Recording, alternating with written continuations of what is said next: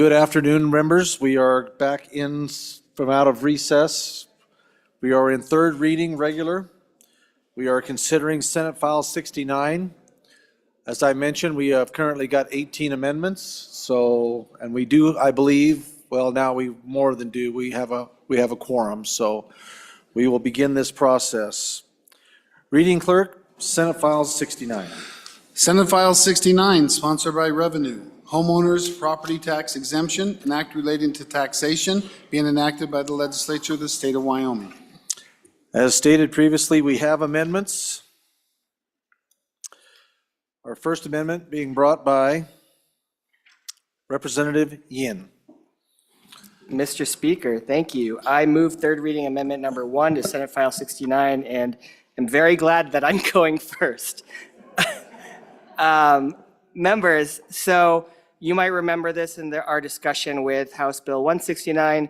This is really just to align that 8 months language. So in our second reading amendment from the good majority floor leader, it had language about being occupied for a certain amount of time of the year, 8 months of the year. And the other part about being active military is okay. The part that I'm changing is just that 8 months of language.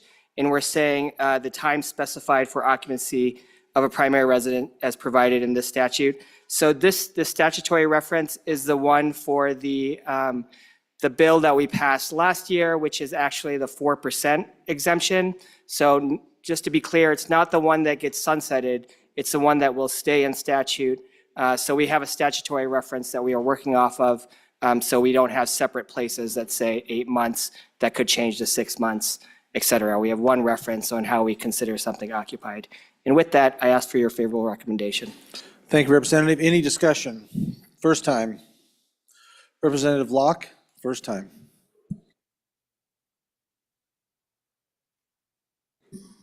And I didn't have any real issue with this amendment. This just references back to an existing reference in the document that, okay. Thank you, Mr. Chairman. I'm sorry, Mr. Speaker, my bad. I sort of jumped into it. I had no problem with it. I think it just clarifies a couple of points that one of the amendments put in there. Thank you. Thank you, Representative. Any other members? Representative Heiner, your first time. Thank you, Mr. Speaker. I think this is a favorable amendment. I appreciate the minority floor leader for his wealth of information and knowledge that he was able to pick up on something that's already in statute and make it a little more clear. So I also support this amendment. Representative McCann, please. Real simple, I just want to do 12-4. I want to see the ayes and noes, please. We'll need 2 seconds. Representative Provenza, Representative Weber.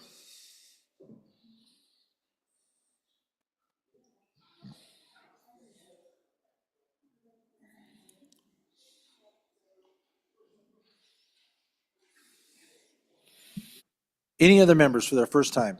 First time? Second time? Question being called. Members, you're being asked to decide on third reading amendment number 1 to Senate File 69. All those in favor will be determined by our chief clerk.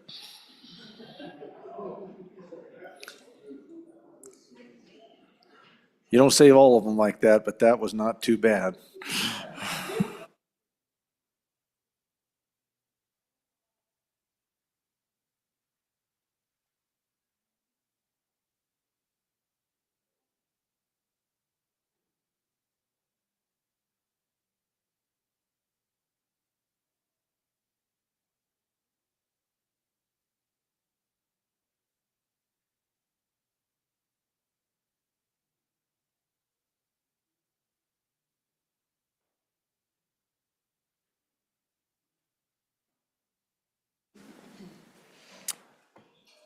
Alamand? Andrew? Angelos? Banks? Bear? Brady? Bratton? Brown Gary? Brown Landon? Byron? Campbell Elisa? Campbell Kevin? Chestick? Clouston? Connolly? Davis? Eklund? Erickson? Feiler. Geringer. Guggenmoss. Haroldson. Harshman.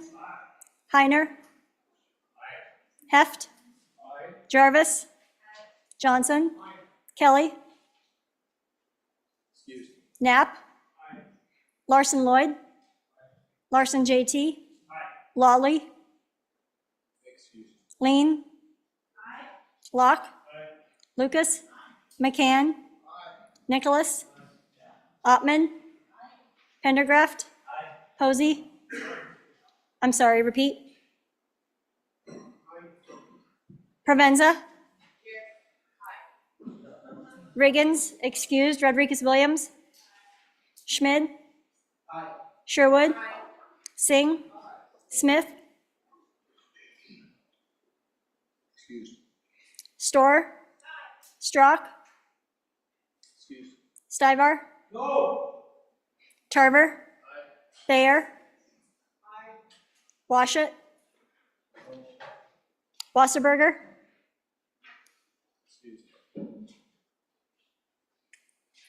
Webb.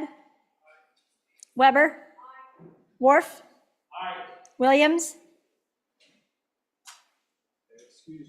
Winter. Wiley.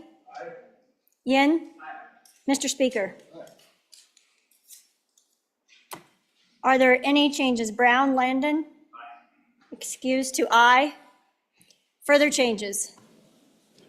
Further changes? Campbell, Kevin? No to aye. Further changes? Further changes? Closing vote? Vote closed. 48 aye, 3 no, 11 excused.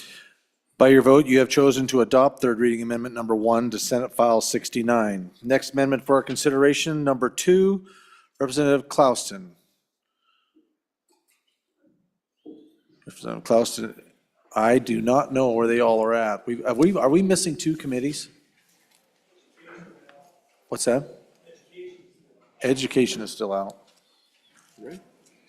Yep. Yeah, that's education. Okay, Representative Clouston, there he is. Please proceed, sir. Thank you, Mr. Speaker. I move third reading amendment number 2 to Senate File 69. Ask for your favorable consideration. So, ladies and gentlemen, this will be the easiest of the amendments I bring to understand. I met with experts in the building last week, and we are changing assessed value to market value. So remember, assessed value is 9.5% of market value. So when we were to put a $2 million cap on assessed value, that's a $21 million market value. So this is just a correction of the language, which goes with the intent of the bill. Thank you, Representative. Representative Lean, for your first time. Thank you, Mr. Speaker. I am opposed to this amendment because market value opens you up to things like Zillow values, and that to me is not necessarily what we need. Our statutes are very clear on what assessed value is, and our assessors know how to use that. On and opposed to the amendment. Thank you, Representative. Representative Locke, Chairman Locke. Thank you. As much as this is cleanup, I'm on and against the amendment just because it's fixing an amendment that I am on and against. And that being said, I would ask for your no vote on this amendment moving forward. Any other members for their first time? Representative Harshman? First time. Thank you, Mr. Speaker. On and for the amendment, this whole concept I'm not really doing jumping jacks over, but I think we want to correct this part of it. I don't think you want the word assessed value in there. And market value, fair market value more specifically, is addressed in our statute 3911-101. That's how our property is valued, at fair market value. And the terms, maybe this could have been a little cleaner with fair market value as opposed to market value, but I think it moves us in the right direction. Thank you. Thank you, Representative. Any others for their first time? First time? Second time? Second time, seeing none, back to the bringer. Representative Clouston, please.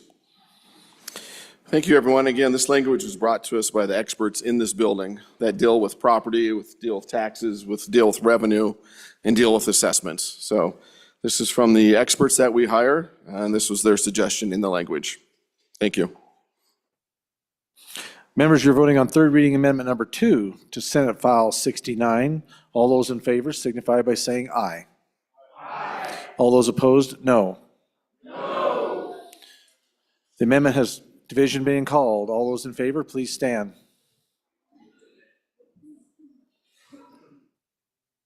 Stand still, makes it go quicker.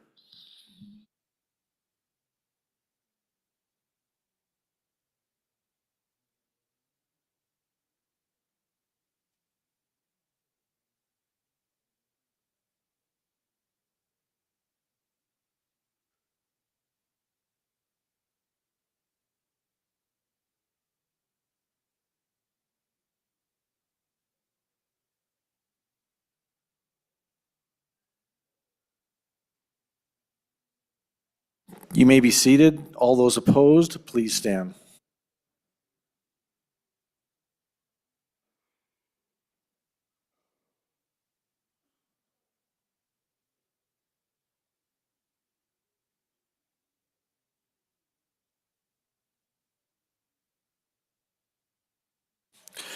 You may be seated. The amendment has failed 24-29.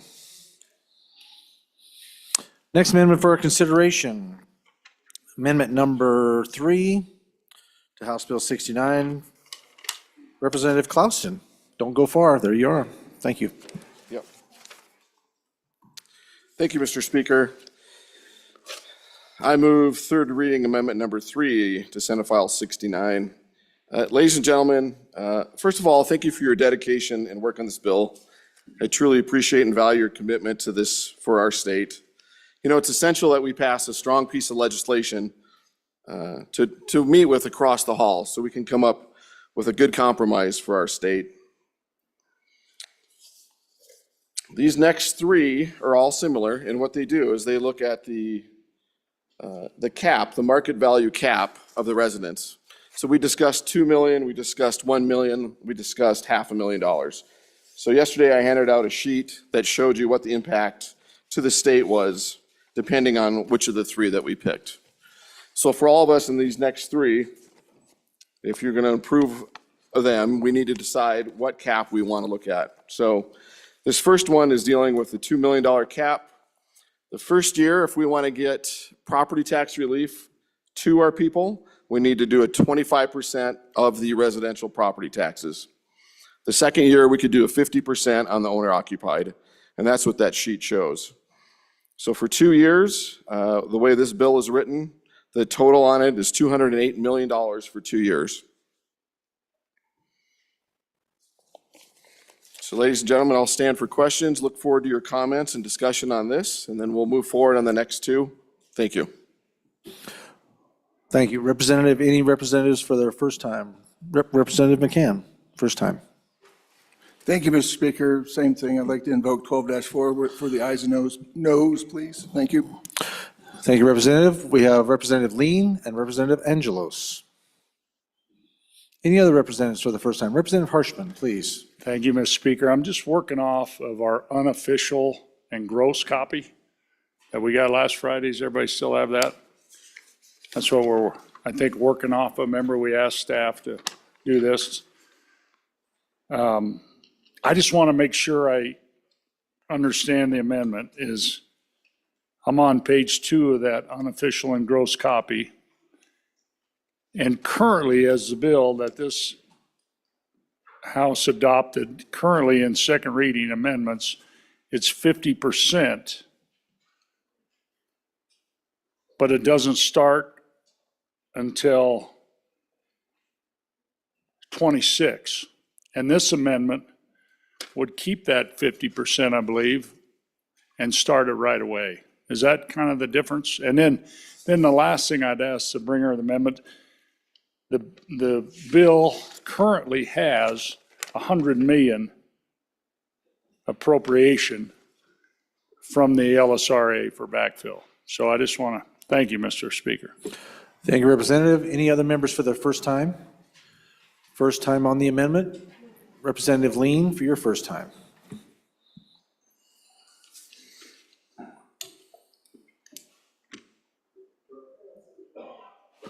Who's, Representative Haroldson then, for your first time. Thank you, Mr. Speaker. Also, I believe this would bring us up to 2 million, if that is correct. I'm looking at 2 million on assessed value. And then you've got 2 million, 500,000 and 1.5, I think, in there too, from what if I remember as I was looking through them last night. So I want everyone to be aware this is the 2 million mark as well. Thank you, Representative. Any other members for their first time? Representative Baer, for your first time. Thank you, Mr. Speaker. First for a second. First for a second. Representative Baer, Representative Brady, for your first time. Thank you, Mr. Speaker. I was just wondering about the bringer. If I'm understanding this correctly, you're saying 25% now for an exemption, and the second year we could go to 50? Is that what you were just saying? And what guarantee do we have? Thank you. Thank you, Representative. Representative Storr, for your first time. First for a second. First for a second. Representative Storr. Representative Lean, for your first time.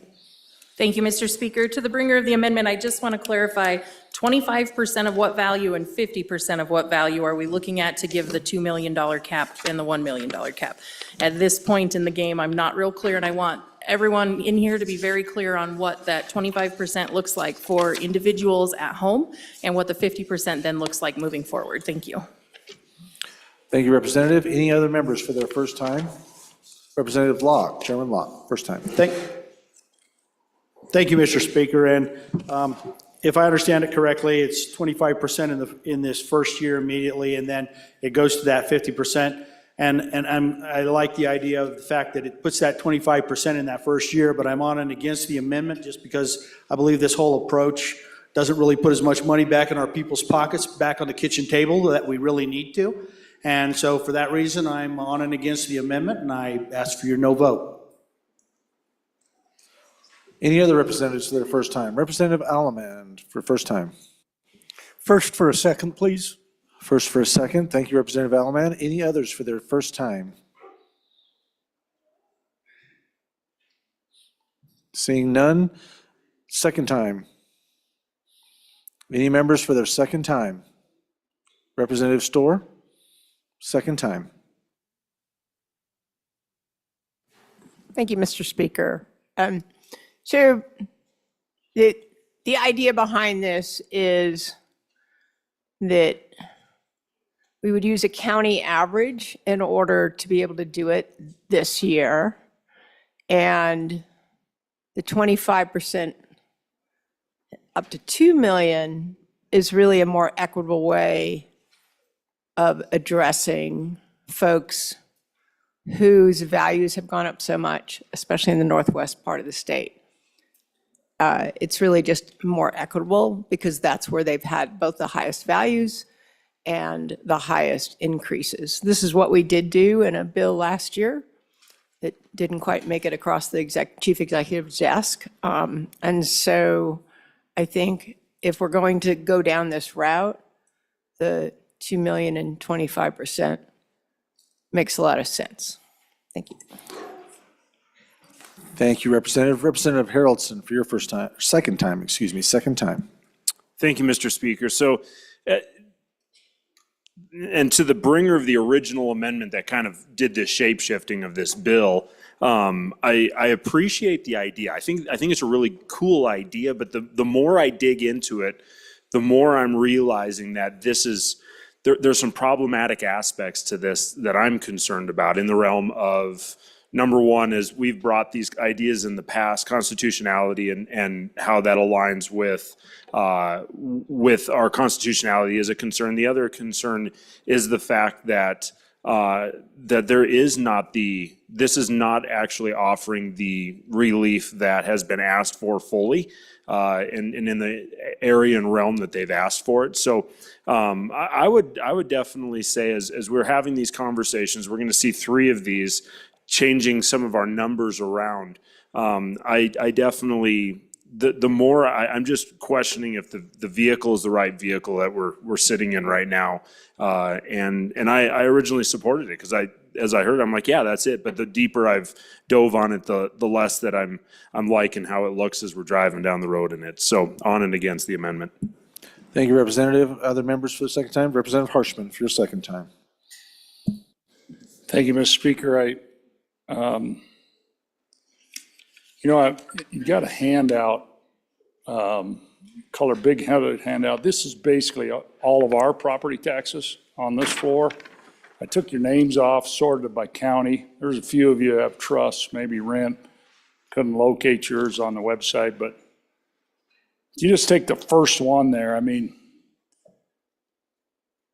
I won't go through all this right now, but you can see 19, the first line there in Albany County, 19 taxes and then 24 taxes. And then you can see column 1 is the increase. That percentage over 6 years equaled 6%. So, the original idea of this bill was 50% relief. And you could see that first column would get $1,850 back and 50% relief because it's half of their 24 taxes, which was $530 more than what the increase was. And that's kind of, if you think back to a few days ago and we adopted this second reading amendment to move to this, no door you knocked on said, I want more money back than my increase. Nobody said that. And you look at all of those on the amount of relief where it says original at the top. I got 1, 2, 3, 4 labeled, and then it says original 50%. That's what your relief originally was in this bill. And then we thought, and first of all, 50%, where's that number come from? I heard other people say that on this floor, 50%. What does that mean? Where'd that come? What's that based in? And you can see it's more than anybody's increase. And none of us heard that on the, I want more back than I paid in. Okay, so then you go across these, and I think where we're at now is at column 6, and I think that's kind of a pinkish color.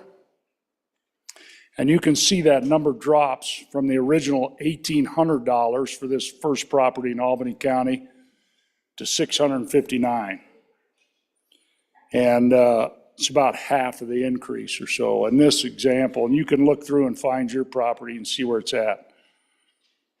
And so now so I think we're kind of in that ballpark is where we're looking at on this. Now, I think the issue with this proposal, it's much like a clawback bill that we passed out of this body. I think it has constitutional issues. When you go back in time and start doing that. And I think, and I just heard that from the good Speaker Pro Tem about constitutional issues because it's a similar concept to what we passed out with clawback to an acquisition value in 2019. I mean, so this one is the most expensive option as I look at your handout of the bringer. 87 million, then 121 million, and we've got now 100 million to pay for it. But this program, I think, goes on in perpetuity, goes on forever. Or is it a 2-year program with this amendment? That's my last question on this. So thanks, and we'll be referring to these handouts as we work through this. Thank you, Mr. Speaker. Thank you, Representative. Representative Lean for your second time. Thank you, Mr. Speaker. On this amendment, page 1, line 15 and 16, it says 50% of the interest of the average county percentage. Well, I offer for you 2 situations within my district, one where property taxes went up 40% and one where property taxes went up 100%.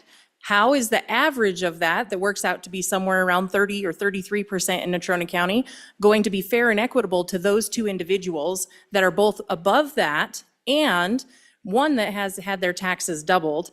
That's one question for you. And then to the good speaker that was just before me, the ballot initiative, that's where 40,000 people or just shy of 40,000 people spoke to us and said what they're looking for on and opposed to this amendment, just because it's not fair and equitable. Thank you. Thank you, Representative. Representative, for your second time, Representative McCann. We are on second, yes. Thank you, Mr. Speaker. I'm being just a tad bit facetious, but did anyone think to ask their constituents if they wanted more money than they gave in? And how many of them would have said no? Thank you. Any other members for the second time? Second time? Representative Brady, she's making her way for her second time. Hold fire here for a second unless somebody else gets to a microphone prior. Nope, you're too late. She's ready to go. Representative Brady, please. Thank you. Thank you, Mr. Speaker. Again, back at the 50%. That's why I believe I'm here, is my constituents back home expect 50% break on their taxes. Thank you. Any other members? I have a few members left. Representative Locke, Allemand, and Bear, and McCann, quite frankly, if you would like to speak. Oh, no, McCann's already gone. The three. None? To the bringer. Representative Clauston, please. Thank you, Mr. Speaker, and thank you, everyone. I'll try to answer all the questions best as I can. Constitutional question. So Wyoming Constitution, Article 15, Section 12 says the legislature can make exemptions. We can grant exemptions in property tax. We've done it with the veterans, and it has stood up in court. We did it last year with the long-term homeowners. So it is something we can do. I have vetted this with other people. And last year, we have this constitutional amendment coming from our voters. They're asking for property relief, this Amendment A. This goes along with this. So talking to our experts in the building, they feel that the voters asking for that goes with us granting this exemption. So the constitutional questions I feel pretty comfortable with. If I didn't, I would not be running this. As far as the value, the first year is 25%, remember, of the actual increase by county. So our computer system does not allow us to do the individual properties this first year. The second year is the 50% of the increase, and they can do it that way. Now, they want to do it by the county. I wanted by the individual home. We were told they couldn't do that, so it's 50% of the increase by the county. I will tell you, in the last few days, I've had 2 of our elected officials, I've had several statewide organizations and several local groups come to me and tell me this is what they see as the most fair. They can't take a 50% cut, the Senate File 69 that was originally there, and this is the model, this is the vehicle they want to use right now to take to the other chamber and see what kind of things we can come up. This is not a perfect bill. We're not going to send a perfect bill over there. We're going to send over a good bill. And the 2 chambers are going to have to get together and figure out what is best for Wyoming. What can our community sustain? So this First Amendment is dealing with the $2 million cap, and the numbers are there for you. So this one's going to cost the state $208 million. I heard the question say, is this enough for our constituents? Last year we passed something that was $225 million. This is $208 million, so those numbers are pretty close. So I would argue that I do think this is a number going back to our constituents that they're asking for. The question came up, is the $100 million backfill still on this? It is still on this. Now, there's an amendment later. We talked about that last week. It's something this body needs to decide. Do we want a backfill or not? The way this amendment currently is, that $100 million backfill is still in place. So the vote on this is, do you want the $2 million cap, giving the $208 million back to our constituents? Or do you want to go to the 1 million, which is 178 million, or you want to do $500,000, which is 146 million back? So this is the first option at 208 million. Thank you, Representative. Members, you're voting on third reading amendment number 3 to Senate File 69. Chief Clerk, please call the roll. Allemand?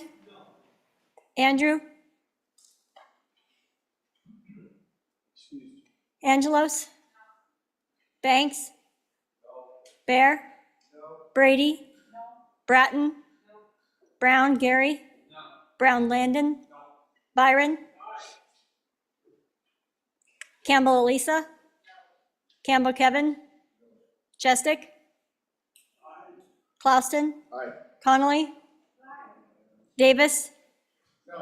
Eklund? Erickson? Feiler? Geringer? Guggenmoss? Haroldson? Harshman? Heiner? Heft? Jarvis? Johnson? Kelly? Knapp? Larson Lloyd? Larson JT? Lawley? Lean? Locke? Lucas? McCann? Nicholas? Ottman? Pendergraft? Posey? Provenza? Riggins, excused. Rodriguez Williams? Schmid? Sherwood? Singh? Smith? Storer? Strock? Stivar? Tarver? Thayer? Washut? Wasserberger? Webb? Weber? Worf? Williams? Winter? Wiley? Yin? Mr. Speaker, are there any changes? Geringer, aye. To no. Further changes? Andrew, excused to no. Further changes? Thayer, aye. To no. Further changes? Closing vote. Vote closed. 10 aye, 51 no, 1 excused. Members, you have chosen not to adopt third reading amendment number 3 to Senate File 69. The next amendment for our consideration, Senate File 69, third reading amendment number 4. Representative Clouston, please. Thank you, Mr. Speaker. I bring amendment number 4 to third reading, Senate File 69. Ladies and gentlemen, this is at the $1 million cap, so same exact amendment. Instead of being $208 million in property tax relief for our constituents, the number on this is $178 million. Any members for their first time? Representative Lean for her first time. Thank you, Mr. Speaker. I call for 12-4. Thank you, Representative. Any other members for their first time? We have 2 seconds we need, Representative Smith and Representative Lucas.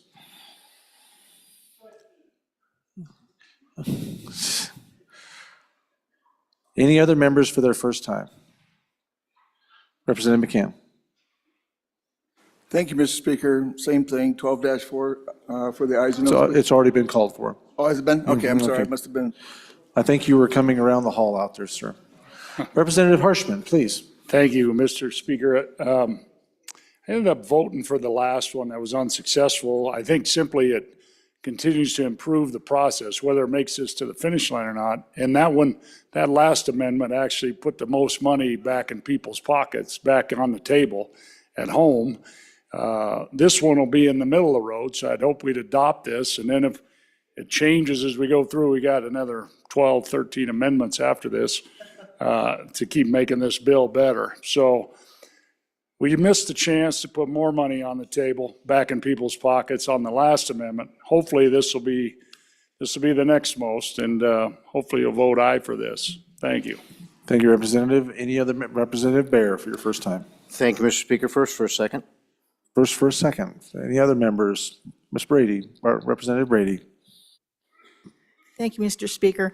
I was just commenting on the bringer, how it looks so similar to the last one, and so I'll just say that my answer is similar to the last time.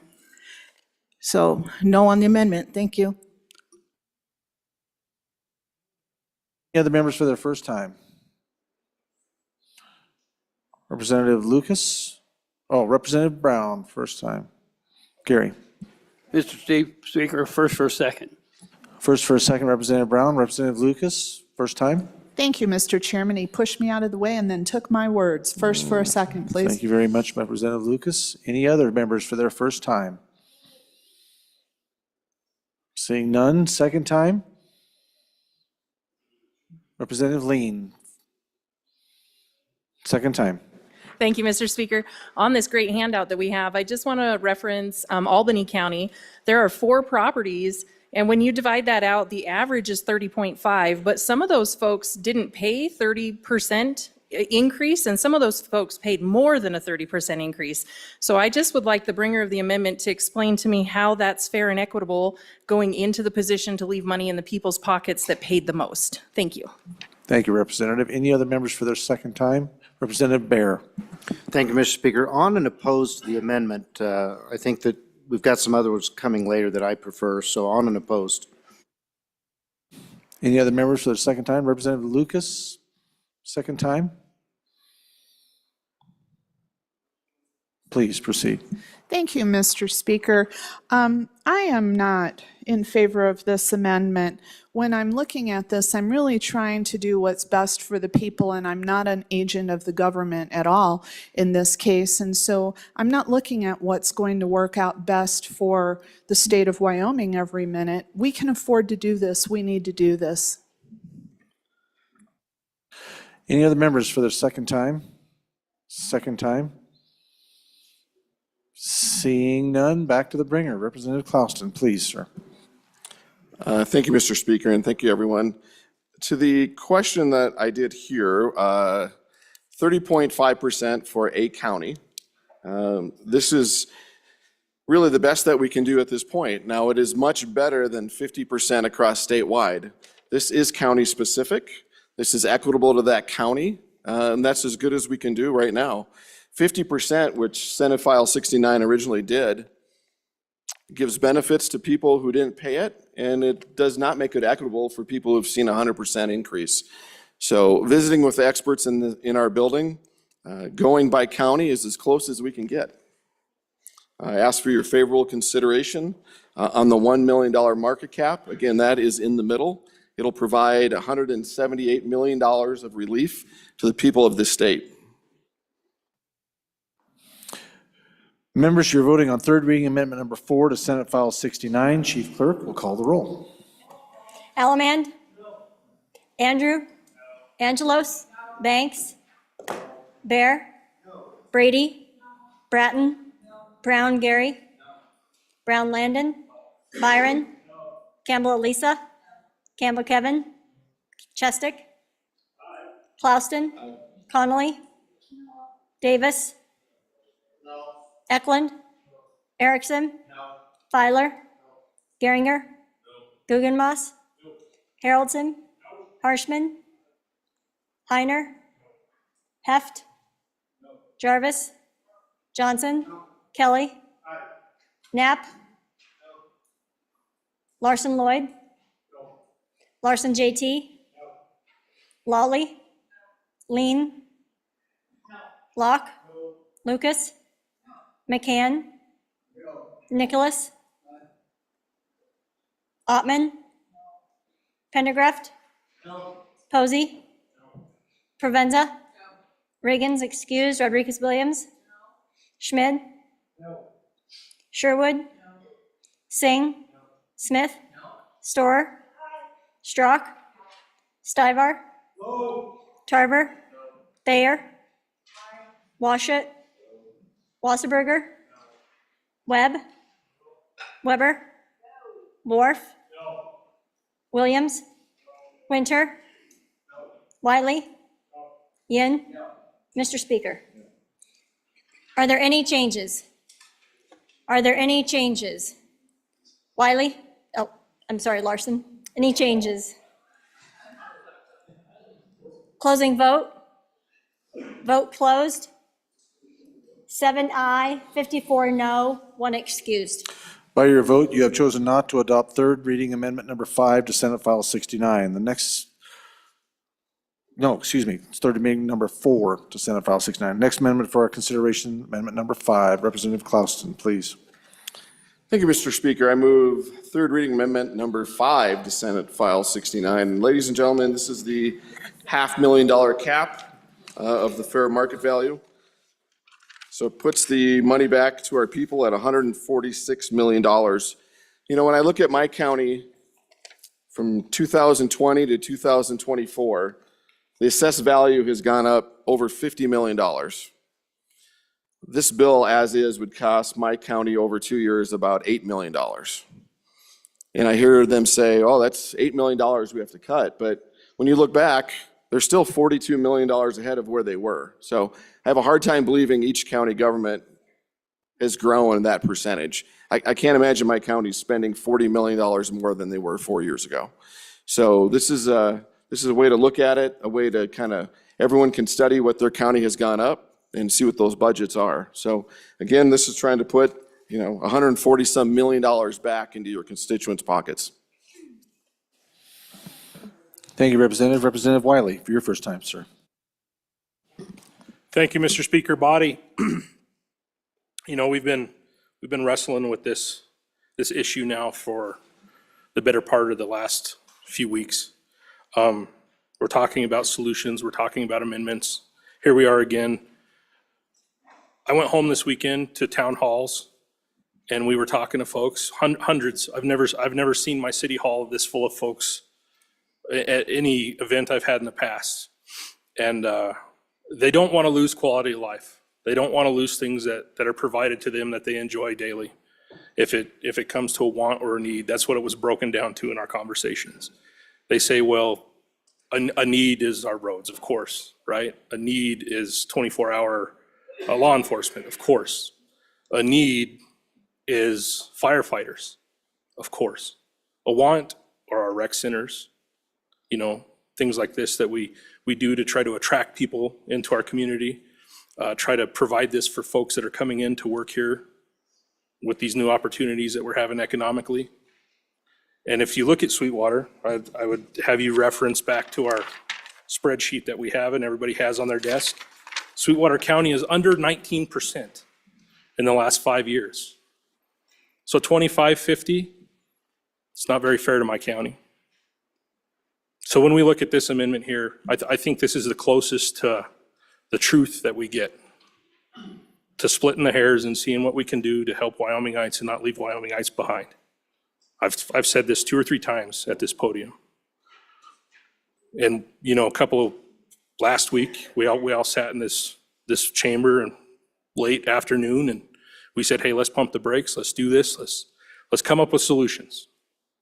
We've done this, we waited, we looked at the numbers.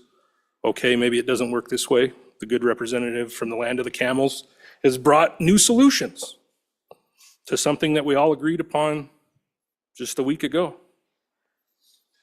I ask the body, please consider this, because I think this is a really good solution. Not everybody goes home happy, but everybody goes home with something. Thank you, Representative. Any members for their first time? Any other members for their first time? Representative Locke, first time. Thank you, Mr. Speaker. And again, lots of great ideas, lots of good information out here. I am grateful for the fact that you tried to put some money in up front, but at the end of the day, I still don't believe this is what our people sent us here to do in terms of where we want to go. I believe there's a different and a better route, and so on and against the amendment. Representative Bratton, for your first time. Thank you, Mr. Chairman. I came up a little bit late to this because we were still in committee, but I see that everyone is referencing this chart that has all of our tax information on it. And first of all, the information on myself is absolutely inaccurate. It doesn't reflect the adjustments on the specific amount of tax because from the year 2020 to 2022, we personally went into our county assessor's office over that period. We went through the numbers that they had for us on our property, and they made corrections. So pulling out 60 properties on the sheet is not reflective, certainly, of the entire state. I have many constituents whose property taxes has doubled. They certainly want a substantial cut. Also, Wyoming has, or the state in which we live, has approximately 280,000 housing units. So this is 60 properties. That's 0.002% of the housing data in this state, and that's not statistically significant. I'd also like to speak to Niobrara County. That county, I don't know how to refer to that county, whatever that county's number is.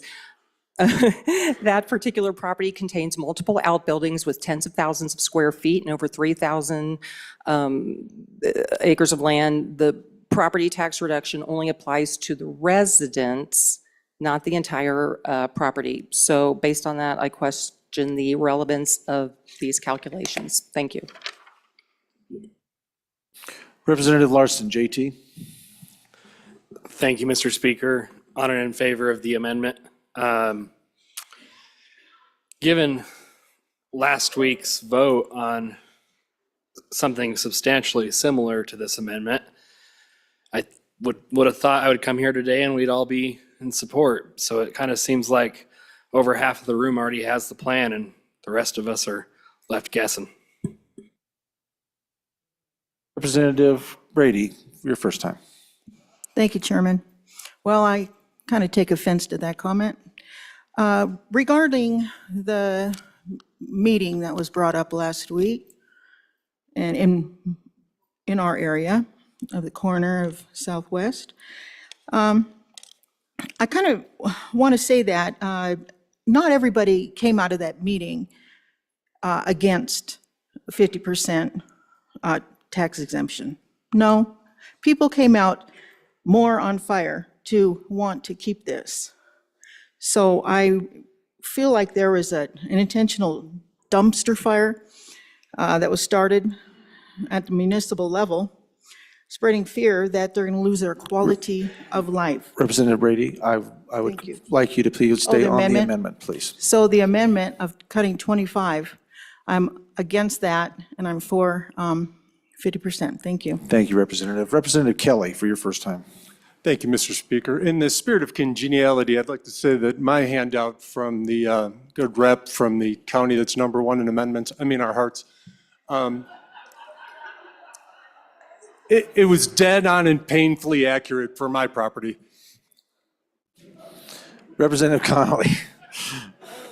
That was funny. I don't care who you are. And keep that up, ladies and gentlemen. Let's not let this get too tough here. So go ahead, Representative Connolly. Okay, Thank you. well, this might be kind of naive on my part, but I want to know on this amendment and all the other amendments that we've been looking at is this 50% number. Where did the 50% number come from? And why is that the number that we're stuck on? I can't figure, I haven't been able to find or read or come up with anything that shows me how this 50% number came about. So if anybody can enlighten me on that, I would like that. Thank you. Representative Pendergraft. Thank you, Mr. Speaker. And in reference to the last speaker, the 50% number, as far as I'm concerned, came from the people. The people stood up and said, we want 50%. And so we began to work on that number. When this idea from the good representative, and he is a good representative from the land of the camels, I was intrigued and I stood up and spoke in favor of it. And then the more research that I did on it, the less I was intrigued and the less enamored with it I was. And I know it's hard to believe, I actually came up with a plan. I don't think there's anything wrong with having a plan. And I shared that plan with some of my friends. I'd be anxious to share it with you. Representative McCann, your first time. Thank you, Mr. Speaker. Same thing, invoke 12-4 for ayes and noes, please. We'll need 2 seconds. Representative Lean, Representative Wiley. Thank you. Other members for their first time? Any members going second time? Representative Wiley, please, sir.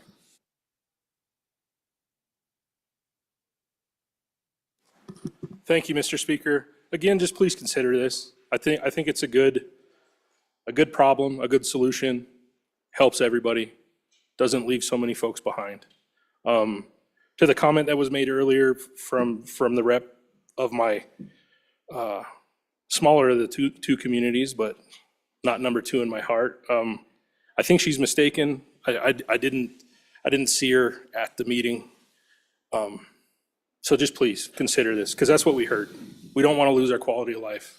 Folks are used to certain things, certain standards, and we shouldn't take that away from them. Again, you don't have to refer to that sheet. You can go to my county's website. You can see that we were right under 19%. Thank you, Representative. Any other members for their second time? Second time, Representative Pendergraft, second time. Thank you, Mr. Speaker. I want to correct something I just said in error.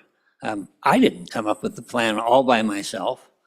I sat down with some people that I highly respect, and we came up with a plan together. Thank you, Representative. Representative Connolly? Second time. Thank you. Thanks, Mr. Speaker. I just want to go back to this 50% thing, if that's allowable, because I think we're still talking about that, You right? certainly are. You're on the amendment. So, in my district, I saw a petition that said, would you like to have your property taxes lowered by 50%? But in my district, people weren't asked, if you want your property taxes lowered 50%, then what are the services you might have to trade off for that? So I just keep going back to this 50, because I think if you add people that I've talked to, if you say, well, what services do you think should be cut, and how much of a tax relief do you think you should have? When it kind of is explained to them, it's like, oh, well, maybe 50% is too much. Maybe another figure would be better, and that way everybody could get some positive feedback. Thanks. Thank you, Representative. Representative Larson, JT. Thank you, Mr. Speaker. And just want to say, as a body, we should be working together to solve problems. And, I'd certainly like to be a part of discussions if we're coming up with plans and stuff to kind of unify our body. And, in the future, please invite me so I can contribute. Thanks. Thank you, Representative. Any other representatives for their second time? Representative Brady, second time. Thank you, Mr. Speaker. Just to make reference back to the last, if I may, still on this amendment, which I oppose. I do get emails. Unfortunately, I couldn't make it. I had another commitment. So here's a question for the other good representative back there regarding where does 50% come from? Here's another question. Where does 25% come from? So against the amendment. Thank you. Thank you, Representative. Any other members for their second time? Representative Locke.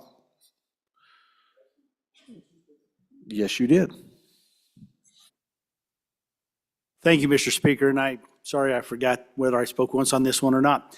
That being said, one of the things I want, there's a lot, this is going to go back and forth, and this is going to be said many, many times, is this 50% cut is going to devastate our counties and all that. And I know there's lots of other discussions around this that include backfill and those kinds of conversations. But I would like everybody to keep a few things in mind. This is one of the things we really haven't talked about a lot as it relates to property taxes. Property taxes are just one small component of the revenue that our counties and our cities and everybody experience. And so when we start talking about 50%, we go, oh, 50%. Well, we're not even talking about 50% of property taxes. We're talking about 50% of residential property taxes, which again is one small component. Now it varies county by county, and because of that, but when we talk about 50%, and oh my goodness, we're cutting 50% of all of our budgets, we're really not doing that. Now this is a conversation, again, we haven't gone into detail, but take into consideration that in every one of your counties, first of all, property taxes is one small portion of the revenue that's coming into your counties and your cities and all of those things. And the second part of that is a big part of the property tax numbers that are being thrown out here are related to schools, and as it turns out, that's going to get funded no matter what, okay? I want to make that crystal clear. But then when you start taking, let's take property taxes, it varies by county. There's counties that have as low as 10% of their residential or of their property taxes are affected by residential property tax. There's others that are affected much higher. So it varies county by county, but my point is, and that's just property taxes, and I'm going to go back to the fact that your counties, your cities, and all of those components, they get sales tax and many other revenue streams. So in terms of taking this out, taking some of the hyperbole out about, oh my goodness, we're going to cut our budgets at our local levels by 50%, and that's not anywhere near accurate. And then let me back up a little bit and say what I believe is the most important thing. This is about putting some money on the kitchen tables in your districts. That's what it's really about. Sure, we have to take care of government. We have to make sure government's funded. I think we've looked at backfill, trying to make sure we're doing that. When I throw out backfill, we'll talk about that. And I better not get too far from the amendment. Sorry, Mr. Speaker, I'll be a I little would rather careful. you stay That close being to it. said, I just want to at least make it clear. A lot of this, oh my goodness, our counties are going to die. No, this is one very small component of their revenue stream. Okay? But on the other side, it's a component, it's an opportunity for us to put money on some kitchen tables and help the people. The state isn't going to get rich, but the government's rich. The state's going to be wealthier when the people have some of their money. Any other members for the second time? Second time on the amendment, seeing none. Representative Clouston, please. Thank you, Mr. Speaker.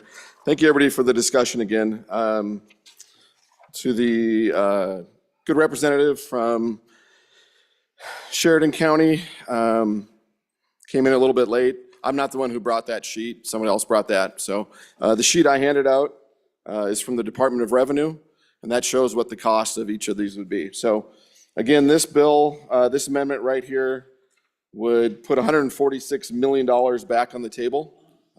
So I think that's significant. I also want you guys, we just talked about from the last speaker, 50% is not that big of a deal on assessed value. I'm going to go through you county by county. So I'll give you what your number is on residential assessed value, and then you can take half of that off, and then you let me know how that affects your county. Albany County is $418 million residential assessed value. So take 50% off of that, you're over $200 million off. Bighorn County, $97 million assessed value. These are just residential. This is not sales tax. This is not mineral. These are the residential from 2024. Campbell County, $387 million, so take half. Carbon County, $150 million. Converse County, $146 million. Crook County, $108 million. Fremont County, $380 million. Goshen County, $108 million. Hot Springs, $48 million. Johnson County, $143 million. Laramie County, $1.2 billion. Lincoln County, $504 million. Natrona County, $794 million. Niobrara County, $16 million. Park County, $557 million. Platte County, $102 million. Sheridan County, $563 million. Sublette County, $200 million. Sweetwater is $321 million. Teton County, $3.5 billion. So think of 50%. United County, $192 million. Washakie, $78 million. Weston County, $66 million. Total assessed residential property value for the state of Wyoming is just over $10 billion. Senate File 69 is 50% of assessed value. One thing this has done for me, and hopefully for all of you in the state, is brought some education to our property taxes. People, I think, will know moving forward when we vote on the ballot initiative what's really at stake.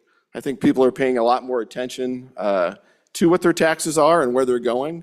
I think this has been a good education practice for all of us and for our state as well. So this again is the $500,000 cap, $146 million back on the table for your constituents.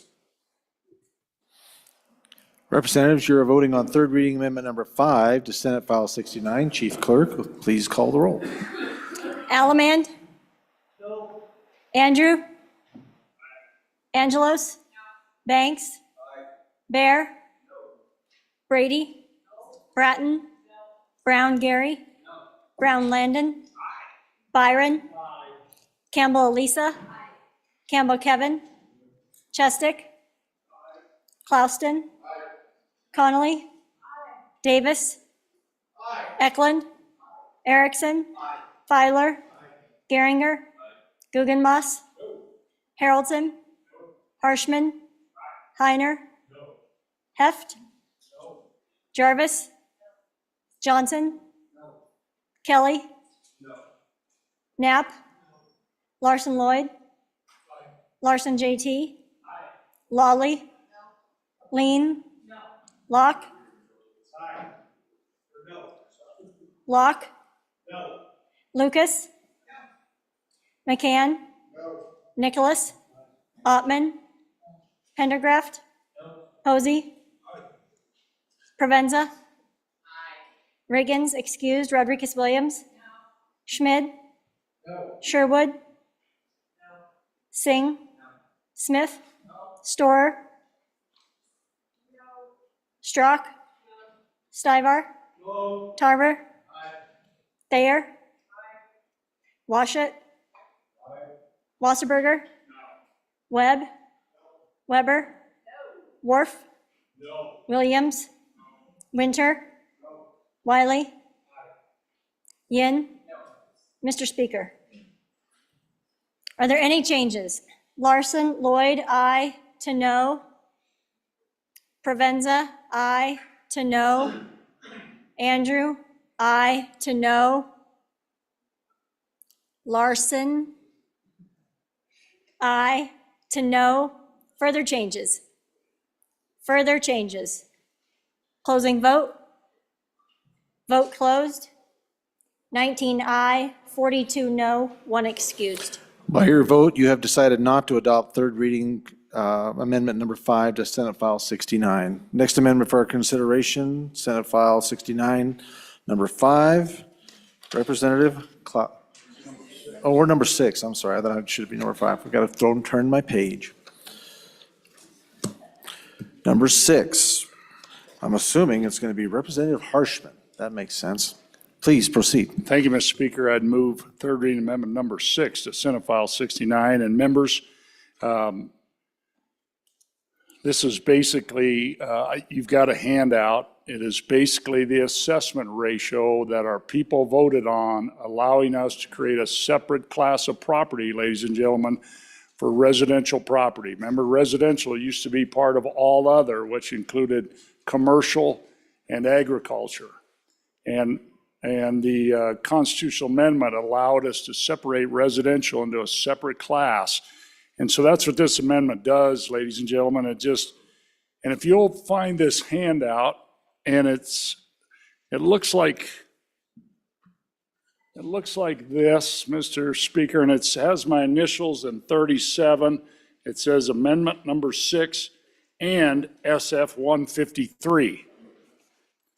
And it's landscape printing, so it's going across.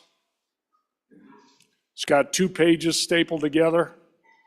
And it's, Mr. Speaker, it's a copy, and ladies and gentlemen, front to back. Okay, so what this does is creates a definition for residential real property as owner occupied up to $5 million. This class would go, and it would drop it to 8.3%, which is a 12% reduction, and that keeps us within our constitutional limit of 40% or 4 points. And the top limit right now is industrial at 11.5. So 40% is 8.3. That's as low as we can go and stay within the constitutional limits. So what this costs, basically, you can see on that handout I gave you, you can see each town in your county. That's the first 3 pages. You can go across and see that revenue loss on the far right. Like Albany County, City of Laramie, the first one, you go clear to the far right, 268,000 loss by moving residential to 8.3. And Mr. Speaker, I'd move 12-4 that we have a roll call vote on this too. When we get to that point. We'll need 2 seconds. Representative Smith and Representative Larson. Lloyd. Okay, thank you. And then if you flip over, members, and look on page 3, it's numbered at the top right. You can see Platte County, town of Chugwater. Far right's going to lose $1,102. And then at the bottom of that page 3, you can see the county breakdown, and then you have to flip to the back side. Page 4 lists our 23 counties. And you can see on the far right, the revenue loss, Albany County, $633,000, Laramie County, $1.8 million, so far. And then down at the bottom, Weston County, 99,500. So that's that sheet. And this, I'm not going to go through all this, but this is just for your own information when you meet with your constituents. So this thing costs for the cities and towns, it's about 4.2 million. That's on the bottom of page 3. And then the total cost of counties, because that's 8 mills, right? And then the total cost of counties is 15.3. So we're talking about 19.5 million that costs the local governments by doing this. And then the school cost is about another 40 million. That's not on this sheet. So when we look at our representative property taxes, it is really in that column number 7, that light green. So if you look at your property, or you look at the first one as Albany County, that property is going to get another $463 off their property taxes by doing this. Okay, and where this bill currently is column number 6. So that first property, 659 plus 463. That would be currently in this bill, the property tax relief. Now, we got some more amendments to come, and hopefully you're going to like that really dark green stuff next to it. That'll be later. But so that's really what this does. And Mr. Speaker and members, ladies and gentlemen, this handout says amendment number 6 in Senate File 153. That bill's coming our way, but I just don't want that bill to break its leg somewhere in the process on a conference committee, or the other side doesn't point a conference committee, or something happens. We've all seen it happen before. We've even not passed a budget because conference committees couldn't agree. And so if this committee bill, which has had a lot of changes, but it's moving in the right direction, if this committee bill makes it to the finish, this should be in it. This should, talked about it, this again, ladies and gentlemen, it's the number of mills are constitutionally capped. The assessment ratio is the big deal, and the valuation. We capped that at 4%. This is the last lever to pull right here. And the people voted to give us this ability, and this moves it to the max. So this is the third and final lever to pull on this. And again, anyway, I'd stand for any questions. Thank you, Mr. Speaker and ladies and gentlemen. Thank you, Representative. Representative Bear, Chairman Bear, first time. Thank you, Mr. Speaker. On and against the amendment, I do appreciate the bringer of the amendment, getting the debate started for another bill, which we'll be debating later. I'm opposed to this amendment and that bill at this point because this is the horse that's in the lead. And the reason I believe it's in the lead is because it's much more significant in the property tax relief that will land on the kitchen tables of our constituents. And I'm about getting a more significant property tax relief. It may be that that other horse that's fallen behind this one is the only thing that this body gets out and across the finish line. But in the meantime, I want to work hard and try to get real property tax relief. As to putting this into this bill, I would have to ask the bringer of the amendment, what's it look like when we combine both an exemption, which the title of the bill talks about, and this change to the percentage. And I won't talk about germaneness because we're very open-minded in this body about those things. But we are bringing something a little bit different, and we're combining both into one bill. So what's that going to look like? I prefer keeping that other horse in reserve, ready to run out if this one should break a leg. And so on and against the amendment. Thank you, Representative Bear. Representative Pendergraft for your first time. Thank you, Mr. Speaker. On and against the amendment and on principle. For the last several years, when the movement was going to bring this amendment to the people, and quite frankly, I was never satisfied that a lot of people understood the danger there. And so I spoke out many times publicly. I spoke out on this floor. And I said, I don't want to see us give this body the tools to start monkeying with all of the different tax brackets, all the different I'm losing the word. Anyway, the point is that I cannot be true to myself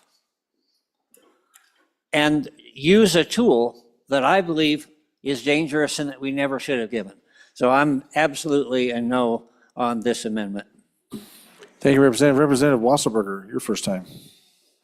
Thank you, Mr. Speaker. One thing I'd like to say, ladies and gentlemen, is when you lower property taxes for people, the state usually ends up making more money because people end up spending more money. They've got more money in their pockets. You have wealthier individuals, therefore you get a wealthier state. It follows up the ladder. So I'm just going to ask that we keep this bill as it is. You know, we came here with the intention of reducing property taxes so people could have some relief. And so I'm asking you to please vote no on this amendment. Thank you. Thank you, Representative. Representative Yin, for your first time. Mr. Speaker, thank you. On and for the amendment, members, we talk a lot about what did our constituents say to us? What did our constituents say to us? They voted on Amendment A and they passed it. A majority of our voters passed Amendment A. They understood what it meant, and this bill, this amendment that we bring to this bill is the result of what they told us. They were good with separating owner-occupied from a different rate from non-owner occupied residential properties. And this is the tool that they gave us to adjust. I think this is what we were given here to do because this is what they actually voted for. They didn't vote for that referendum. That hasn't happened. Those are just people who signed a petition. This is what people actually voted for. And members, I would say I think there's a little twist that I would fix if I was the good representative that brought this. I think this puts in a little bit of a fiscal cliff, but I think it's good enough where I am going to support it. And I do want to say that the horse that we have in the race right now isn't real property tax relief. It is a 2-year bill. It's a 2-year bill that will give people, if we put it back to 50%, it will give people a 100% increase in 2027. That isn't property tax relief. This amendment is. Thank you, Mr. Speaker. Thank you. Representative Larson Lloyd. Thank you, Mr. Speaker. Appreciate the amendment. I've had concerns on the other horse in the race. It looks like it's coming up a little bit lame now, and it's really nice to have something here that's got all 4 legs under it and is really intended to do what we told our constituents we would do, which is property tax relief in perpetuity. We're lowering down from that 9.5% down to 8.3. That's something that's equitable across the board. It's not backfilling with general fund dollars that was never intended to be used to be backfilled for schools and towns. This is a good amendment and support it, and thank the Breener for bringing it. Representative Campbell, first time. Thank you, Mr. Speaker. On and for the amendment. I think this actually does exactly what we have talked about for weeks, and that is addressing property tax reform and property tax relief. So with this amendment, we do both, which is exactly what we're looking for. How do we provide that relief for the last 4 years of increase? And then how do we provide that sustaining reform, which is exactly what this does. And to the, I guess, previous speaker's point, yeah, Amendment A was voted on by the people. This just establishes those guardrails, right? We knew that was going to happen. As soon as you separate out a separate class, then it's up to the legislature to actually establish those guardrails. And locking it in at 8.3 constitutionally, that's the lowest we can go. So does both reform and relief in the same amendment. So absolutely on and for the amendment. Thank you, Representative. Representative Washington, your first time. Thank you, Mr. Speaker. In a similar thought process, I think it was over 140,000 Wyoming voters voted for Amendment A compared to the few thousand that signed the petition for the initiative.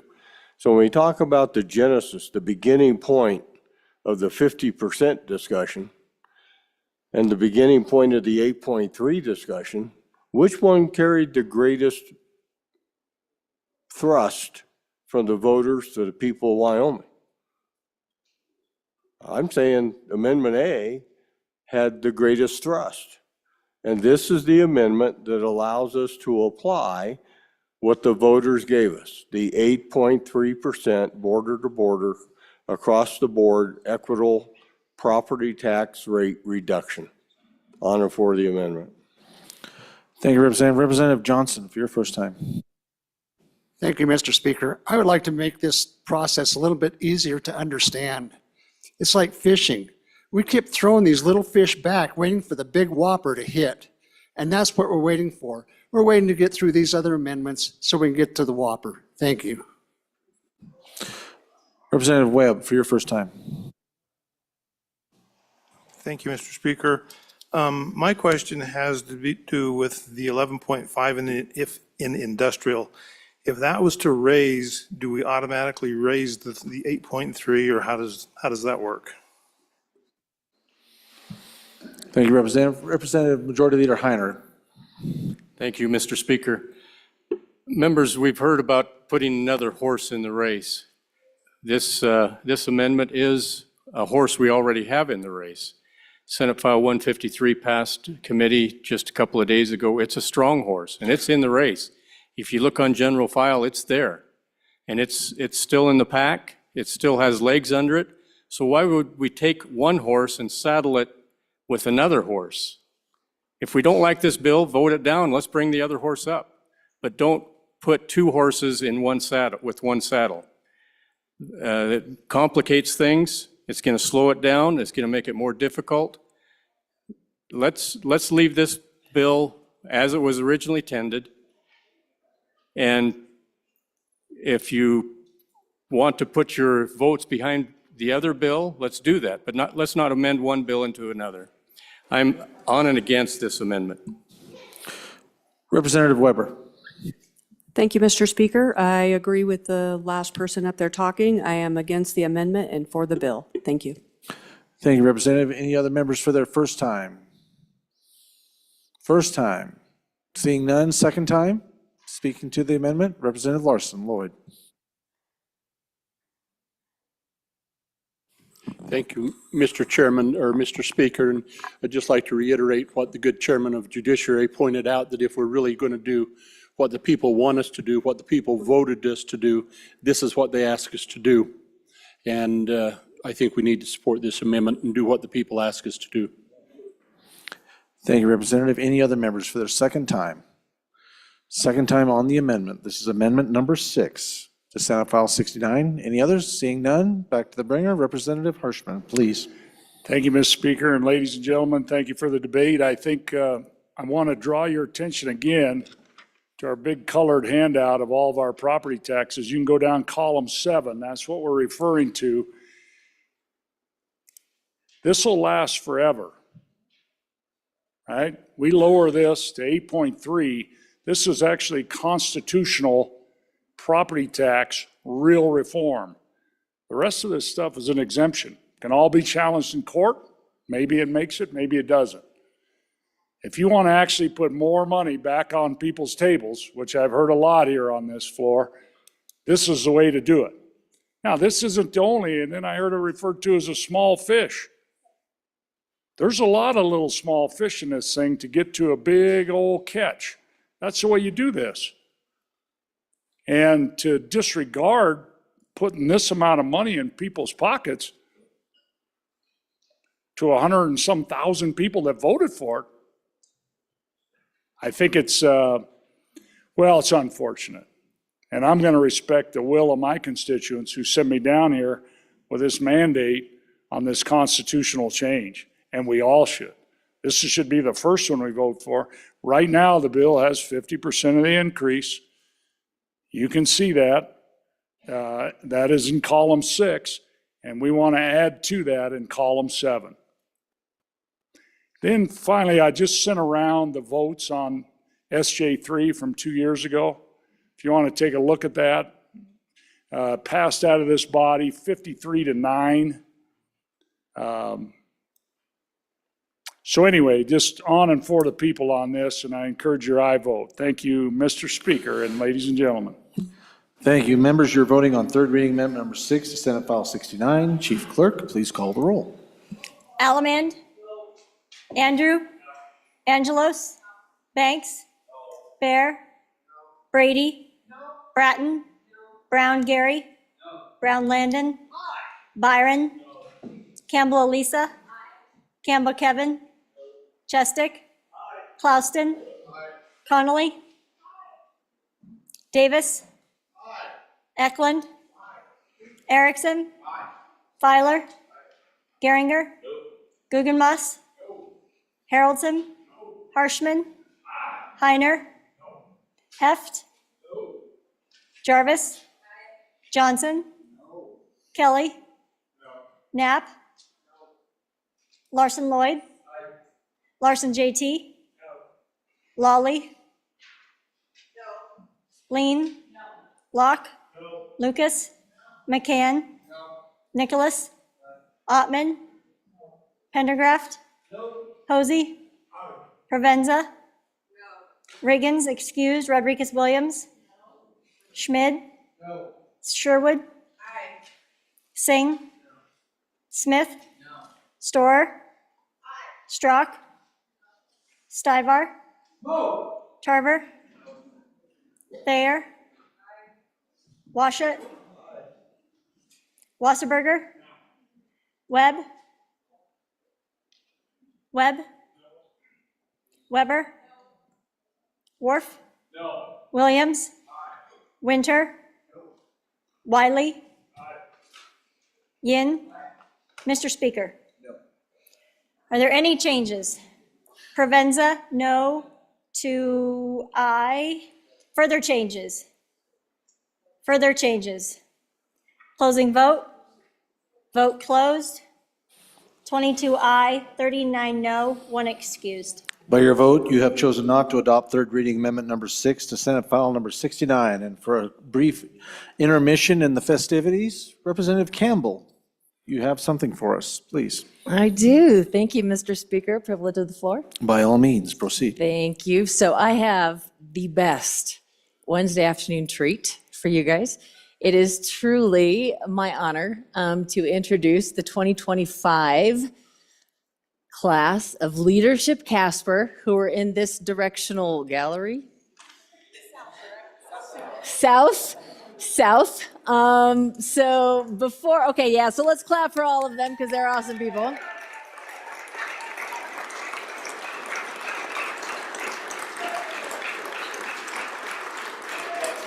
And then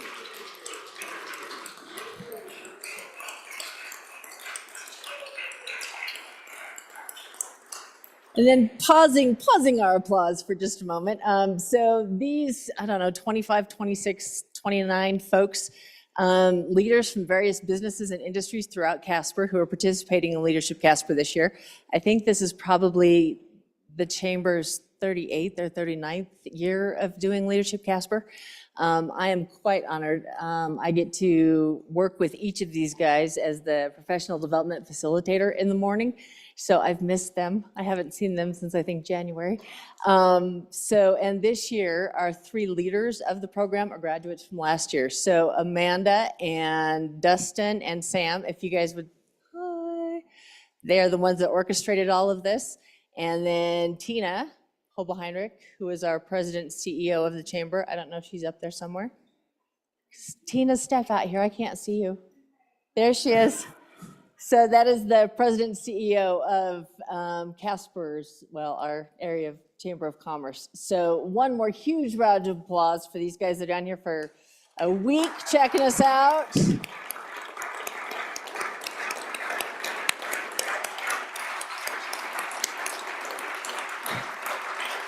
And truly an honor to have you guys here in the house, and thank you to our chamber. I know you guys know just with your communities how much work our chambers do representing our business communities, and to have our business leaders here getting to hang out with us in the house is pretty cool. So thank you for welcoming them to the house. Thank you, Representative, and thank you for joining us. Welcome to the House. Glad you're here and hope you enjoy your opportunity to see government at work legislating on behalf of the people. Representative Lawley, do you have something? Thank you, Mr. Speaker. I move third reading amendment number 7 to Senate File 69 and ask for your favorable consideration. So, ladies and gentlemen, this amendment makes a simple change. We'll take a little respite here. One basic change, and it is that 50% of assessed value is replaced with 25% of assessed value. And this is based on feedback I've been getting from my constituents. And some of them are ones that initially I did support the People's Initiative. Some are just that now even hearing about what we're doing.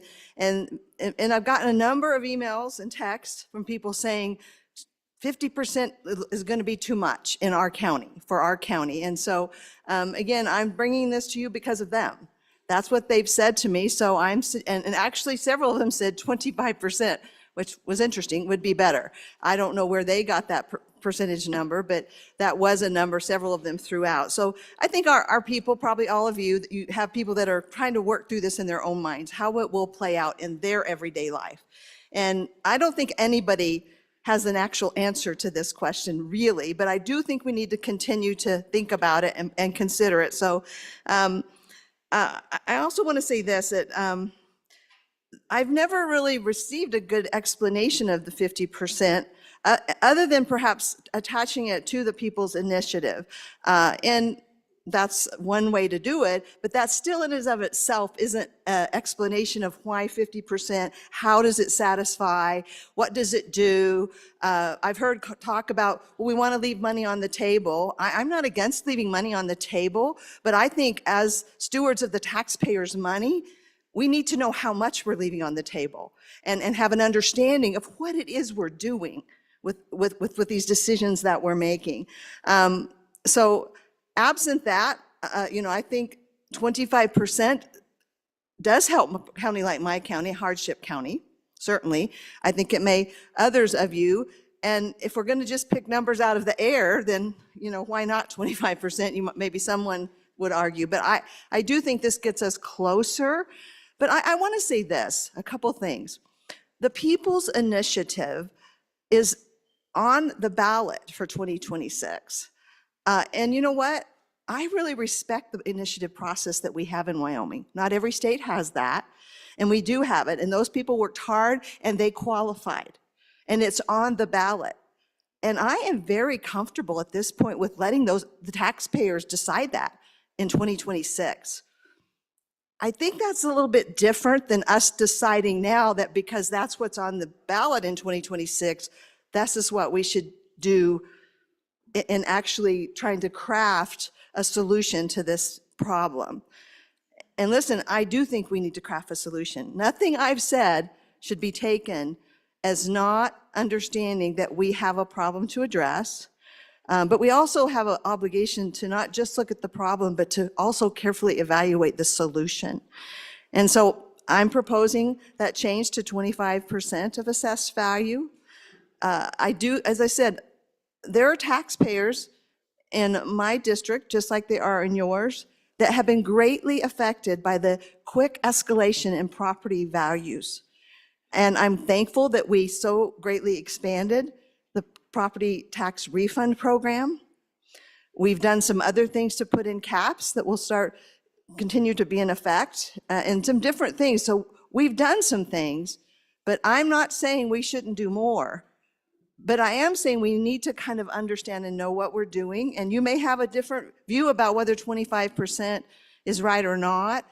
But I guess what I would like to see is sort of an honest discussion to try to understand, 50% versus 25% versus I just feel a little uncomfortable, to be honest with you, that we don't seem to have any guiding principle here or any good data that really tells us which of these is the best. So again, I would open it up, ask for your favorable consideration. I actually look forward to a discussion kind of about this. Let's wrestle with it. That's really what we're sent here to do, is to take things like this and kind of wrestle with them till we find a spot where we all, at least the majority of us, will agree this is where we need to be. And that's really all I want to do with this amendment, but I ask for your favorable consideration.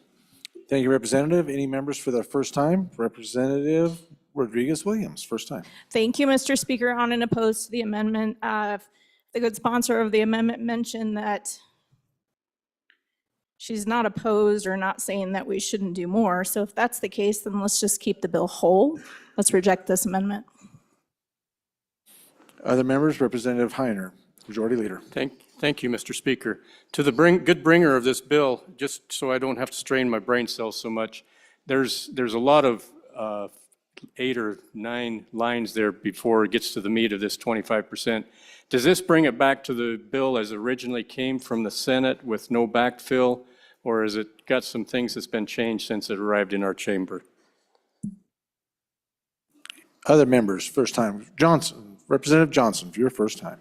Thank you, Mr. Speaker. I'm speaking for the voters in Laramie County, and they have big pans. They want that head to hit one side of the pan and the tail to hit the other side, and you're trying to sell us a smaller pan. So vote no on this amendment. Representative Washut, first time. Chairman Washut.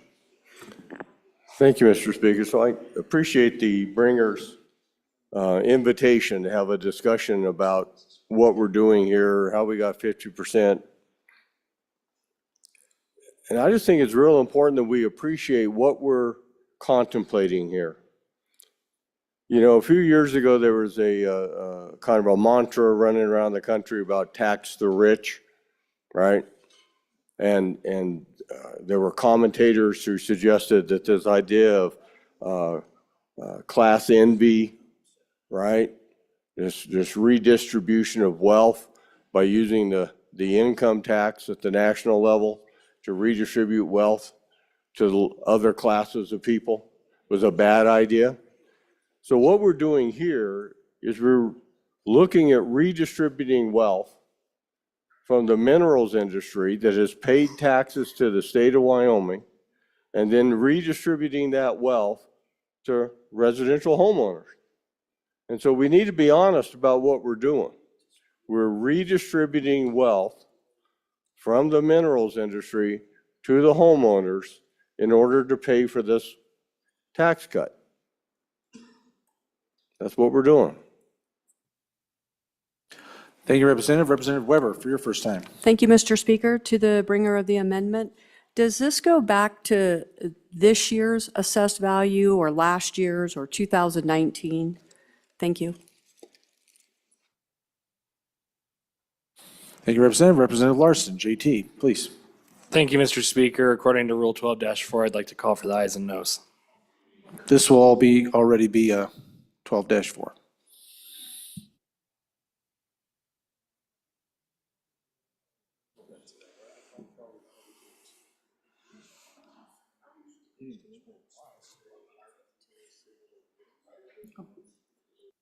Representative Lucas, first time, please. Thank you, Mr. Speaker. So I'm a city girl, and I don't know a lot about horses. And when that representative was talking about fishes, and then he talked about a pan, I had to clarify, was that pan for fish or is that pan for horses? Because I wasn't clear. What I did do, though, was I did a little bit of figuring on a Post-it note, and I live in this county right here, which has the big pockets, and they can hold lots of gold in those pockets.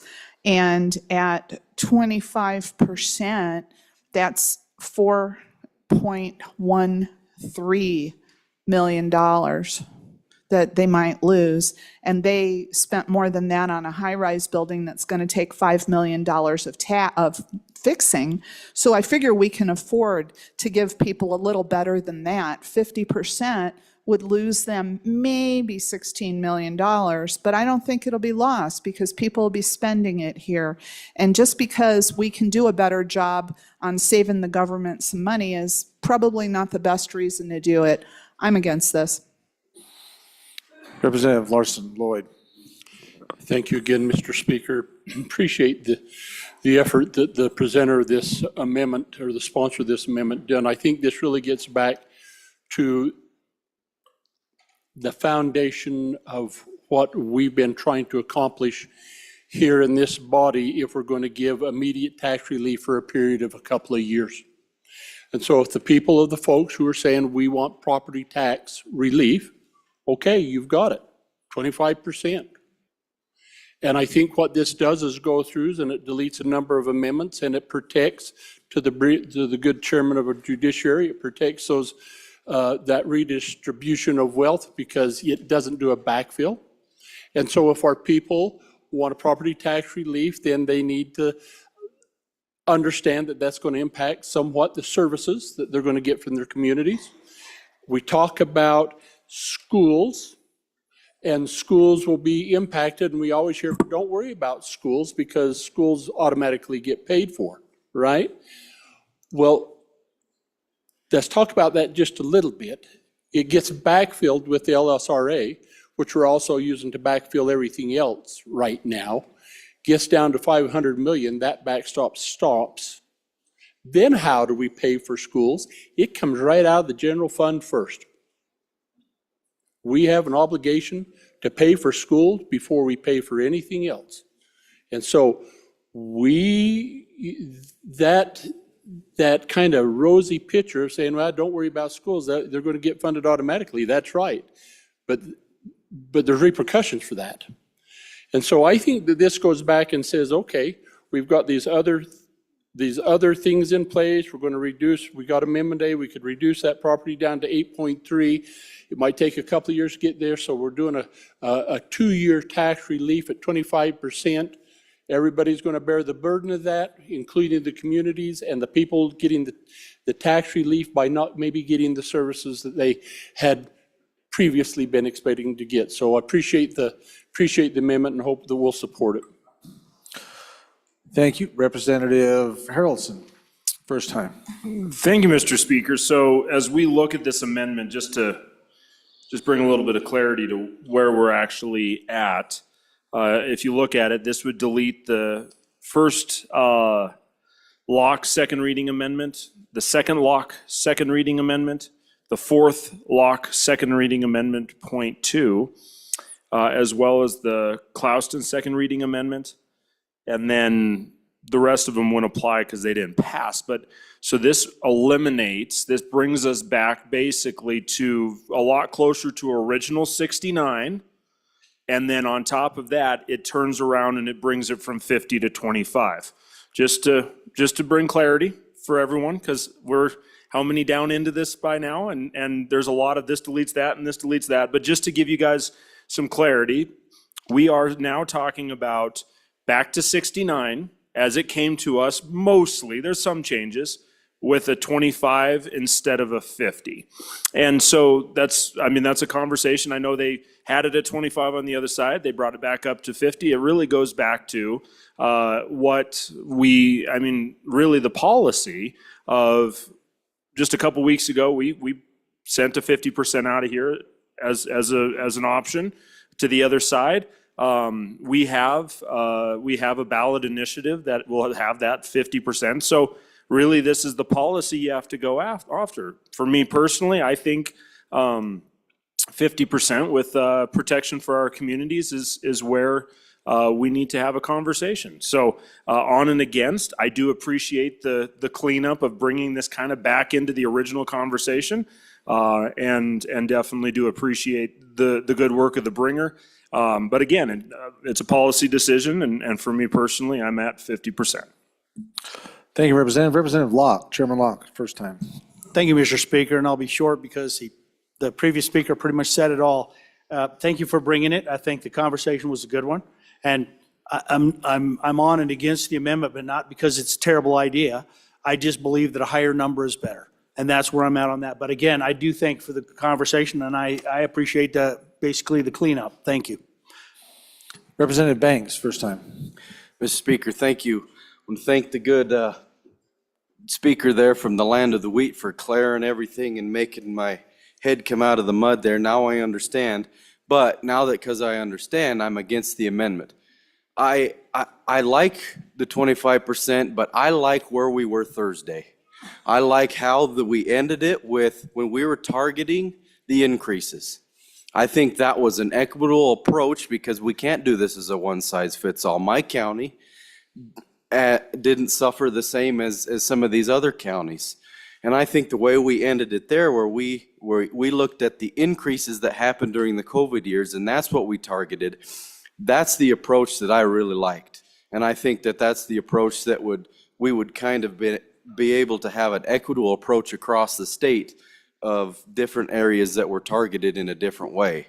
I appreciate the conversation about the 25%, but because this changes the way we ended it back there, which was the approach that I figured I'm going to be against this. Representative Harshman, first time. Thank you, Mr. Speaker. Just to be clear, in the last speaker from Bighorn County, I just want to, where we ended last Thursday, if you look at our property taxes, where we ended last Thursday was where is really column number 6, right? And it's kind of that pink shade.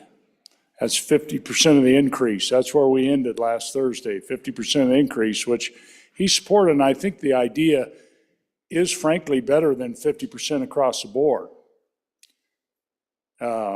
And again, I didn't go around campaigning and say, hey, would you like a gold bar? Because I know everybody'd say, yeah, I want a gold bar. And neither did I say, hey, do you want more money back than you've ever paid in? People say, yeah, I want more money back than I paid in. So I think if you look at these numbers, to be realistic about this, you can see your increases over time.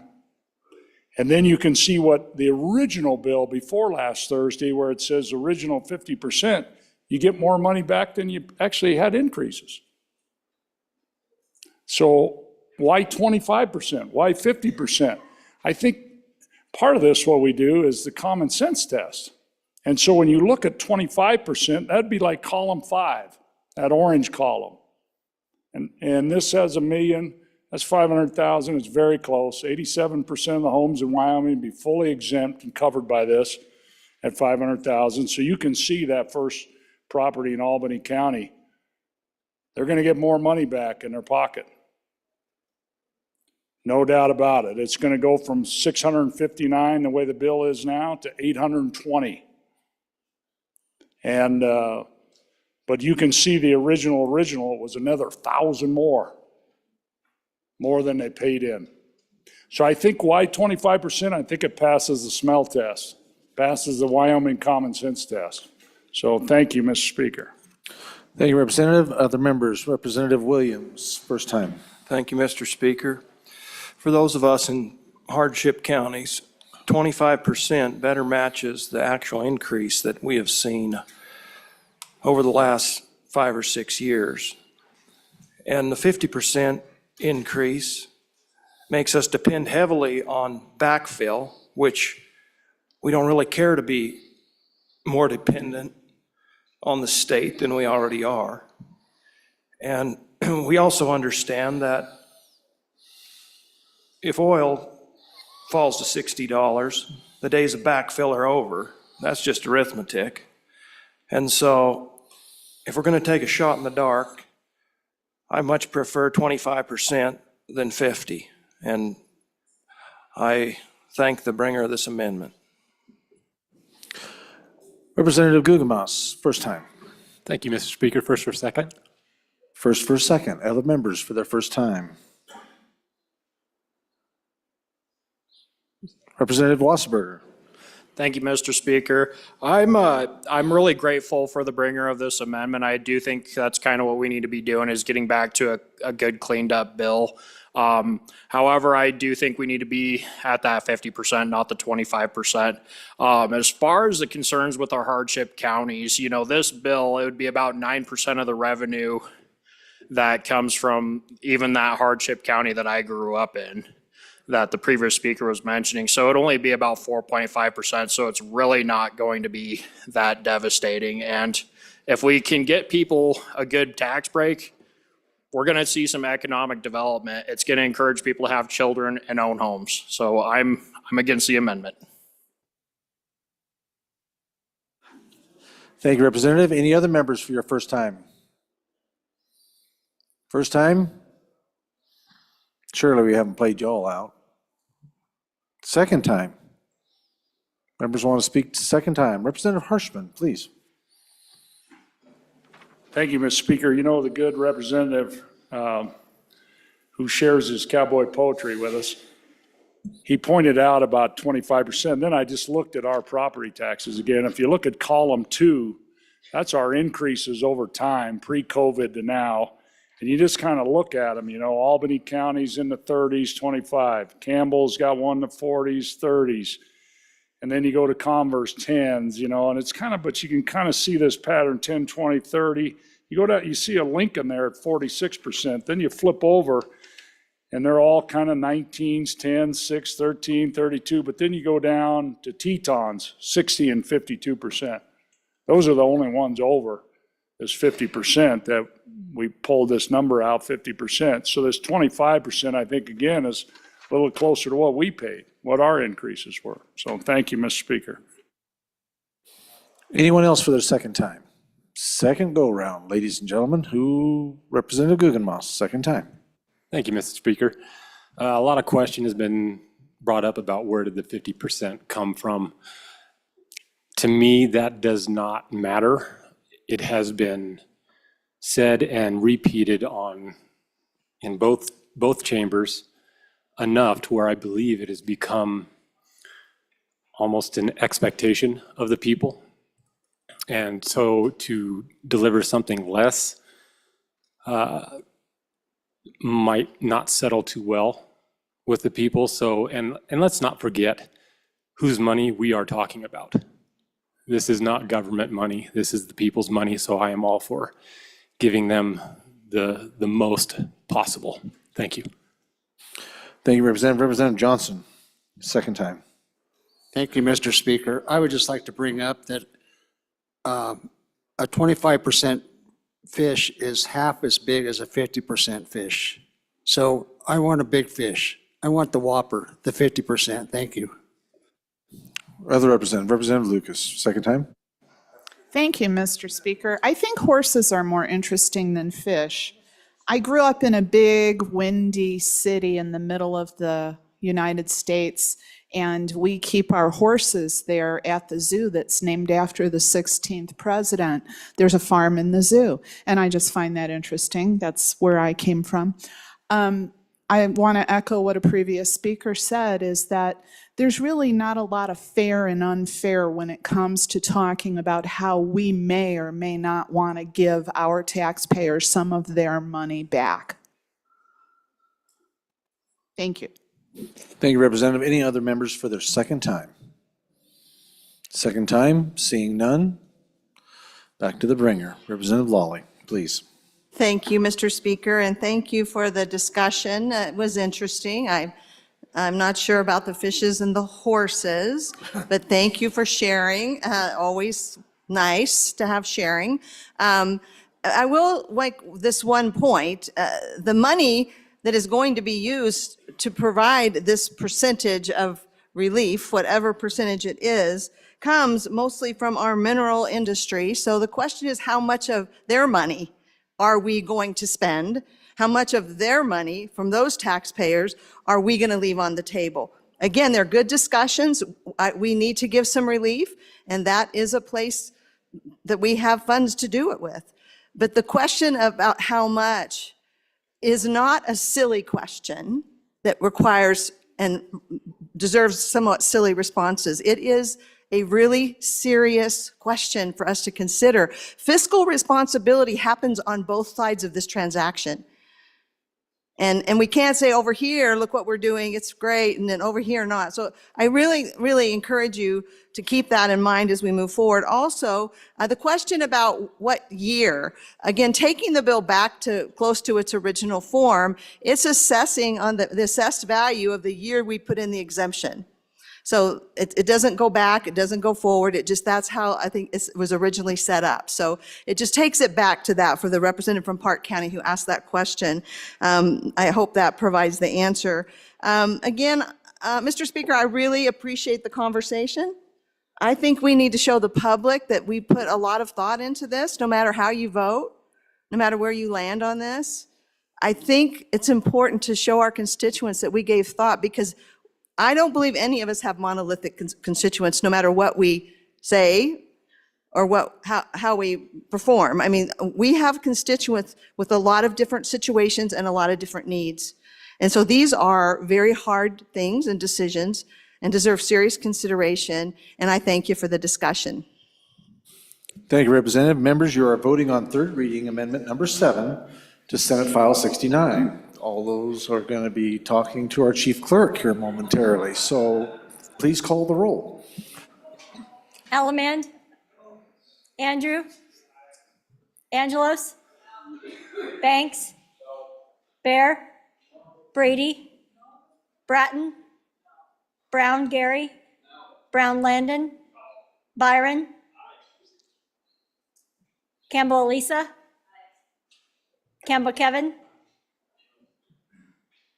Campbell Kevin, Chestick, Clouston, Connolly, Davis, Eklund, Erickson, Filer, Geringer, Guggenmoss, Haroldson, Harshman, Heiner, Heft, Jarvis, Johnson, Kelly, Knapp, Larson Lloyd, Larson JT, Lawley, Lean, Locke, Lucas, McCann, Nicholas, Ottman, Pendergraft, Posey, Provenza, Riggins, excused, Rodriguez Williams, Schmid, Sherwood, Singh, Smith, Storer, Strock, Stivar, Tarver, Thayer, Washut, Wasserberger, Webb, Weber, Worf, Williams, Winter, Wiley, Yin. Mr. Speaker. Are there any changes? Are there any changes? Haroldson, aye to no. Further changes? Further changes. Closing vote. Vote closed. 27 aye, 34 no, 1 excused. By your vote, you have chosen not to adopt third reading amendment number 7 to Senate File 69. The next amendment for our consideration, amendment number 8 to Senate File 69, Representative Clouston. Please proceed. Thank you, Mr. Speaker. I bring third reading amendment number 8 to Senate File 69. And Body, this is something I brought up last week. It's on backfill. So this deletes the fourth lock, second reading amendment, which appropriates $100 million backfill from the LISRA. So this is really just a discussion for the body. Do we want to take $100 million out of that fund to help pay for backfill?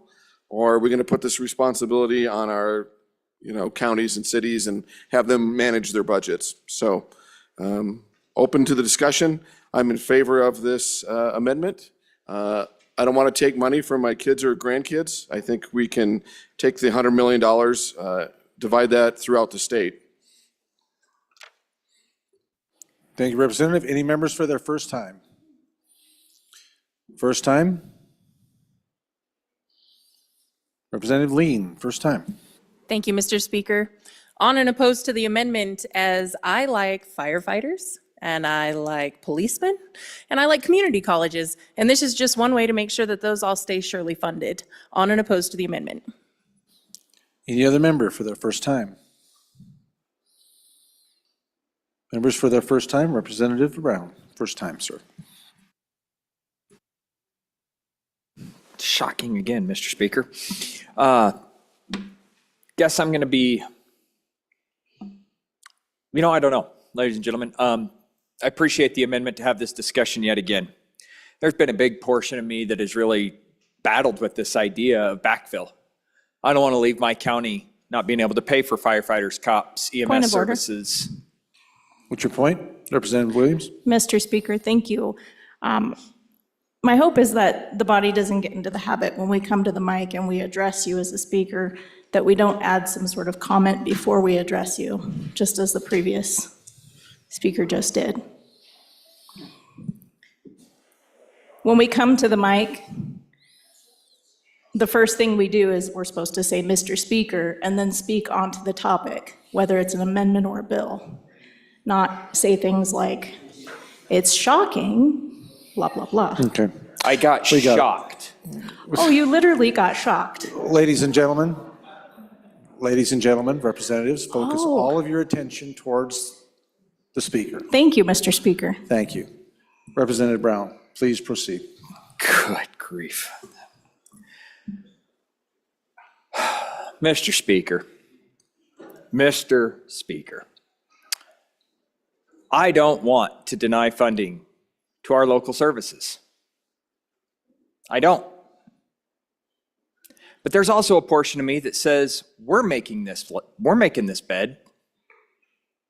Why are we going to make our counties more dependent on state funding than they ever have before?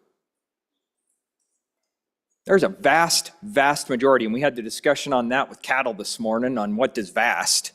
And I can say that the vast majority of you have yet to have that discussion on what the difference of 90 million versus 120 million looks like to local governments. And when we were in a penny pinching days back in 2017 and 2018, what that 90 million coming down to 50 million looked like and how bad that was going to hurt our communities. Those are real discussions. And so I don't know where I actually stand on this, because there's a portion of me that says, you know what, if we want to cut taxes as this body, then I think we go back home to our constituents and we tell them, hey, we cut your taxes.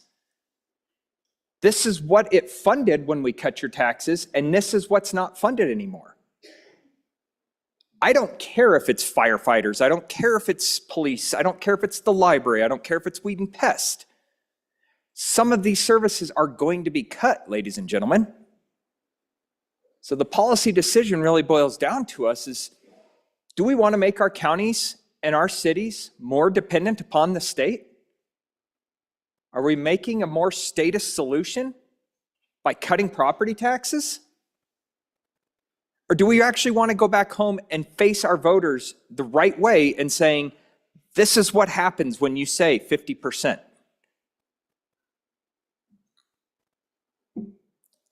I'm really torn, and I'm actually angry with the bringer of this now, because now I have to think about this all over again. Real angry at the land of camels right now.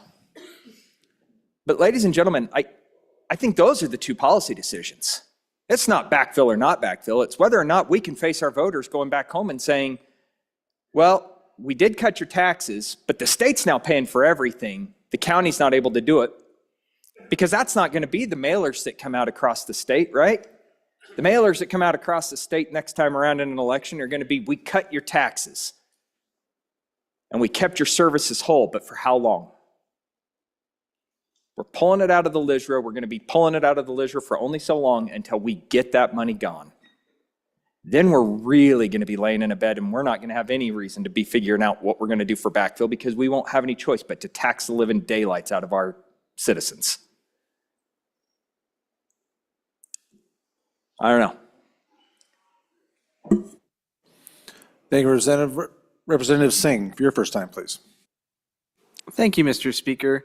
Well, I just wanted to throw my 2 cents in, and I do believe that if we as a body are going to be making the decision to cut the amount of revenue that our local governments are able to receive, I do think that it is our responsibility to at least help them reckon with that decision that we've made. And so I think the backfill is appropriate, and so I'd be speaking in favor of it. Thank you, Representative. Representative Webb, for your first time, please. Thank you, Mr. Speaker. I am also opposed to this amendment. I think I'm all for cutting some taxes, but I'm also all for helping our locals to be able to sustain themselves. And I think there's a balance out there somewhere. Thank you, Representative. Representative Pendergraft, please. Thank you, Mr. Speaker. On and opposed to the amendment, I want to throw something out here that I haven't heard anybody else shed any light on. We've all heard the expression that the government closest to the people is best. And to me, when I look at the state, counties, cities, local districts, and look at it all under one big pool of money, and yes, it comes from different places and it goes different directions. But if we take a little bit more of that and we push that down to the counties and the cities, and we let those people who are very close to the people, I see my county commissioners every day, I see my city councilman every day, and I can affect their thinking, I would like to hope, and try to persuade them as to which way I think they should go and how that money should be spent. So we move some of that money down closer to the people, and then we're left up here a little bit farther away from the people, but we also have a little bit broader spectrum of what we can affect. And the one thing that's always left out of these discussions, we're going to not have any money. We're going to spend all of our savings. Cut spending. That's what we can do. And I know my good friend from the center of the state's going to say, where are you going to start? Don't get me started. I can fill that in for a lot. But the point is, we give the local communities, and they do most of what government really needs to do. And then at our level, we make sure we're taking care of the highways. We're taking care of those basic things that we're supposed to do. And then we start looking at some of the other things that we do, and we think, you know what? Maybe that can go away. And my last comment here, there's been a lot of talk about putting money back on the kitchen table. And I think that's actually not right. Let's leave the money on the kitchen table and never take it away in the first place. Thank you. Representative Bear. Thank you, Mr. Speaker. I'm going to push back a little bit on the good chairman of transportation's comment that people in this room haven't been talking to their local governments. I think we have. I think the last speaker just talked about how often he does. I know I have. And I think it's wrong-minded to think that we don't listen to those local governments. We just also have heard for many years now that those property taxpayers, residential property taxpayers, are ready to see this body do something and get something accomplished. Something other than putting $700 million into savings like we did last year and ignoring this issue of these large property tax increases that they've suffered under. While government had the increased revenues to deal with inflation, our taxpayers dealt with both that inflation and increased assessments on their property due to the market. So they got the double whammy. I think that this amendment, I'm on and opposed to the amendment because this backfill is good governance. We here at the state level have had that largesse I just spoke of. The local governments have had some have been able to put away some money, some haven't. And this backfill is not 100%. They're still going to have to tighten their belts a little bit. But we're taking some of that largesse that we've had and put into savings, and this is basically what we're doing, and we're returning it to the taxpayers via their local governments. And I do hope that the taxpayers will look at how their local governments responded to this situation. I know in my county they did lower the mill, and I appreciate my county commissioners for doing that.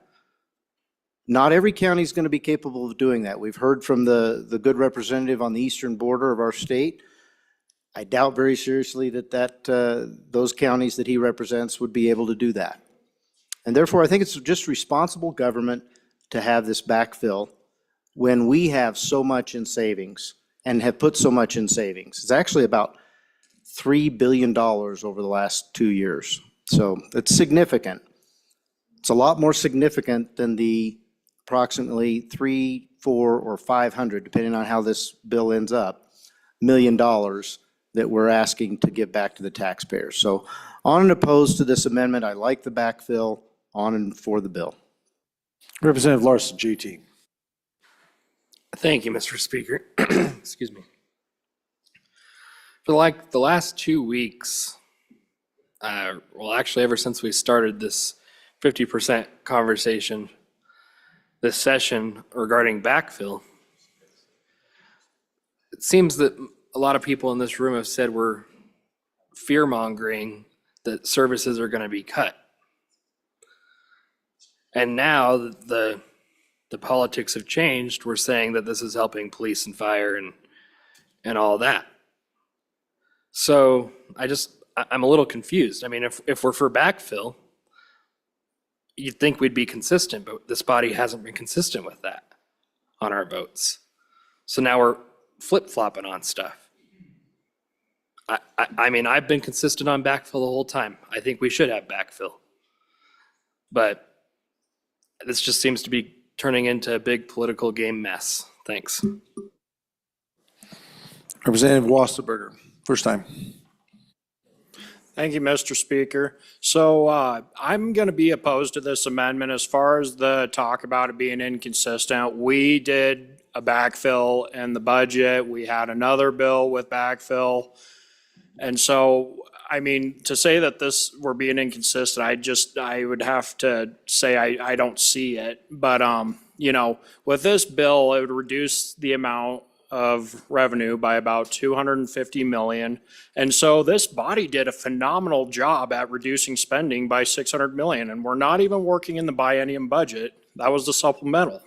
And we've got more opportunities to come. So I just don't think that we need this at this time. So I'm going to be against the amendment. Representative Geringer, first time. Thank you, Mr. Speaker. To the good representative from this county that spoke earlier that offered his 2 cents, I would ask, is that going to go back on the kitchen table or is that going to go into the backfill?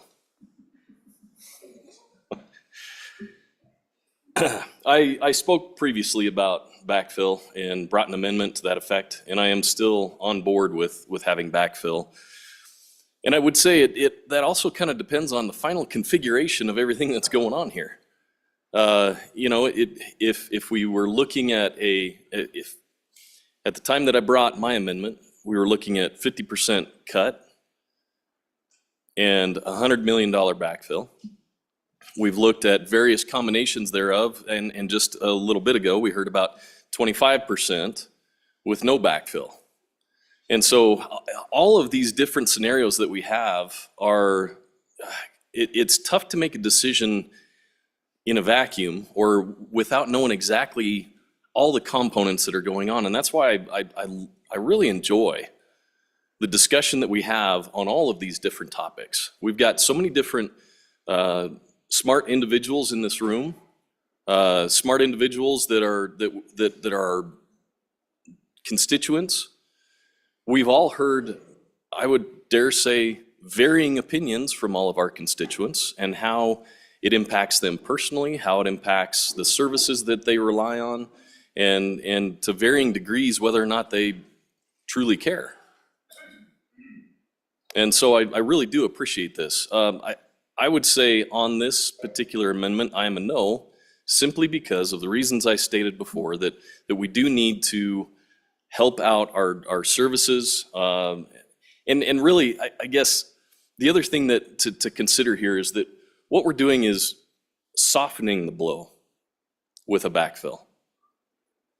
It gives time for counties, for districts, for cities to actually not get hit so hard so quick,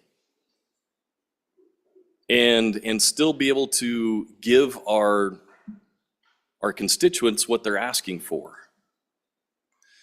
I too am also concerned about the effect this is going to have on our savings accounts and the redistribution of wealth that we've heard about. Those are concerning topics, and so all of this discussion, you can pick any one of these ideas out of here and say, this is the reason why I am for, and this is the reason why I'm against. And that's why we have this debate, why we have this discussion. I really do appreciate that. So on and against this particular amendment, and I look forward to seeing what we discuss in the future. Thank you, Representative. Representative Kelly, your first time. Thank you, Mr. Speaker. I'd like to speak about the consistency or alleged flip-flopping over backfill. I've supported backfill whenever it has been deemed necessary. When we originally came in here with a bill that was cutting all counties the same percentage, whether their rates went way up or they didn't go up at all, we realized we are going to hamstring the hardship counties and some other counties. Thus, I supported backfill at that point. I didn't want to see any county have to seriously struggle if they were already tightened their belt as much as they could. And then I even voted against an amendment to bring back a backfill from the previous speaker. because I didn't think it was going to be necessary, because we had found what we believed to be a superior solution to target the tax cuts to the counties that had the biggest raises and not cutting revenues to those who didn't have big increases in their tax evaluations. That idea lost steam. And we're back at cutting things across the board. So we're back at backing backfill at this point. The last idea I'd like to leave you with is this dangerous mindset that I've heard in both chambers now. Let them feel the pain of what they've done. Again, there are many people who get caught up in those gears who don't even pay attention to politics. Some who can't even look out for themselves will be affected by that. That is an irresponsible and almost cruel way of looking at this. So philosophically, where I stand, backfill's a bad idea. It's state-centered, it's non-sustainable, but it is the most practical solution for what I see ahead of us at this moment. That's why I'm on it against the amendment at this moment. Representative Yin, first time. Mr. Speaker, thank you. Members, I think I agree with the last speaker. We are kind of flailing a little bit, right? We had a whole different bill that we passed through, and then we changed this to a very different bill that we had even sent to the other bodies. So do we have a strong vision on where we want to see property tax relief go? I would argue that, frankly, we don't. The new information that I want to bring you with is one that hasn't been talked about on backfill yet, which is that we actually already do backfill. So if you look at our budget bill every year, we have local direct distribution, so to our cities and counties. That is backfill that we've done, and frankly is kind of like, so just to give you the history of that, it's backfill that we put in place when the legislature made it so taxes on food is no longer taxable, or sales on food is no longer taxable. So we told our towns and counties that as a deal, we would backfill you. That has become something that we have to do every single 2 years. So it's a little bit of a leash between the state and the cities and counties to say, we're going to keep giving you this because we took away money that we had, that you had previously gotten as revenue. And there has been times in the past where people have tried to reduce those direct distributions, but it's going to get pushed back from the communities because we would essentially be defunding a lot of our communities in ways that would be harmful for those communities. So I think the question for the body is, if this becomes a permanent tax cut in the future, is this something that we want to continue doing? And if it's not, what is going to be our vision for that? Do we have one? Because this backfill is not sustainable. We can't do this every 2 years. And it would be such a big number that any reduction at all, basically like a 1% or 2% reduction, would cut services in each of our towns and communities, towns and counties. And so just something to chew on, because I think that if we start giving people this tax exemption now, in 2 years, you're going to be hearing people say, I don't want my taxes to increase by 100%. You need to keep the tax cut that you gave us. And then what do? We're going to be holding the bag for our towns and counties. Are we going to continue backfilling? Can't do it. We're going to run out of money. So then what's the alternative? I mean, I suppose from the representative from Sheridan County saying we just keep cutting, and then our only expense will be permanently backfilling our towns and counties with a number that frankly we wouldn't be able to change. So something to chew on, members. Thank you, Mr. Speaker. Thank you, Representative Minority Leader Yin. Any others for their first time? Believe it or not, we are still on our first time. Anybody else want to discuss this amendment? Representative Provenza, first time. First for a second, Mr. Speaker, thank you. First for a second. Any others for their first time? Representative Knapp. Mr. Speaker, thank you. First for a second. Thank you, Representative Knapp. First for a second. Any others? Representative Jarvis, first time. Thank you, Speaker. First for a second. First for a second. Thank you, Representative Jarvis. Representative Washut. Thank you, Mr. Speaker. So the reason we contort ourselves as we try to wrestle with backfills versus no backfills is because we're trying to formulate sound tax policy from the starting premise of a myth. The 50% number is a myth. It's not based on reality. We've seen that over and over. Some counties have way over 50% impact. Other counties have way under 50% impact. And we will continue to talk around back and forth and struggle with this idea. Do we backfill? Do we leave some counties in a lurch?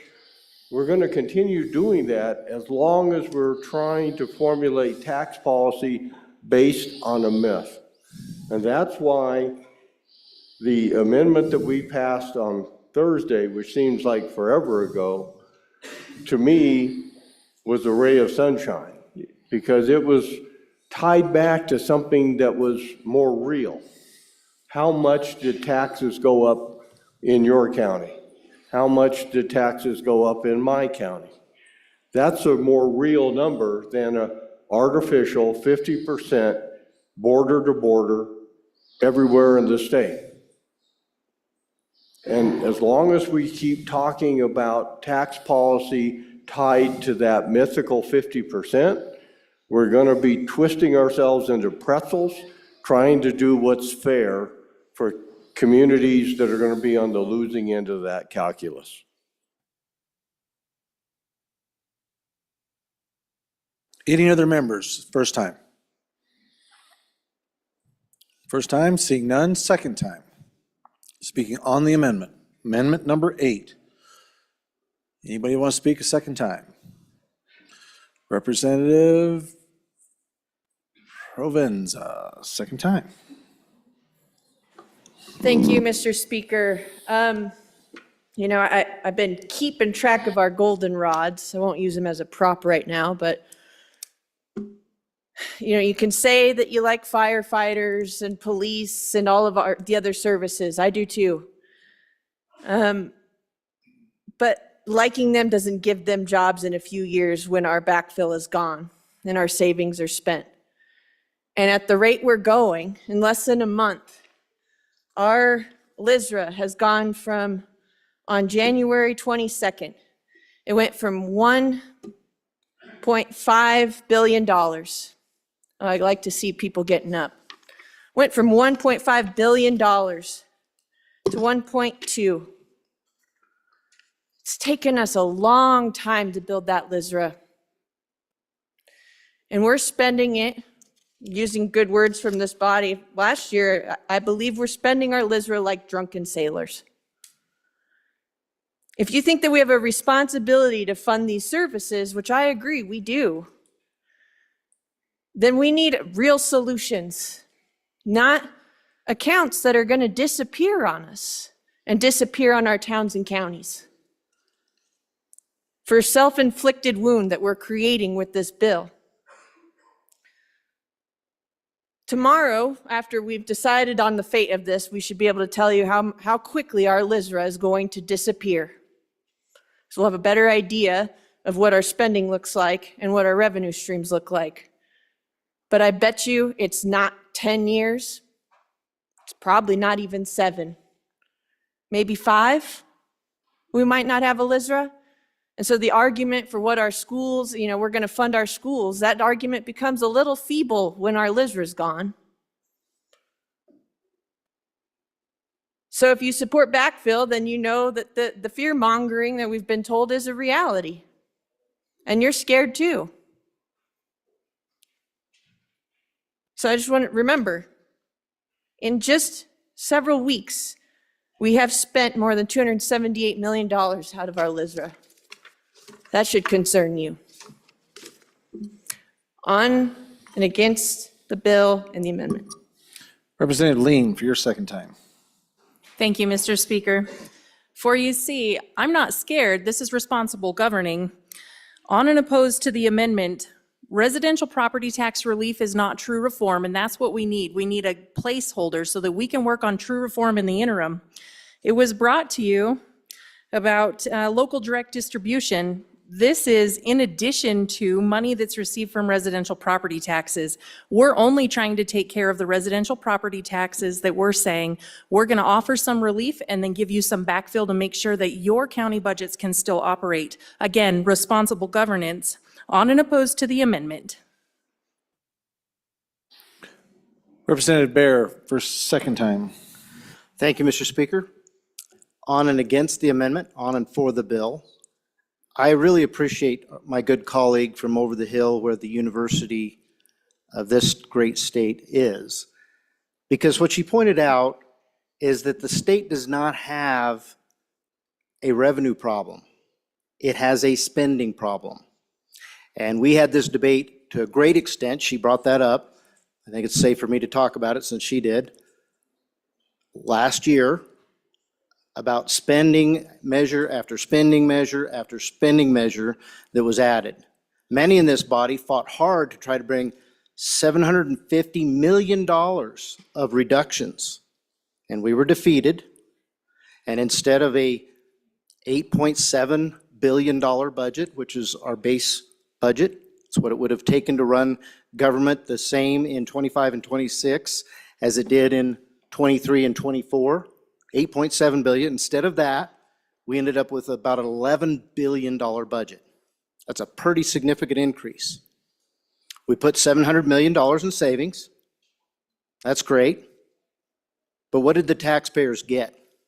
As we increased our spending, what did they get? So the good representative from over the hill, I didn't say she was over the hill. I said from over the hill. Just be clear about that. She's very young compared to me.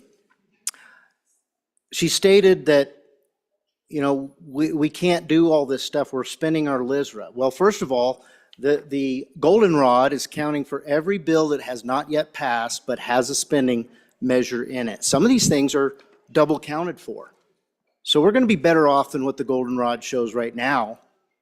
But if we want to have a better LSRA, a better savings account, this body did the good work of holding on to much of the JAC's recommendation in the budget amendment battle of 2 weeks ago. Gosh, it's been 2 weeks. Can you believe that? And there's another thing. We have not finished the budget. Our colleagues down the hall have yet to share with their body, and maybe they did it today, I haven't heard yet, what our good work was. Your JAC shared that information with you last week. They're still somehow delaying getting that done. But that alone can make a difference in what the LISRA looks like on your goldenrod. But what this body did is we said, no, we're not going to add a bunch more spending. The JAC did good work to get the spending down during this supplemental, which is supposed to be only for really emergencies and unforeseen contingencies. Because we just passed the budget last March. Again, $11 billion. We did that in March. And now we're bringing more spending. And we did a good job here of keeping that down. But what did we add? At the last moment, we added $72 million. And that, you don't know how hard that was on my heart to bring that amendment and have you all pass it. But it was the right thing to do because it was backfill. And it was targeted backfill. I think those people from those areas that would receive a lot of that were grateful. And I think if they would be able to share that with the people back home, those people would be grateful as well. Like the previous speaker said, that's good governance, folks, and we've been doing that. We provided backfill in the very first property tax bill we passed. Do you realize it's been a month since we passed House Bill 169? A month. And then we did the budget. That was 3 weeks ago. And now here we are toward the end, and we are being consistent. We are still working on backfill. By defeating this amendment, we're continuing to provide backfill. We're continuing to do good governance. And I appreciate the fact that this body has been much more frugal, much more fiscally responsible, I believe, in our budgeting and our spending. Could we have done better? I think so, but we did well. And it's that kind of effort as we go into next year that's going to allow us to get through these times where we're providing both tax relief for the taxpayers and backfill for our local governments. Again, good governance, on and against the amendment, on and for the bill. Thank you, Representative. Representative Jarvis, second time. Thank you, Speaker.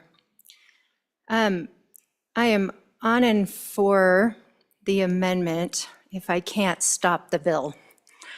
And the reason that I say that is, wow, we really got ourselves in a pickle because we made some big promises that were temporary. And if there's one thing, you know, that I kind of know about the Wyoming people is they're not super well informed all the time. And when I'm saying that is, like, my mother came the other day with the property tax relief paperwork and was like, is this a gimmick? Is it real? She wasn't even sure, and I know a lot of the other people, if that really was a thing. So that information that we did, and when we already did the property tax relief, that hasn't been able to be actionable yet, people aren't really aware. So we're gonna do this 50% tax cut. And if we backfill, so I'm staying on the amendment, then people are going to think that this is sustainable. People don't realize that this is just temporary. Can we really sustain when our constituents come back and say this was great, I love it? That, and just to be clear, that $500 that I got back was totally worth it when I called 911 and nobody showed up. It was totally worth it when I hit that big pothole and just destroyed my car well over the $500 that I got back for my property tax. This, whoever came up with, do I agree that we overspend? Yep, I've witnessed it. I've witnessed some things we've agreed to spend for that we have no business paying for. But why property taxes? Why would we make that commitment when it's the most sustainable income? Property tax relief? Yes. Sustainable property tax relief? Absolutely. A falsehood of 50% when it is completely unsustainable and does devastating things to our communities? I would vote that just happened for 2 years versus 20 years. Because if I'm looking at the lesser of two evils, I say don't backfill. And if we can figure it out as a state and as communities to still hold on to those services that we value and we care about under that, then heck, let's go for it. But if we can't, and people come back and say, hey, you know that $500 that I have in my pocket? Probably wasn't that worth it when it comes down to all of those resources that I had available. I like my rec center. I like playing on a co-ed volleyball league. I like doing those kind of things. They're nice amenities. So I'm about to find out if that $500 that I got in my pocket was totally worth all of this. So I'm for no backfill. Because if this is the direction we're going and we're going to reduce spending in one of the most sustainable areas, like, I don't see this as a great idea. I see it as a horrible idea. And I really believe that as a body, we can come up with a lot better ideas on where to reduce spending and how to reduce spending and how to do a smaller government and be fiscally conservative without this. This is an all-around bad idea. I am on and for this amendment if this bill is going to go through. Representative Wasserberger, for your second time, sir. Thank you, Mr. Speaker. Okay, so ladies and gentlemen, it seems like everybody's hopping and bopping to do the crocodile rock right now. And quite frankly, you know, with what's going on with this, that study that I brought forward to you guys about in a previous comment that I made, it's over 40 years old. So if we reduce the property taxes, people are going to have more money in their pockets. That means more people will have that opportunity to go to the rec center. It also means that people are going to have that opportunity to spend more. So that is going to increase revenue for the state, and they've proven this. This is very old study. I mean, so I'm going to be asking you guys to please vote no on this amendment and vote aye on the bill. Any other members for their second time? Seeing none. Representative Clausen. Thank you, Please. Speaker. And thank you, body, for the discussion today. You know, it's great to disagree and not be disagreeable. You know, this work in collaboration versus isolation and excluding other ideas is not what we need. So I've really appreciated everybody's input today. I want to push back on a couple things. I heard someone say that last year we ignored property tax. You know, we didn't, right? We set up the long-term property tax. We did the 4% cap. We increased the veterans exemptions. And we increased the property refund program. So we did some great stuff last year that our people in Wyoming are seeing right now. You know, I kind of put backfill on the same par, a little bit of Medicaid expansion. And I'm going to explain this to you. I sit on a national healthcare committee. There's 8 legislators from around the country, and there's 16 Department of Health heads. Wyoming is one of the few states that hasn't fully expanded Medicaid. So we're a 50-50 state. Feds pay 50, we pay 50. These other people that are my cohort, a lot of them that are 80 to 90% federally funded. And our current administration is cutting them back to 50-50. So these states have set their budgets up relying on those federal funds. And now that those funds are going away, they are scrambling. One of my people in my cohort who I think the world of, her state's losing $6 billion a year in federal funds just in the Department of Health. How are they going to make those services up? It's going to be massive cuts or massive tax increases. So what I don't want to see is our communities to be dependent on backfill. And that's a little bit, that's how I view backfill. I see it as these Medicaid expansion states, and I see what they're going through right now. So that's my personal feeling. I respect all of your guys' arguments one way or the other, and thank you for the discussion today. Thank you, Representative Clausen. Third reading amendment number 8 is what you will be deciding on, Senate File 69. Chief Clerk, please call the roll. Elliman? Andrew? Angelos? Banks? Bear? Brady? Bratton?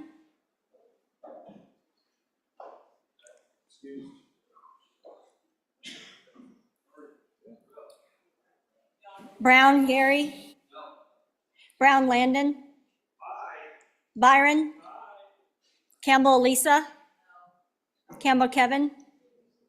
Repeat? Chestick? Clouston? Connolly? Connolly, repeat. Davis? Eklund? Erickson? Filer? Repeat. Geringer? Guggenmoss? Haroldson?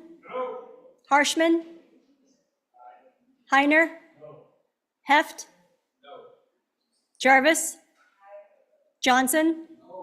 Kelly? Knapp? Larson Lloyd? Larson JT? Lawley? Lean? Locke? Lucas? McCann? Nicholas? Ottman? Pendergraft? Posey? Provenza? Riggins excused. Rodriguez Williams? Schmid? Sherwood? Singh? Smith? Storer? Strzok? Stivar? Tarver? Thayer? Washut? Wasserberger? Webb? Weber? Worf? Williams? Winter? Wiley? Yin? Mr. Speaker. Are there any changes? Bratton, excused to no. Brown, Landon, aye to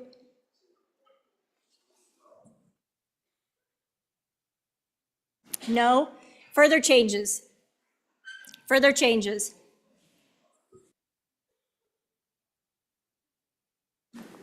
Closing vote. Vote closed. 10 aye, 51 no, 1 excused. By your vote, you have chosen not to adopt third reading amendment number 8 to Senate File 69. Next amendment for our consideration, amendment number 9. Representative Larson, JT. Thank you, Mr. Speaker. At this time, I respectfully withdraw third reading amendment number 9 to House Bill 69, or Senate File 69. The representative is asked to withdraw the amendment. Seeing no objection, amendment has been withdrawn. Next amendment for consideration, amendment number 10 to Senate File number 69. Let's see, what have we got going here?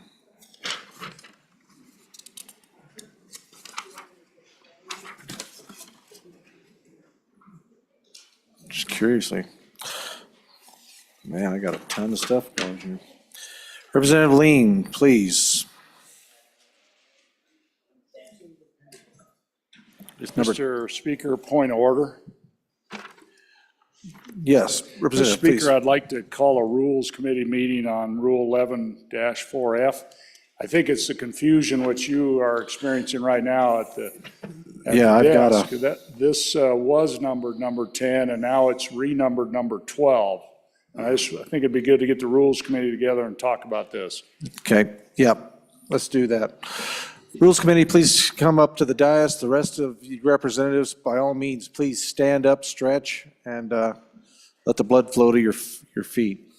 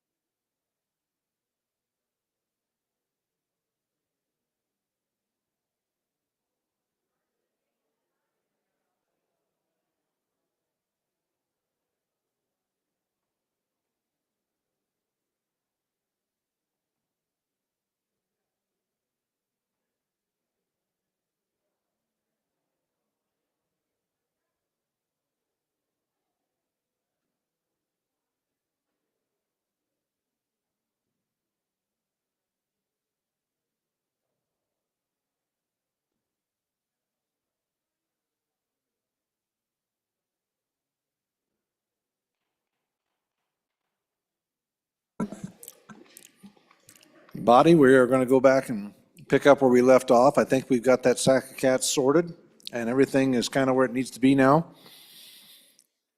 And so if you wouldn't mind, look on your thing, make sure on your website, reading 3, amendment number 10, corrected copy, Senate File 69. Representative Pendergraft, take it away. Thank you, Mr. Speaker. I would like to move third reading amendment number 10 corrected to Senate File 69, and I ask for your favorable consideration. We looked at a lot of horses today. We had some great discussion, and quite frankly, even though we've talked for a long time, I think it was all very much worthwhile because we needed to go down these different paths and talk them out and have everybody have a chance to make up their own minds. So kind of what this amendment and the next 2 amendments do are bring back a very similar horse to a horse that we set out of the barn about 3 weeks ago that we all liked. In fact, we voted 2-1. We voted 40-20. And so I mentioned a plan. We just got to looking at what do we have that's feasible, that this body liked. And so we decided to take this back close to that. So there's another one down at the other end of the aisle, the other end of the hall, and this one. So what we do, the first 12 lines of this are just cleaning the slate. It's like taking your Etch-a-Sketch, turning it upside down and shaking it. We're cleaning the slate. We're going back to the original Senate File 69. But I would like to make just a couple minor tweaks, or at least have them considered, and that's what the rest of this amendment is about. What this does is take out the associated land. So now we're talking about just the building. It narrows the focus a little bit. In the parlance that has been popular here, I don't understand why leaving money on the table is spending. I mean, I understand how it can be perceived that way, but I don't see it that way. But this narrows that a little bit, so it's a little bit less costly to the state. All right? So with your consideration, we can pass this amendment.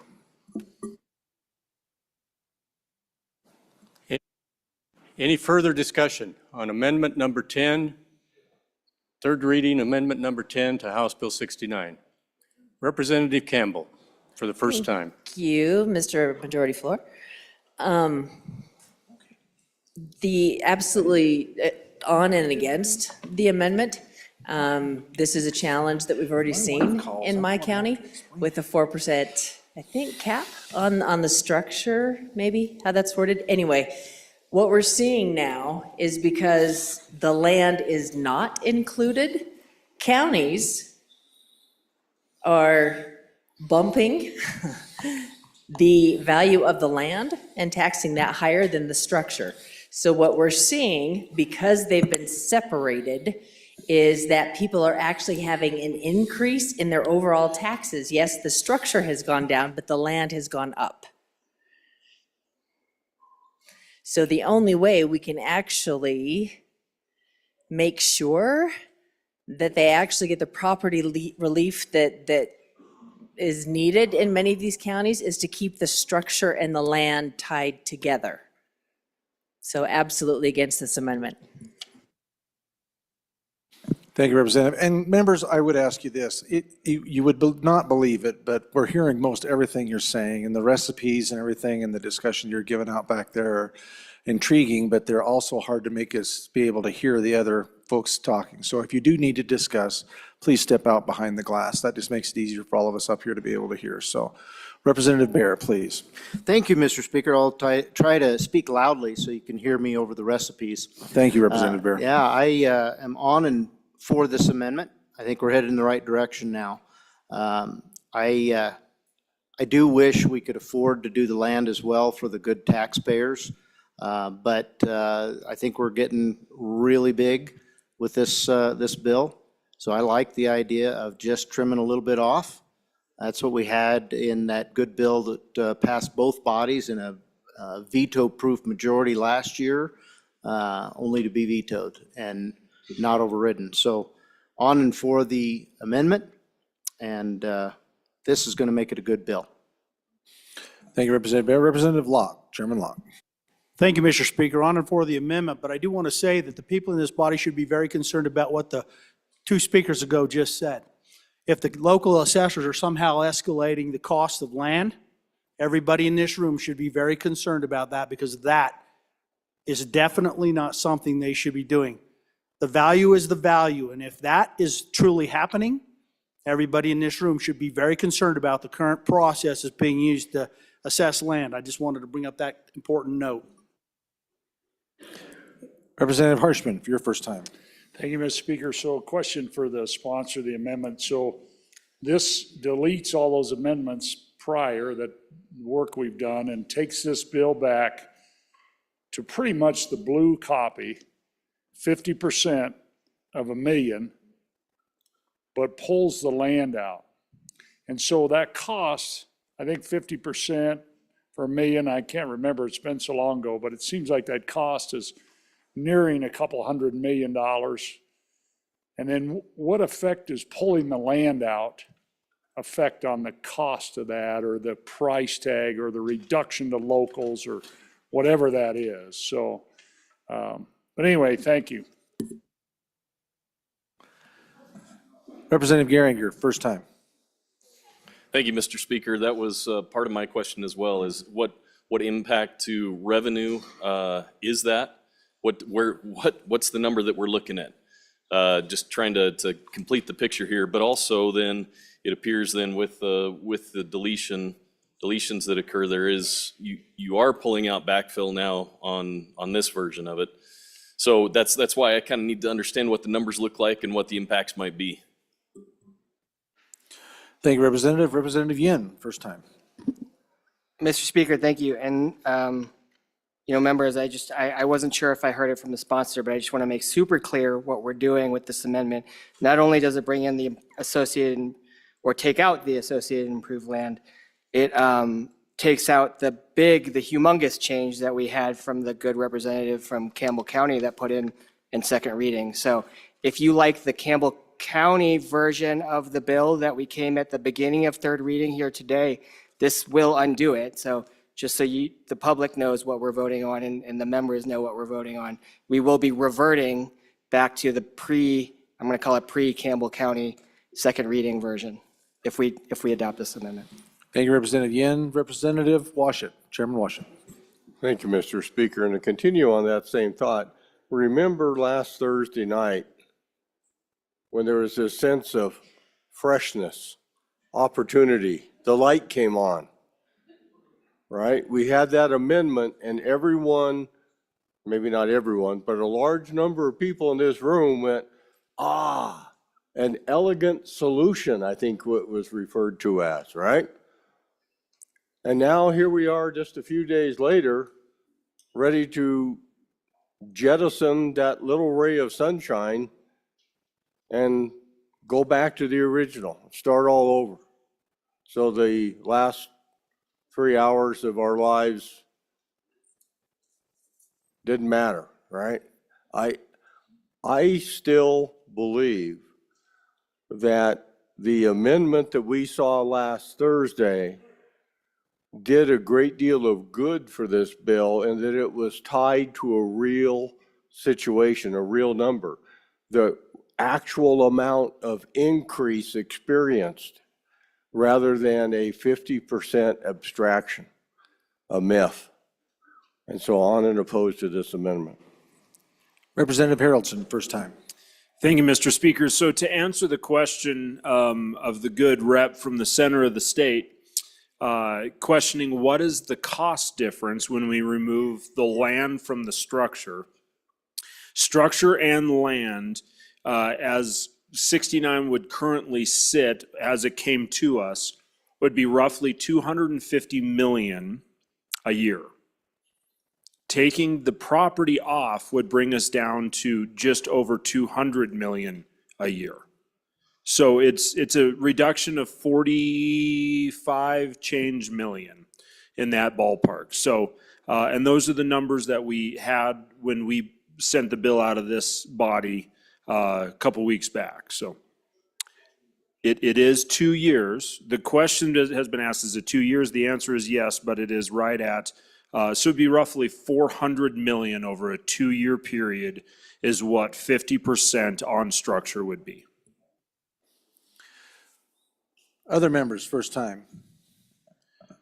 Any members on their first time? Representative Banks, First for a please. second, Mr. Speaker. First for a second. Representative Wiley, please. Thank you, Mr. Speaker. This is a long day, huh, guys? You know, we had debate last week. We thought we were being productive. We thought we had come together into a consensus of something good for the state of Wyoming. And I'm just disappointed of the direction we're going now. Folks at home, this is what happens when you're bringing politics into the decisions that are going to shape our children's future. This is what happens when you make a decision in a meeting room somewhere not on this floor. I don't think I'm going to support this bill anymore. Point of I order. can't do it. What's your point? I believe that the last comments were impugning the motives of what we're trying to do here. What we're trying to do here is find something that we can all agree on and get it passed. Thank you, Representative. Representative Wiley, please, we'll stay on the amendment. Mr. Speaker, thank you very much. On and against the amendment, I think this is going to do more harm than good. I think if we want to do something that's going to be equitable, and I know some people don't like that word on the floor, we can go back to the works that we were at last Thursday night and find a way. We've heard several options throughout the day. I think we have 19 amendments or something. But again, this has been decided. Thank you, Representative. Any others for their first? Representative Knapp, first time. Yeah. Thank you, Mr. Speaker. I think I'm on and for this amendment. You know, we talk about this in terms of horses, we talk about it in terms of a lot of things, but we had a horse that we all liked and bet on, and it's sitting somewhere now in this race, which was 169. We have another horse that's coming up that I think we all agree on, which is a step towards putting us into that constitutional A as a basis, and then maybe from that, looking at long-term solutions, not relief, solutions. What we're doing with this bill is it came to us in a specific form, and we're trying every which way to make it another bill, almost similar to what we already passed, or what is coming up as another bill.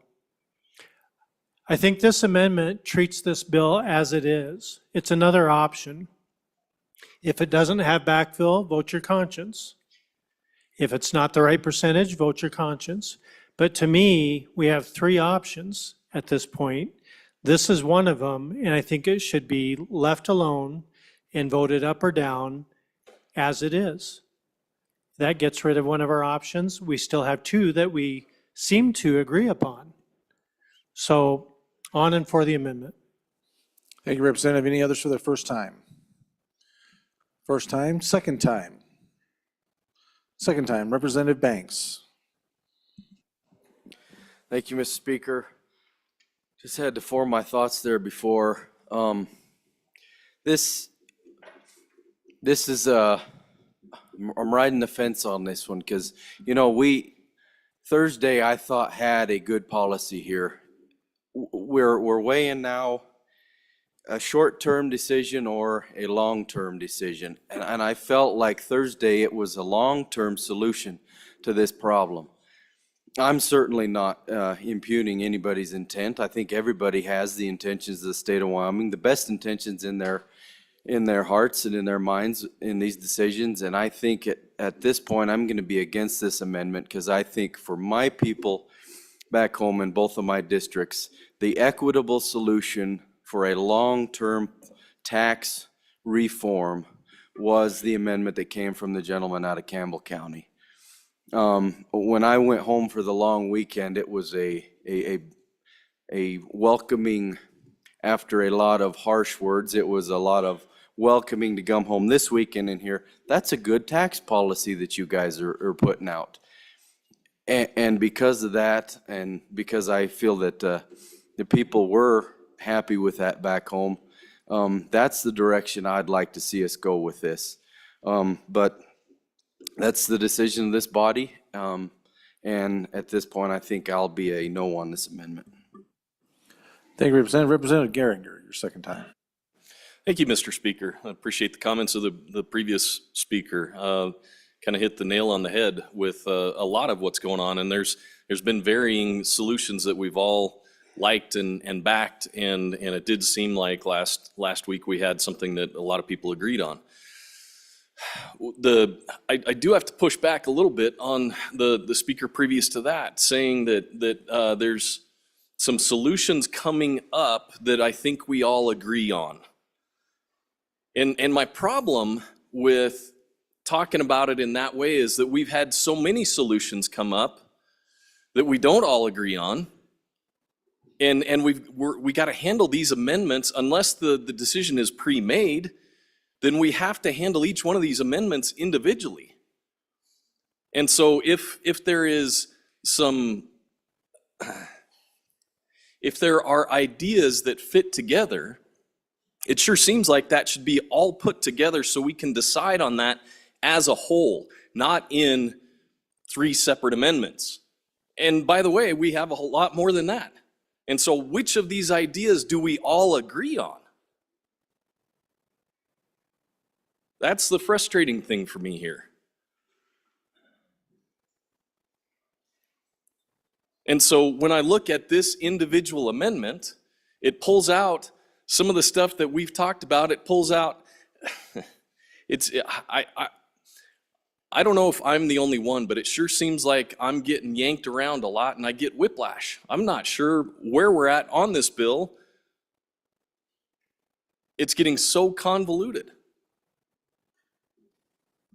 Thank you. Thank you, Representative. Any others for their second time? Second time? Not Representative Locke? You want one? Second time. I'll be fairly quick, and I understand one of the things I was feeling is whiplash on some of those other amendments too, but one of the things I do like about this approach, got ourselves back to the original bill, roughly, back to the original bill. There are some amendments and things coming. That being said, I'm on and for this amendment and the bill moving forward. Representative Harshman, second time. Thanks, Mr. Speaker. Members, this is really on your sheet of our taxes. This amendment then takes it back to the blue colored lines that say original 50%. Pretty much, with land taken out. But it's going to be pretty close. So you can see your taxes. And then you're going to get that 50% off of your taxes from 2024. And then you can see the amount of relief in excess of any increased taxes. I don't know what you call that. I don't know. I guess it's a profit. And I thought we had to sell our house to earn a profit on it. But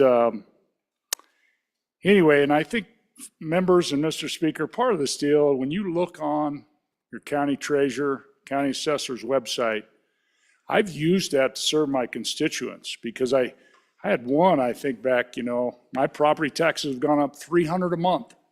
And I got online with the lady right then and looked it up and they only went up $200 last year. Check your escrow. It was her insurance that had gone up. And we know that's a whole nother problem we're going to have to tackle. And so this is about the tax part, though. Are we giving back more tax than what was paid in, than what you actually paid? And what is that? I mean, is that our money to give away? I mean, we read about a famous American who died at the Alamo. It's not mine to give away. Well, you can see how much you're going to get given to you. I don't know. I'm not doing jumping jacks for that, the column number 6, but I think it is more equitable and kind of hits towards the problem a little more where we've seen the big increases. Wyoming's a vast state with a lot of differences. And those folks in Lincoln and Teton and Sheridan and Park County, they've seen it. Natrona's seen it for other issues, but not so much in the western part. So I'd hope we'd vote against this amendment. I don't think it's a bad thing to have a different idea than the body down the hall. Instead of going down there, because I can kind of see, you know, I'll see how this is all going down here. These 3 amendments that got reordered.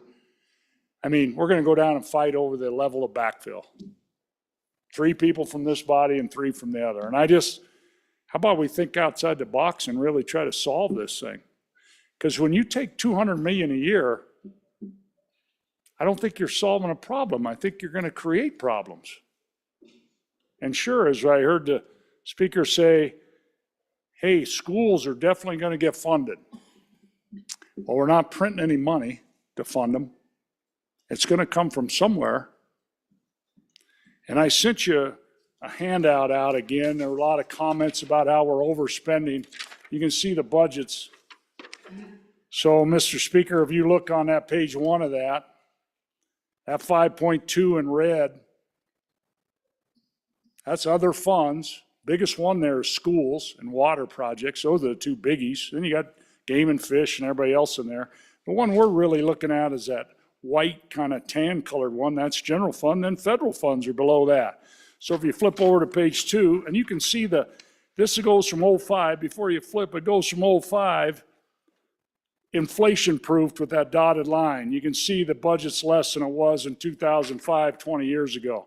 And then if you flip to page 2, Mr. Speaker and ladies and gentlemen, the general fund side alone right there. And you can see inflation adjusted, we're spending less than we were 20 years ago. We know we got 500 less employees. And so when we take this 200 million out of the LSRA and we're going to try to backfill it, and then our bond rating starts to tank. So we used to be AAA, AA plus, AA minus. And as we start losing that operating revenue, we used to have a year's worth because we have one of the most volatile revenue streams in the whole world. And then our bond rating starts to tank. But schools will get funded. We're going to print money, or are you going to raise taxes? Or are you going to kick people out of nursing homes? I mean, these are decisions you're going to have to make. And so be careful voting for this thing. I know there's been meetings and these 3 amendments are lined up, but I'd be really careful because this one, I don't think we can afford it. And we're going to cause more problems than what we're going to solve. So on and against the amendment. And thank you for your indulgence, Mr. Speaker. Thank you, Representative. Representative Bear, for your second time. Thank you, Mr. Speaker. I heard, is this our money to give away? Is this our money to give away? Well, it is the people's money, and it is our responsibility as the managers of the purse strings to determine where it will be spent and where it won't be spent. So in that regards, I suppose, yes, it is our money to give, but no, it is not. It is the taxpayers' money, and I think the good bringer of the amendment said, really, we should be thinking of leaving the money on the table, not putting money on the table. Because it is their money. It starts out there. And I appreciate the good speaker just before who brought this chart that shows us, the spending. And you can see on that first page where you select all the accounts, it's increasing. It's increasing. So I will reiterate, we have a spending problem, not a revenue problem. And if we constrict our own spending, we'll be able to take care of both the taxpayer and help our local governments. Hopefully they'll learn from our actions. If the people are happy with our performance, they'll want it from their local governments as well. So on and for the amendment, on and for the bill. And Mr. Speaker, in accordance with Rule 12-4, I'd like to call for the ayes and noes on this amendment. It will already be a roll call, so thank you. Representative Wiley. Thank you, Mr. Speaker. We're talking about leaving this money back on the table. If we're backfilling this through general fund LSRA, are we going to give it back to the mineral companies? Is this Robin Hood? Folks, that's socialism. I just want to think about that for a minute. And again, here we are, we're creating our own crisis. We're coming up to the edge of the gorge, going to walk off the end. You know what's funny, at that town hall I talked about earlier, we listened to our assessor, right? And our assessor was telling us this story, and a lady that had moved in from out of the state, called. She said, I have a problem with my taxes, they're too high. He says, ma'am, okay, well, what's the problem? Well, they're $2,600 or something. And he says, okay. And then the lady says, do I have to pay that every month? No, ma'am, that's annually. That's a year. So the place that this lady had moved from, that's what you're looking at per month. And if we take ourselves to this point to where, we spend down our savings and we're very foolish with the money that we have in reserves now, you're running right into a buzzsaw. Are we gonna raise our excise taxes? Are we gonna do a corporate income tax? Are we gonna do a personal income tax? Is that what we're working on today? Is that what we're all gonna be involved in? You're putting your name on it. I was raised with that. If you work on something, you're putting your name on it. All of our names are on this. What are we doing? Is this socialism? No, that's not this country. Do we ride on the wagon and drag our feet? No, that's not Wyoming. That's not the Wyoming I was raised in. You get up every morning, you pull your boots on, you go to work. The only guarantee you have in life is the opportunity to make something of yourself. That's our guarantee. Wyomingites don't want anything for free. They just want good opportunity. Let's not be foolish with our future. Anyone else for their second time? Second time, seeing none, back to the bringer, Representative Pendergraft. Thank you, Mr. Speaker. Just wanted to respond to a few of the comments that were made. I begin by saying that nothing's perfect, no bill's perfect. Nothing's easy. We've been working at this for at least the last 3 years, and it's been really hard to get this entire body to settle in on something. But we did settle in at a 2-to-1 margin, 40-20, on something real similar to what we're trying to work on here. But let me just address a couple of those things. The good minority floor leader said, is what we're doing here reverting, taking away the action that had been done by the representative from Campbell County? Yes. That's why I used the Etch-a-Sketch analogy. We went down that road, we explored it. This body was not in good support of it, and so it failed. It was mentioned that there was this light, and I'm going to say maybe it wasn't quite the same way as it was explained a little bit ago, but there was a light at the end of the tunnel on Thursday, and I felt some of that. I spoke about that. But the more I started looking down the tunnel, the more I realized that, in my view, it was a train. And I wasn't happy with that. And the farther I looked, the more troubles I saw with it. And so I cooled off on that idea. It was also stated that these last 3 hours we wasted our time. I don't feel that way at all. I think we gained a lot by having explored and talked through these things. We may not have all come to the same conclusion, but we had the opportunity to have that conversation, and that is not a bad thing. That is not a waste of time. If we hastily just rubber stamped something and kicked it out the door, but that has not been the case with this body. We have deliberated long and hard on virtually everything we've done. I commend you for that. There was a comment about 3 amendments. Why not just bring it all in one amendment? We have seen several times, in fact, we saw it just today by the good representative from Campbell County bringing 3 amendments. You can look ahead. It's not a secret. It was posted at noon. You can look ahead and see what the next few amendments are and begin to consider that. You can look ahead and look at those and write your own amendments to respond. That's how this body works. So what we did here is we took this bill back to where it started, and then we're tweaking it just a little bit, and we're doing it instead of all or nothing. We're doing it in a couple of different phases. So you can decide, I like that part, I don't like that part. It's a little like going to the grocery store, but a little cheaper. As for getting more money back than we put in, I have been paying taxes on unrealized gain for years. And to have the thought of maybe getting a little bit more than that I got back in the last few days or the last few years is quite refreshing. This bill isn't forever. This is a temporary Band-Aid. We're working on some forever things. But you and I have been paying taxes on unrealized gains for years.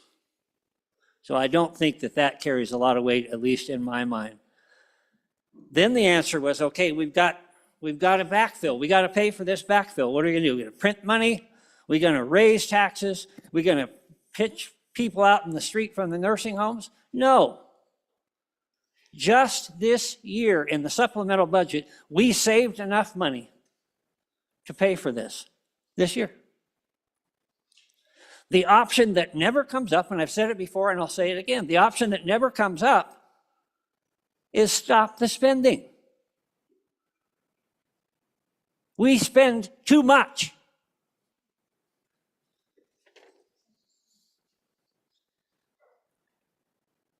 I think I've said enough. Please vote aye. Members, you're voting on third reading amendment number 10 to Senate File 69. Chief Clerk, please call the roll. Allemand. Andrew. Angelos. Banks. Banks. Bear. Brady. Bratton. Brown Gary. Brown Landon. Byron. Campbell Elisa. Campbell Kevin. Chestick. Clouston. Connolly. Davis. Eklund. Erickson. Feiler. Geringer. Guggenmoss. Haroldson. Harshman. Heiner. Heft.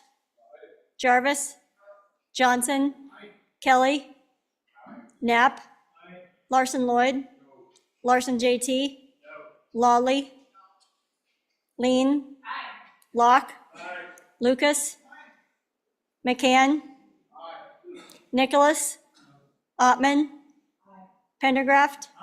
Posey. Provenza. Riggins, excused. Rodriguez Williams. Schmid. Sherwood. Singh. Smith. Storer. Strock. Stivar. Tarver. Thayer. Washut. Wasserberger. Webb. Weber. Worf. Williams. Winter. Wiley. Yin. Mr. Speaker, are there any changes? Are there any changes? Closing vote. Vote closed. 34 aye, 26 no, 2 excused. By your vote, you have decided to adopt third reading amendment number 10 to Senate File 69. Next amendment for our consideration, third reading amendment number 11. Representative Locke.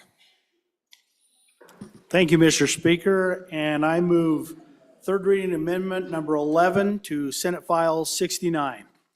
And sorry for the big section in front that kind of did a deletion because I wasn't exactly sure where we were going here, but one of the things that we sort of deleted, in the process was the backfill. And I wanted to go back to offer up the backfill to this body.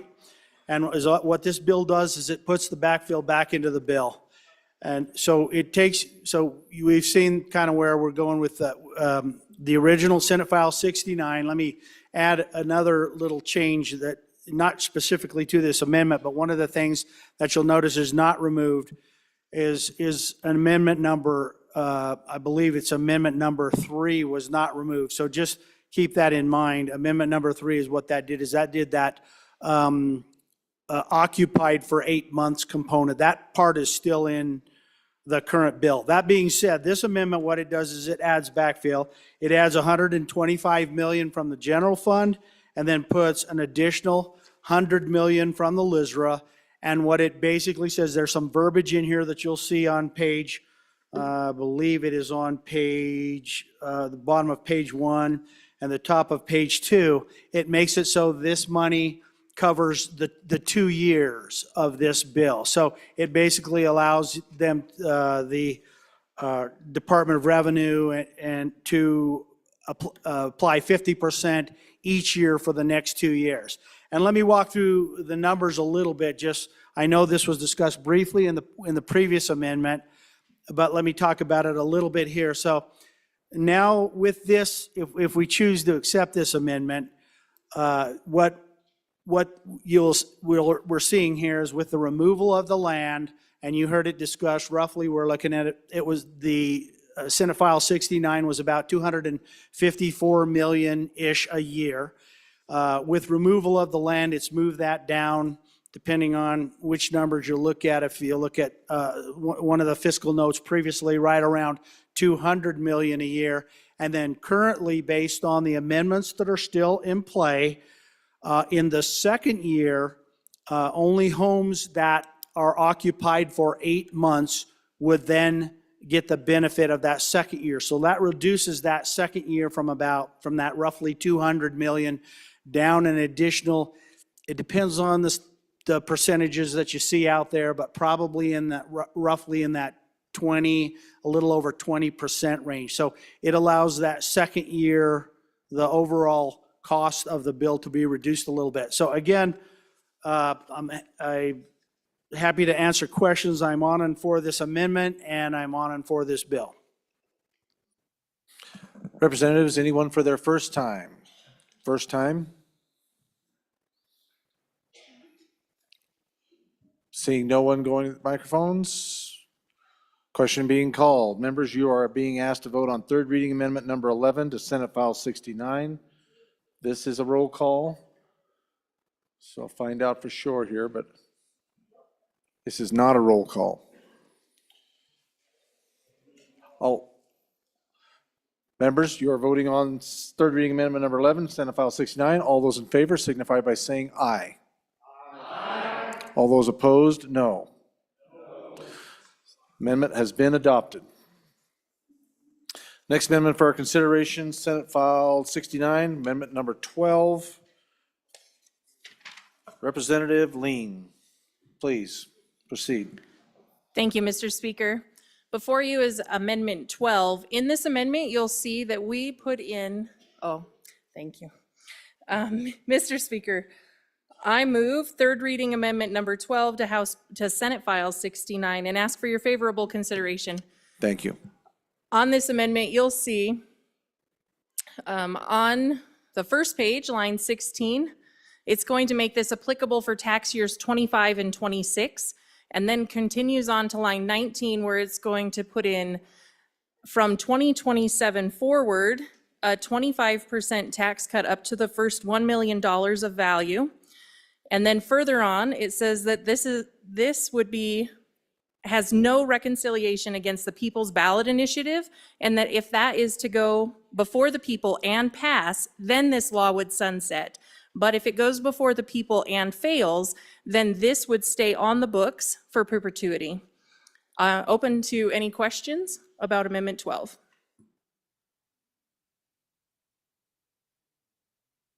Point of order, Mr. Speaker. Yes, Representative, go ahead.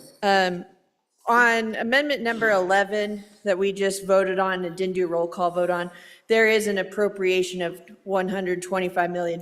So I believe that we need to take a recorded vote on that last amendment. We can do that. Yep, that was, we said that didn't need to at that time, so thank you for following up on that. We will certainly do that. Chief Clerk will prepare for that, and we will do that. Representative Lean, can you hold on to your deal there for a little bit. We'll go through this and just everybody stand at ease briefly while Chief Clerks gets this lined up.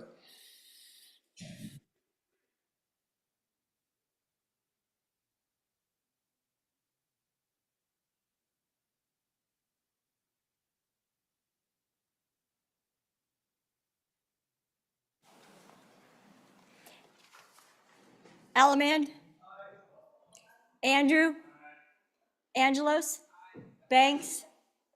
Excused. Bear. Brady. Bratton. Brown Gary. Brown Landon. Byron. Campbell Elisa. Campbell Kevin. Chestick. Clouston. Connolly.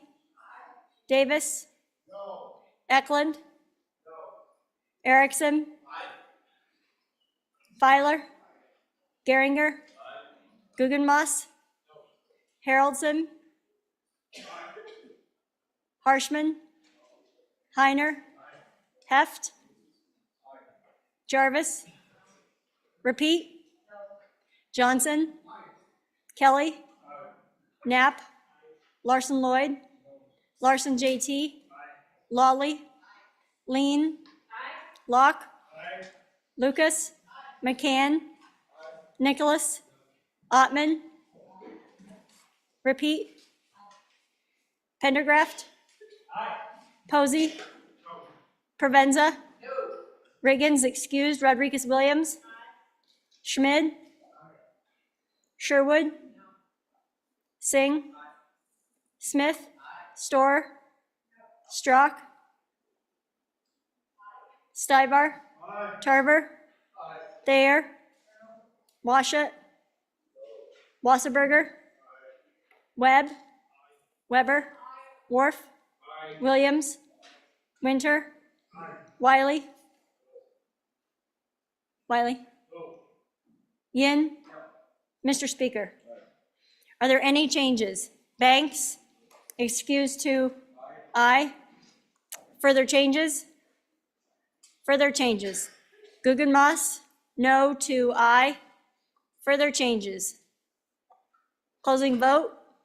Vote closed. 44 aye, 17 no, 1 excused. By your vote, you have chosen to adopt third reading amendment number 11 to Senate File 69. Now, back to Representative Lean.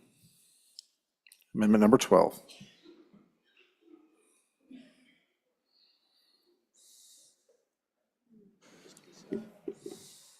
Thank you, Mr. Speaker. I move third reading amendment number 12 to House Bill, or Senate File 69 and ask for your favorable consideration. The amendment before you is removing the sunset date starting in 2027 and further on, up to the $1 million cap, but a 25% cut. And then it creates Section 3, which is the People's Ballot Initiative, that if it passes, this law will sunset, and if it does not pass, that this shall remain on the books. On and open to any questions. Any representatives? Representative Yin, first time, please. Mr. Speaker, thank you. So members, remember when we had this conversation about backfill, about how it wasn't sustainable? This gets rid of the sunset. It gets rid of the sunset. And if the 50-50 referendum or whatever passes, then we still have another 50% exemption and we will still have to backfill. So if you were for backfill, I want to know how we, and we adopt this, I want to know how we sustain this, because that leash that I was talking about that we have for our current backfill for sales tax on food now becomes an outright titanium chain, right? Like, we will never be able to reduce this without hurting every single town and community. So we will either hurt our towns and communities, or they will come at us and say, don't elect these people who just eviscerated our towns and communities. What do we do in 2 years after the backfill that we just put in the last amendment goes away? And then we're gonna have to put it in the budget every single year. Are we gonna continue doing that until we run out of savings? If we adopt this amendment. Thank you, Mr. Speaker.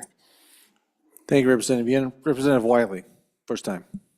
Thank you, Mr. Speaker. I'm a little confused. We're talking about the ballot initiative, and it's gonna be on the ballot. The people are gonna decide And now we're saying, okay, if you decide against it, we're still gonna force feed this down your throat. Here you go. Maybe it's not the people's initiative if they don't decide for it. What are we doing? Representative Kelly, your first time. Thank you, Mr. Speaker. It's no secret that I'm not exactly thrilled about the direction we're going, in the direction I want it to go. But at the same time, we have to understand when the winds shift. And we seem to be forgetting that this is not a unicameral legislature. So what we're doing at this point is strengthening our position here to get the best bill across that we can. This bill did not originate in this chamber. So if we send something back radically different, God only knows what's going to happen with that. Now, let's get back on this amendment. The 25% permit. As you recall with the backfill, it's on a 50% tax exemption with partial backfill. The plan, according to this amendment, is that the counties at that point will have adapted, tightened their belts, and be able to absorb the 25%. The backfill will stop, won't need to come in anymore because that partial backfill for the 50% will end. And there's the assumption here, we're hoping the counties will tighten their belts at that time. Or something better will have come up since then. But in this case, at the moment, reluctantly on and for the amendment. Representative Weber, for your first time. Thank you, Mr. Speaker. I am on and in favor of this amendment. I think it does what a lot of people in my area want, which is, they want a break from all the taxes that they've been paying, and I think this covers that. Thank you. Representative Bear, for your first time. Thank you, Mr. Speaker. On and for the amendment. I think this is a novel idea. I tell you, the previous two speakers ago just about said what I was going to say, but I think I can still clarify it a little bit more. So as the bill sits before this amendment, it's 50% off for the taxpayer with a price tag of around $400 million because there's no land in it for the 2 years. We just put a backfill in of $225 million. Let's just call it $200 million, just for round numbers. So the reduction in revenue to local governments, your special districts, all that, is $200 million over 2 years, $100 million a year. Pretty simple math. So that lasts for 2 years. Remember, those governments, $100 million a year. With this amendment, what happens is that $100 million a year that they've already tightened their belts for, because we didn't give them 100% backfill, will be exactly the same for perpetuity. So what they've already tightened their belts for, it's what they're already used to. What the taxpayer is going to see is a little bit different. They're no longer going to receive a 50% reduction in their property taxes after those 2 years. It'll still be at 25%. So their taxes will naturally go up, but they're still getting a break, and local governments are still paying the same thing they were. And I want to try to put a little focus on what is the real cost to the local governments. And it's different for every county, it's different for every city, it's different for every special district. But what we haven't really kind of drilled down on and looked at is the fact that other than the special districts, the cities and the counties are having various different sources of revenue besides residential property tax, which is what we're dealing with. So if you look on average, it's about 10% of those entities' revenue that we're talking about. When you cut that in half, which is what we do with a 50% reduction, it's 5%. So we're really talking about a 5% reduction in the revenues. And then we're doing a backfill for half of that. So it's 2.5%.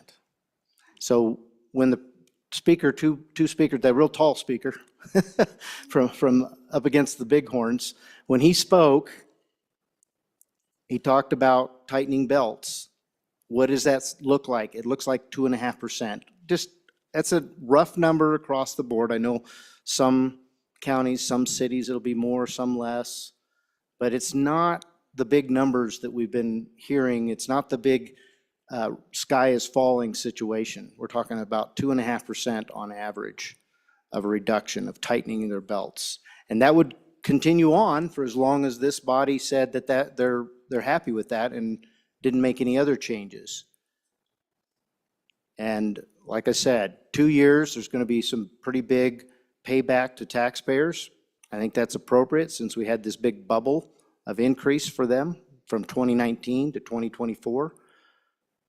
But then we're going to keep it going as governments tighten their belts and the taxpayers get used to a certain level of taxation. So on and for the amendment, I think it's a great idea. I do think it impacts the ballot initiative, but probably in a good way. I think it makes it something that both governments, businesses, and taxpayers, residential taxpayers, can get their minds wrapped around what's the future look like. So I really like the bringer bringing this new novel idea, and I'm all for it. On and for the amendment. Representative Campbell, first time. Thank you, Mr. Speaker. On and against the amendment, and here's what I would ask the bringer to explain to me.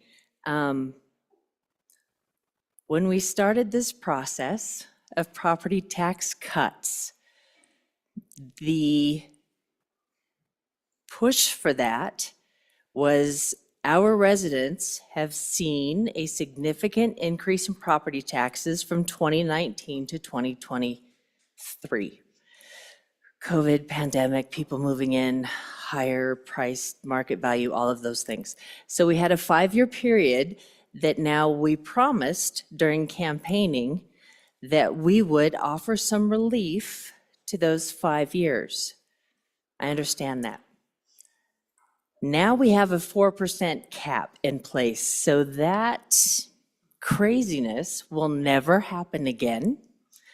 So we want to make sure we give them back some of what was lost during those 5 years of insanity. Okay, I'm on board with all of that. What this amendment says is now that we have solved that problem, we are going to continue to punish our cities and counties forever. Forever. We will take 25% of their revenue forever. Why? We've already solved the problem. So why are we punishing local governments forever? That makes no sense to me. And I am going to push back on the last speaker that it's a 2%. That is magical math, magical math. Because I will tell you, for my city alone, our general fund that budgets all of our operations, 16% comes from residential property taxes. That's almost a fifth of our budget. A fifth. Almost 20% comes from residential property taxes. So we take 20% of our budget, you can cut that in half or whatever, 10%, but it's not 2%. It's a significant number, and that's just one municipality in my county, 16%. The smaller ones, it's more than that.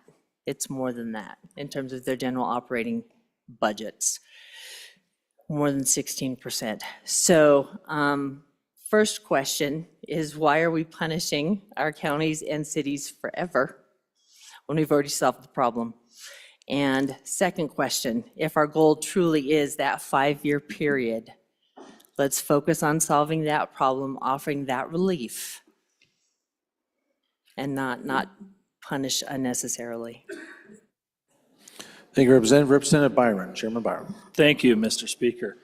To the good bringer from the central part of the state, or anyone else that might want to help us out here, how does this amendment interact with what we did in the 67th, or the refund program that currently exists, or the long-term, the over 65 lived here for 25 years, or the exemption we give our great veterans? I mean, if these folks that have lived here for 65 years and, have lived here for 25 years and are over 65, and they get 50% off, do they get now 25% more off? So are they now paying 25% of what we're all paying? I'm starting to get lost on if we're starting to continue to reduce it. And I mean, ultimately, maybe the goal, and it's been communicated, is zero, don't pay any. That's a conversation potentially for another day. Probably would get a lot of traction here. But what I can't figure out is how this amendment, if it gets morphed into this bill, interacts with all of the other things that we've already done and previous bodies have already done. The reform, the relief that we've provided to our people. So if anyone has time, or the good bringer's busy jotting stuff down, wants to answer that question, I think it really brings some clarity to this pretty foggy discussion. Representative Johnson. Thank you, Mr. Speaker. I am on and for this amendment. This fish is getting bigger, and we are talking about food on the kitchen table. Thank you. Representative Harshman, first time. Thanks, Mr. Speaker. Ladies and gentlemen, this was a handout, and I apologize, I forgot to initial it. It's yellow. It's the cost of this amendment. It says 25% of 1 million, amendment number 12. Now, this is the cost ongoing. The cost for the next 2 years is $200 million out of the LSRA. So that'll put us down 700 million, 600 million. That'll drop our bond rating. We've been the envy of other states. I don't know why we're trying to destroy it, but anyway, so that'll take that down. And then no backfill, and this is what it costs, 128 million a year. Now you can see the locals on the right. It's about 47 million, 48 million combined, and then the school piece. And schools will get funded, I know, we've heard that. But that'll be in a later budget amendment or something to buy printing presses or gold or something, but I don't know. But we're gonna have to find a way to figure it out. So that's the cost ongoing. Thank you. On and against. Representative Clausen, first time. Thank you, Speaker. I don't hate this one. There's one amendment I liked a little bit better, and that got voted down, but here we are. So I do have one question to the bringer. What happens if property taxes go down? We start to see our values go down. Does the 25% reduction stay in? Thank you. Representative Larson, JT. Thank you, Mr. Speaker. Just a question for the bringer. We're contemplating, waiting to see what happens with the People's Initiative and their vote on that. Why don't we send this implementation to the voters as well? Did you consider that in drafting in the amendment, or have you considered that at any point? Just a question there. Representative Larson, Lloyd. Thank you, Mr. Chairman. And as we've talked about some of these things, one of the questions that keeps coming to my mind and has come to some of the assessors' minds is, what if we put this into place, what other programs do they get to participate in as well? So if you're a veteran, do you get the 25% property tax and the veterans exemption? Do you get, or if you're just qualified because of income, do you get the property tax relief plus this relief? Do you get if you're a long-term homeowner and you get that 50% plus another 25%? We've got a number of these programs out here, but there's no language that I've seen yet on any of the bills or the amendments that limit. And so I'm just assuming that they, take advantage of wherever you can. And so if maybe on this amendment, if somebody could help me understand if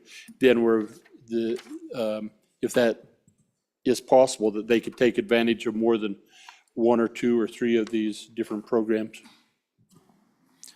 Thank you, Representative Larson. Any other members for the first time? Representative Brady, first time. Thank you, Mr. Chairman. Just thinking about when it was mentioned, if these other pieces already in play, 4% cap, long-term homeowners exemption, it's already written in the bill that I don't have an option to take advantage of both. So I just wanted to clear that up. And again, I'm going to keep fighting for the people and their money. And so I'm for the amendment. Thank you. Representative Singh, first time. Thank you, Mr. Speaker. I am on and for this amendment, folks. I think this is ideologically consistent with the conversations that we've been having about the desire for long-term solutions to what is the people's problem that for whatever reason they feel as if they are being taxed too much.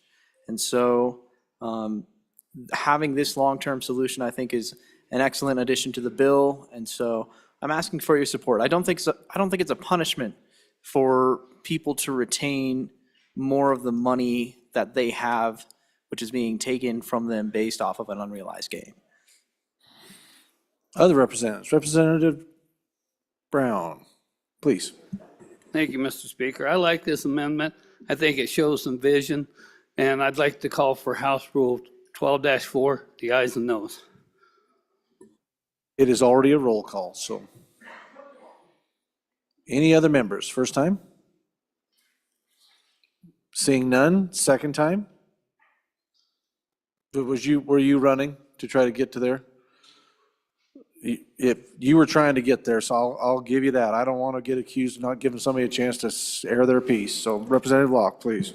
Thank you, Mr. Speaker. And just really quick, there was a question asked about long-term homeowners and some of these other packages. Just to give you guys a real quick feel. The original Senate File 69 had it clearly documented in there, still in the bill, that if a person selects the long-term homeowner exemption, they do not get this exemption. That was actually placed in that bill originally. And then some of the programs do still remain in place. So for example, for the people who are, for the refund program, and some of those programs will stay the same. But I just wanted to at least clarify that one point. Okay, next, second. Anybody for the second time? Representative Campbell, you were headed that way. Representative Yin, can you get there quicker? All right, we'll wait for Representative Campbell. Please, Representative Campbell, proceed. Thank you, Mr. Speaker. On and against the amendment, and here's my reasoning, and this is referencing a couple of things that have been said. As far as property taxes, we've been taxed on unrealized gains. It's not fair to continue to pay taxes. Here's what I have learned in the discussions over this last year. So at the state level, there's a 4% tax on goods, right? Why? Because those are things common throughout every county, every city, every town, across the state. Here's what we have in common that we can all be taxed on to pay for the services we receive from the state. Cool. So now we look at the revenue for the services we pay in our cities and counties. What is the one thing that is unique to each county, common between all of the residents, and doesn't wander out of the county? It's the property. That is the one thing, the one good we can tax to pay for the services. The property in Natrona County is unique to Natrona County, and it's in common with all of the residents. So all of us pay taxes to generate money for the services we receive. It has nothing really to do with how long we've owned it, whatever. It's the one good that we can tax that is unique to the county. We could tax trees, I suppose, because they are unique to the county. That is the one thing, that is the one good. So it has nothing else to do with anything else other than the one good that we can tax to pay for these services. So my proposition would be, if we want to continue to cut property taxes for 25% every year, you are agreeing to 25% fewer services. I will take 25% less water. I will take 25% less garbage pickup. I will take 25% because that's what I'm agreeing to. I'm agreeing to pay for less services. You want to eliminate property taxes altogether? Cool. Have every single resident in your county say, I am no longer receiving services from my county, from my city. I don't want to pay for them, so I am waiving. I don't want any services, ever. That's what we're saying. You want to cut 25% forever? Agree to 25% fewer services. Representative Yen. Mr. Speaker, thank you. So I'm glad that we had the conversation that we have no intention of continuing backfill. So we'll have that 50% of the 50%. So we'll have essentially 25% backfill for those 2 years, and then we'll cut the exemption down from 50% to 25%. So we'll have that 25% going forward. And so we're saying, you know, this way we can be honest, if we're voting for the amendment and voting for the bill, that we are going to go home and tell our towns and counties and our constituents that we're cutting your local budget by 25% of the residential property tax. Just so, I just want to be clear that that's what we're going to go home and tell our constituents is actually happening. I think it's really important that people realize that this isn't a haircut.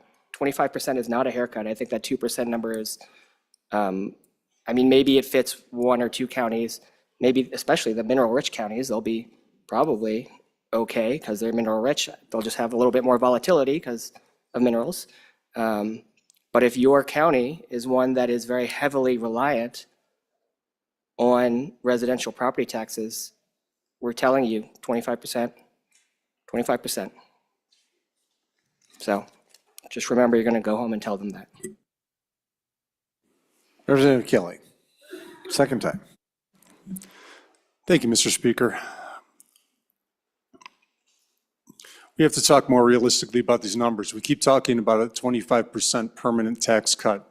Again, that is 25% of residential property taxes structure only. We have commercial, we have agricultural, we have sales taxes.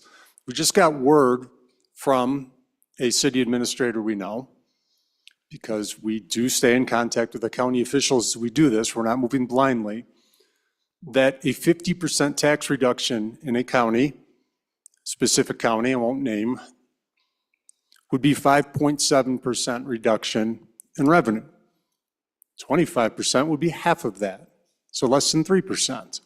So we're not talking about a quarter reduction in services if perpetually a county has to trim its budget less than 3%. Representative Baer, second time. Thank you, Mr. Speaker. I believe the previous speaker just cleared a lot of it up, but I love the example that the good representative from the middle of the state brought about her community. She had one of her local governments had 18% of their revenue is from residential property tax. So 18%, and then we do a 50% reduction in years 1 and 2, makes that 9%, 9%.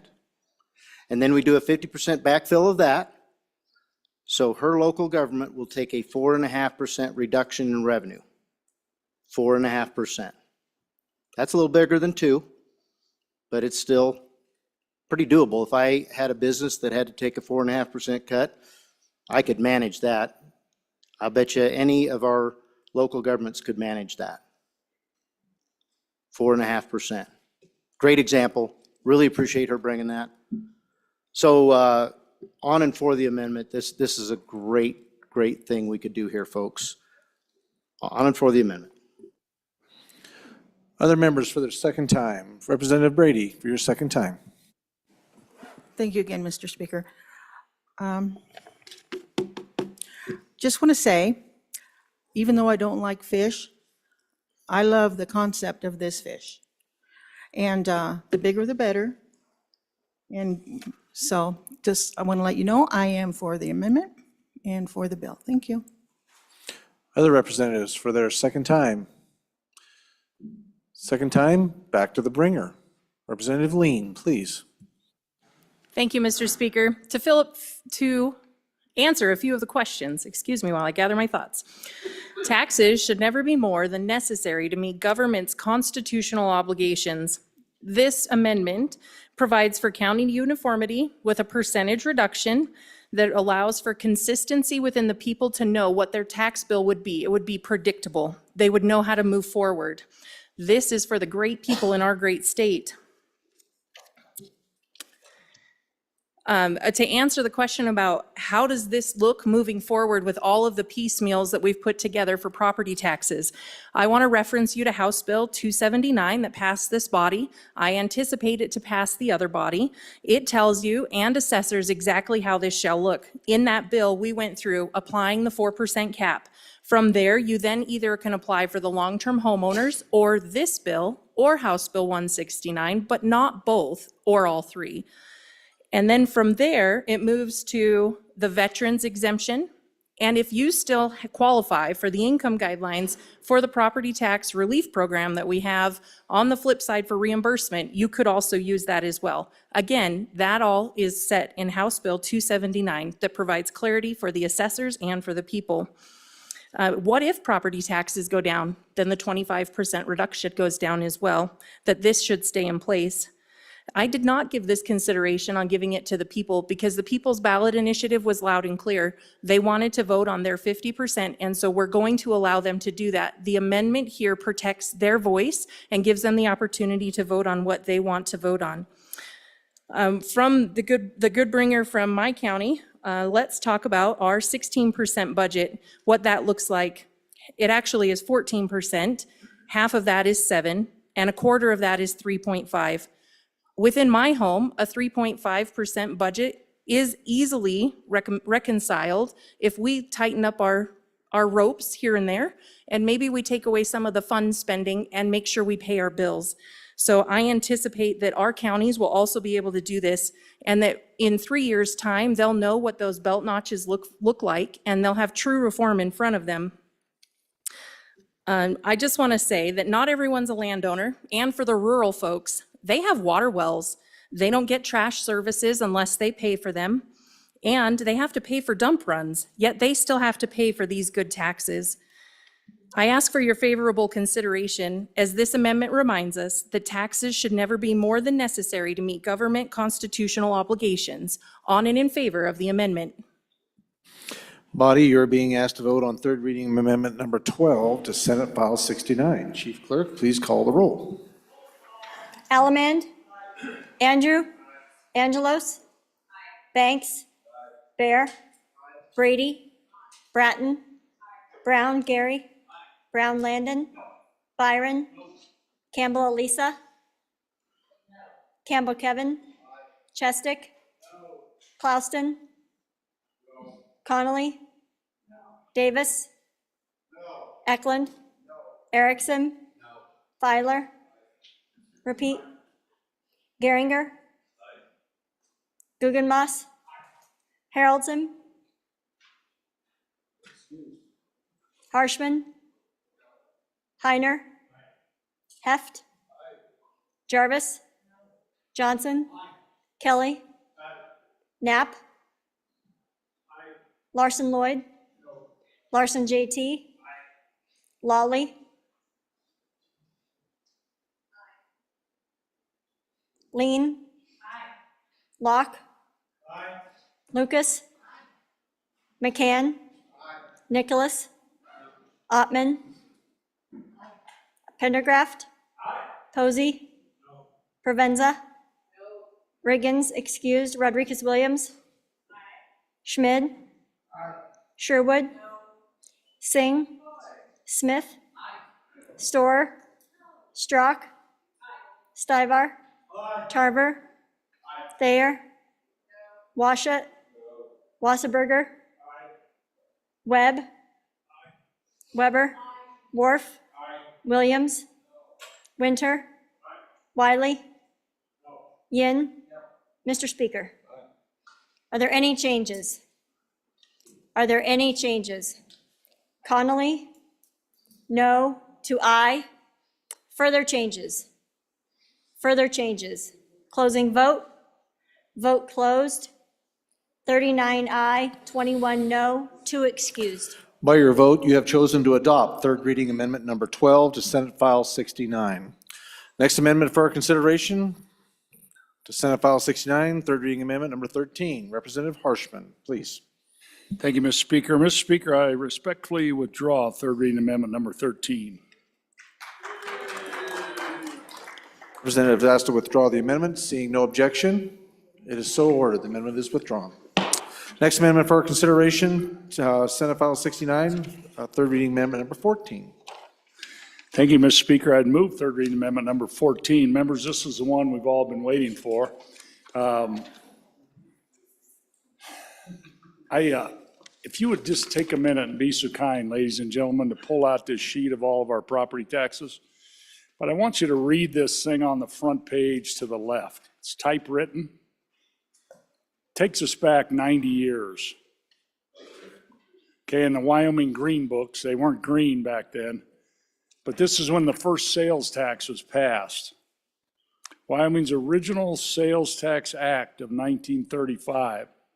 So if you just take a minute and read that, read along, I'll maybe read out loud while you read it, but it's the act has for its primary purpose the relief of property tax.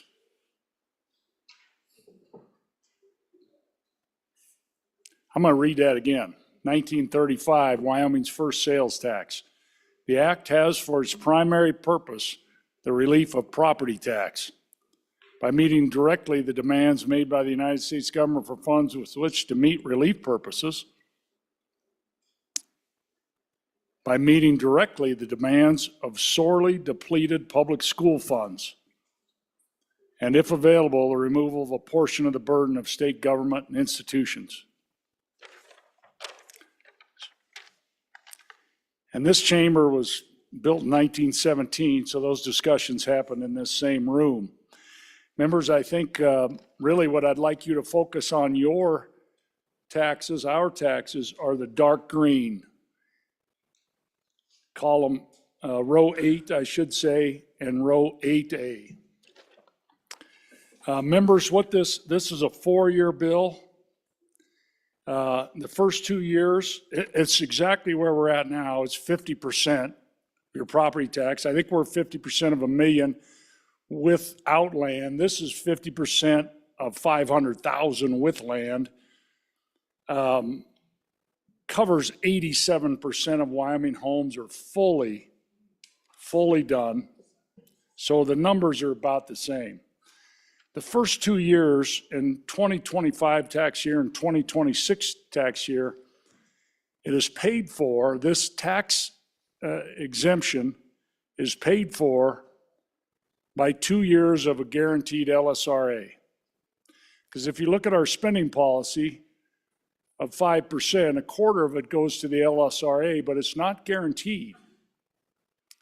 And so this would change that and guarantee to make sure that we don't deplete our LSRA. It is now, and particularly if with the BRA account, his budget reserve account goes away, if the spending policy is reduced to 4.5, if the SIPA is taken out, like all these proposals, the LSRA has to remain strong, and it's under $1 billion right now.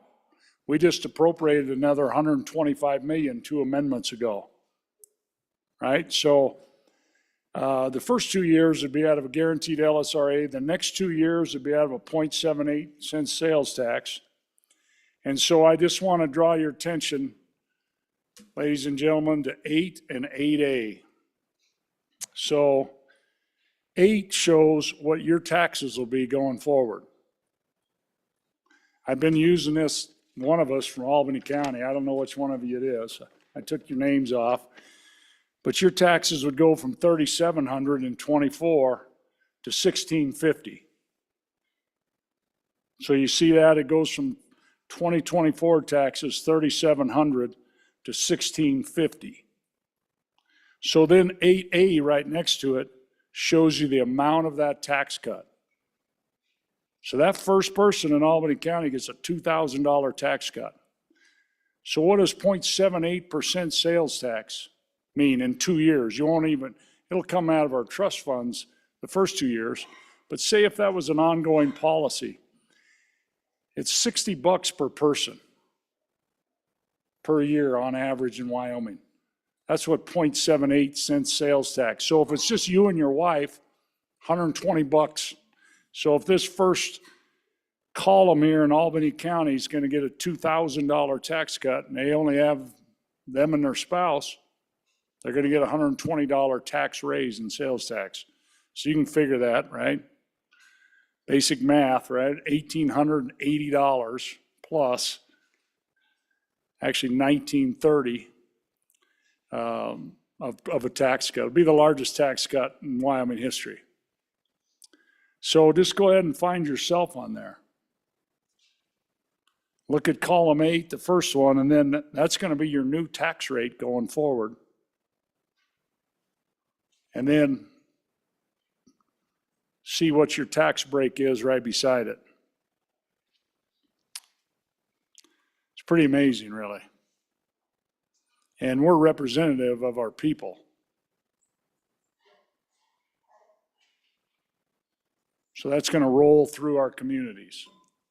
Now, I've always tried to do this thing and change it, but I just did it on a 2-year deal. Let's do a 2-year test run. So we got 2 years of this 50% paid for by a guaranteed LSRA, no 0.78, no tax increases, but we're not dropping the LSRA down to the danger level, and we're not going to lose our bond rating. We're not going to create a crisis in this state. And then for 2 years, we have this 0.78. And it's the same principles. Members, if you want to flip through it that I brought to you before, on page 3 of the amendment at the bottom, this would not affect any projects that are under industrial siting. So if you got a big project coming in your county, they're not going to get a 0.78 raise. If for some reason there's more sales tax money than is what's needed, the governor can reduce that amount. And then, when the exemption, if and when the exemption goes away, the sales tax goes to 0, and that's lines 20 through 23 on page 4. But I just think, heard a lot about House Bill 203 from last year. Still was on the phone this weekend, people call me, when is that going to happen? And you see all of our neighboring states now are talking about it. We're really the only ones in this unique position because our sales tax is so low already. Got the lowest of everybody except for the state north of us that doesn't have sales tax, they have an income tax, much higher property taxes.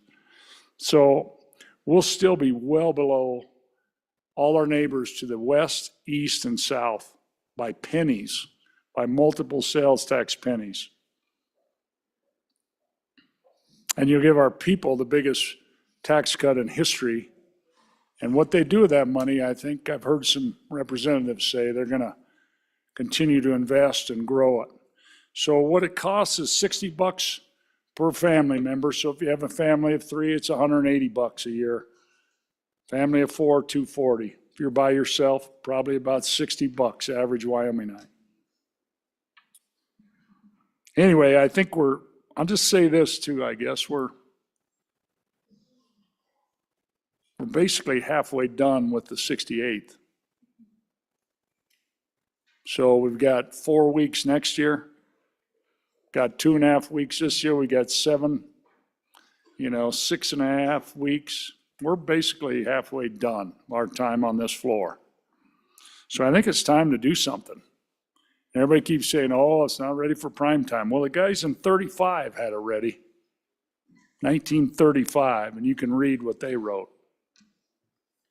So it'd be nice to kind of pass something big out of here and go to the other end of the floor, and because we already got 169, same as this.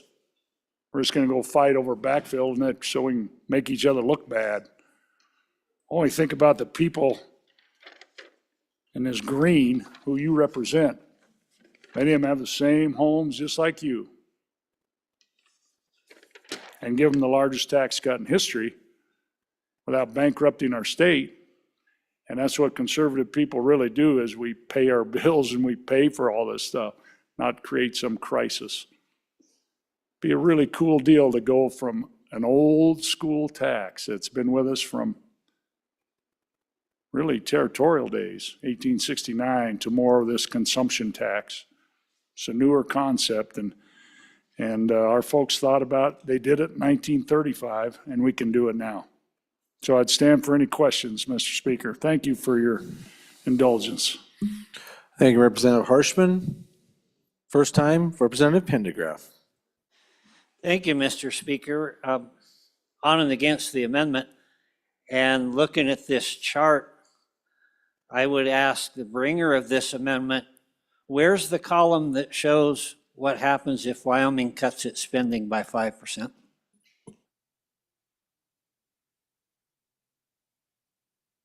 Any other members for their first time? Representative Larson, Lloyd.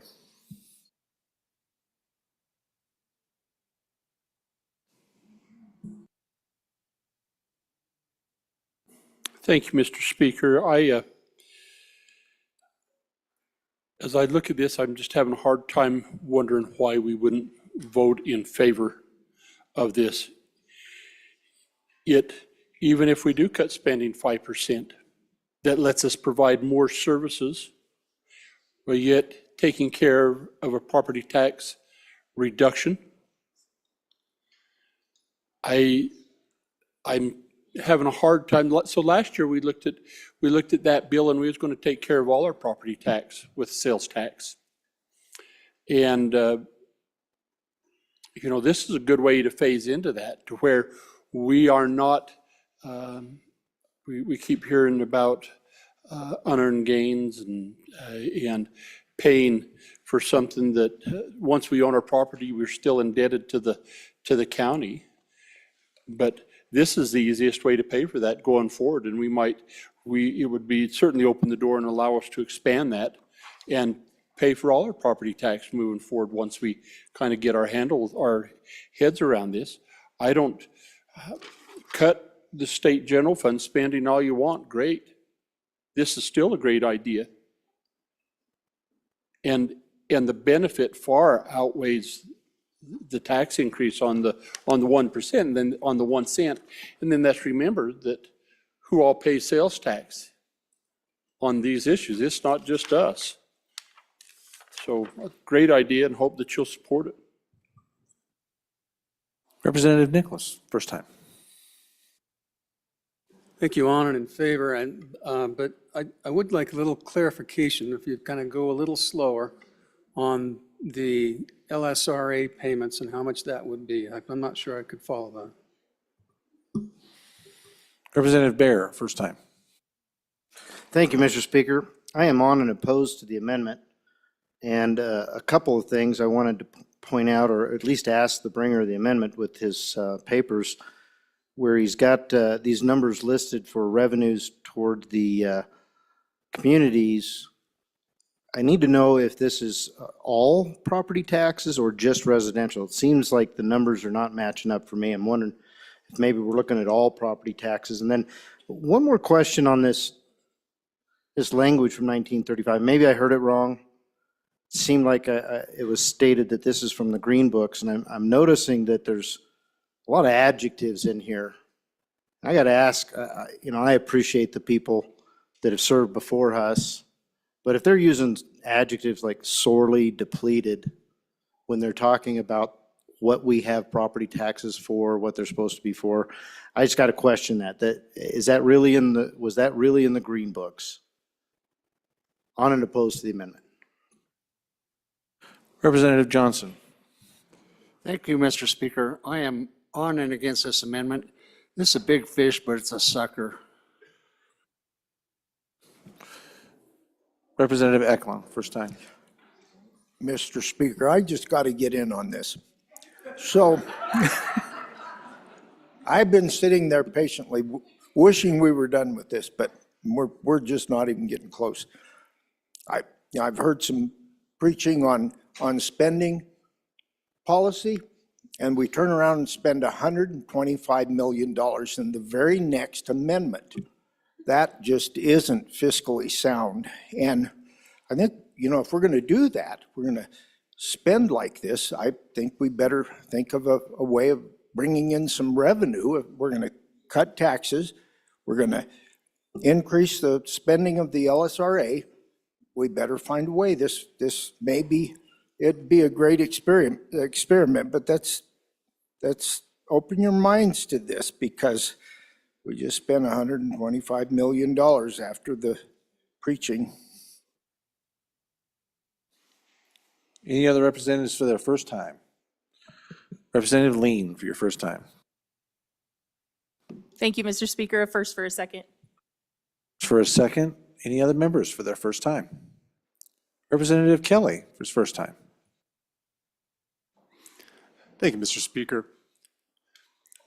On and against the amendment. Now, I do have to say that if I could just wave the magic wand and all property taxes disappeared, and we could replace them with a consumption tax, a tourist picked up a fifth of everything, I would say yes. This is not a bad idea. And I understand that the bringer of the amendment has said, he's brought this before, and people say it's not ready for prime time. I don't have enough research on this. I haven't spoken to enough people in counties how refocusing revenue at the state level collection and then more direct distributions to towns versus the property taxes of allowing them to collect their own taxes. Maybe it's because it's getting late. This is starting to muddy the waters for me, but I'm going to be a no on this amendment. But I would love to keep exploring this idea of replacing rent on our properties with a consumption tax. Any other representatives for the first time? Representative Locke, first time, please. Thank you, Mr. Speaker. First for a second. First for a second. Any other members for their first time? Representative Connolly? First time. Chairman, was that a question? Well, it kind of sounded like one if you wanted, yeah. But anyway, you go ahead if you so desire. Well, I've actually had a number of folks in my district come to me with the idea of doing the sales tax rather than the property tax, feeling like it was a more equitable way to pay for services. So I'm really interested in this concept, and I don't know if this is the place to put it through or not, but I really think it's a good idea worth exploring. Representative Geringer, for your first time. Thank you, Mr. Speaker. I, in part, agree with the good representative that's a tall drink of water, long drink of water, whatever you want to say. So I like the idea of the consumption tax. I think by implementing that and not taking away the property tax, it does leave us open for increased property taxes down the road. And that's part of the issue that I have with it. I do like the fact that it spreads the cost of the services that we enjoy out a little bit more than just placing a more extensive burden on those that happen to have a bigger property, a bigger home. I also like the fact that, you know, when I go down to the state to the south of us, or when I go to visit my grandson in the Lone Star State, I'm paying, and we'll just take it back to the state to the south of us. Anytime I buy anything down there, I'm paying a lot more sales tax than what I'm paying here. And so I'm paying for a lot of what they enjoy down there. And so to actually bring that back up to this state, to say, you folks that come up here, you're going to help pay for the services up here too, just like I pay for your services down there. And so I like it from that perspective. But I think my biggest hurdle is, I'll go back to the one that we're implementing something without taking care of the long-term ramifications of what it means for property tax. And that's what I don't like about it. So I think as I stand here and talk it through, I think I am against this amendment. Representative Alleman, for your first time. Thank you, Mr. Speaker. As most of you folks in here know, a year ago, I was all over this. I loved this idea. Then I get home and the oil city of the West raises our sales tax 1 cent. People in my district were mad because they received no services, but yet they have to buy in Casper or in Oil City because that's where all the services are. And one thing I kept hearing from my very best supporters was all you're doing is trading one tax for another. Thank you. Thank you, Representative. Representative Brown. Gary, please. Thank you, Mr. Speaker. My friend from my county a couple speakers ago said that we're spending another $125 million. We're not. We're giving it back to the people. We're giving it back to the people it belonged to. We're not spending it. Representative Webb, your first time, sir. Thank you, Mr. Speaker. Over the last over the last year anyway, I've heard the debate back and forth about trading one tax for another, but I've never got the direct answer like it was kind of inferred just a little bit ago. What happens to property tax should you do something like this? Does it go away, or is it just out there and we can resurrect it anytime we want to? Representative Larson, JT, go ahead.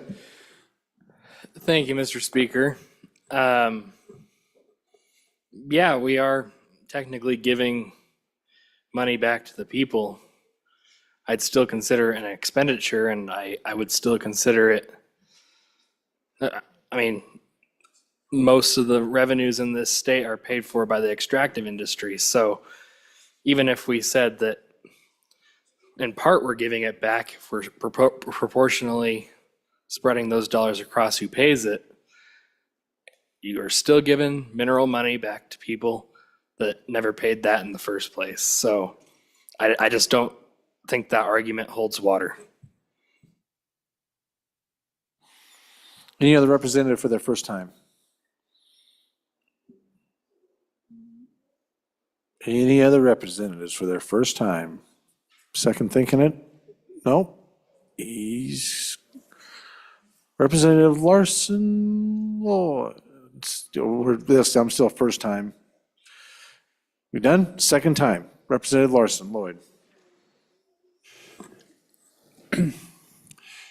Thank you, Mr. Chairman, or Mr. Speaker. I'd like to talk about a couple of things, and we talked over here about this is interesting, but how do we get it implemented? How do we distribute it back to the counties? How do we do? That's the beauty of this, is the department that collects sales tax already has a distribution system set in place because they distribute it back to the counties as they collect it now. And so they would have to they would collect another 0.78 or 1 cent and distribute it back to the counties and to the school districts for the property tax, the 25%.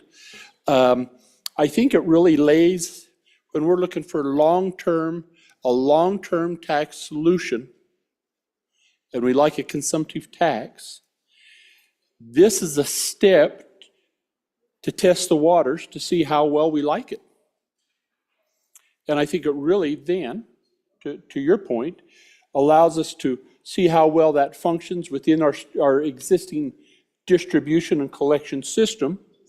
And then if we like that, we could further put that burden on the consumptive tax. And then we're not having a bill twice a year or once a year that people who are saying, man, we're paying it as we go every time we go to the grocery store. Or not, but somebody is, and it's being collected and distributed back to the counties. The question up here from the land of where Mr. Bridger lived, would property tax go away? No. It's just being paid from a different source. And so the value, the assessed would still be there, but we would be able to, how we pay for it is a different way of paying for it. I think that And note in the amendment that this excludes those industries that are part of the Industrial Siting Act. So those that we're taking from robbing Peter right now to pay Paul are not going to have to pay that. I just think I would really encourage us to adopt this amendment and see how we can massage it and mold it into really doing a long-term tax relief that's in its purest form and not a 2-year stench or in having to make up and it's going to have an overall benefit back on our LSRA. I think it really is a great idea and again would encourage an aye vote. Any representative second time? Representative Lean for your second time. Thank you, Mr. Speaker. I just want to bring your attention to what this is modeled after. It was called the Temporary Emergency Sales Tax Act of 1935. Temporary emergency. I want to say that here we are some years later, and we're now from 2% to 4%. We're no longer in a temporary emergency as the Great Depression has seceded, and we're still imposing this tax. So my question for you would be, why would we put this in play and raise it on our people? Next, unless every tax is specifically tied to a specific service, government funding is always redistributive. From your schools, your counties, your towns, your tourist tax dollars, it is all redistributed dollars. Therefore, your socialism argument is mute. Representative Nicholas, please. So I think, ladies and gentlemen, we kind of know where this is headed. But what's just amazing to me that we have the opportunity to basically redistribute, probably $110, $120 million to the pockets of our citizens by going down this road and literally saving, if you look at how much you save, times that by the population of the state of Wyoming. And yet we're treating it like it's a pox. I think we just got to have an open mind with this and try it. What's the risk of educating ourselves to the point where you know the risks, you know the ups and downs, and you actually want to help save the state and not raise property taxes and make life better for the folks in Wyoming. It's right in front of us, ladies and gentlemen. Representative Larson, JT. Thank you, Mr. Speaker. I would say if you want our state to be solely funded by residents, so that way your argument holds water, then get rid of the mineral tax if you don't want that money. If you want to continue making the argument that it's not socialism, then get rid of the mineral tax. If you don't want to take it, and so just get rid of it. Any other members for their second time? Second time? Seeing none, to the bringer, Representative Harshman, please. Thank you, Mr. Speaker. Appreciate the questions. I'll try to start with the first question and work. I tried to keep track of them. First question was from the representative from Sheridan County and about what does 5% cuts look like, cuts in the sales tax. But I think really, I think we want to think about, the experience we've had with the 68's Appropriation Committee.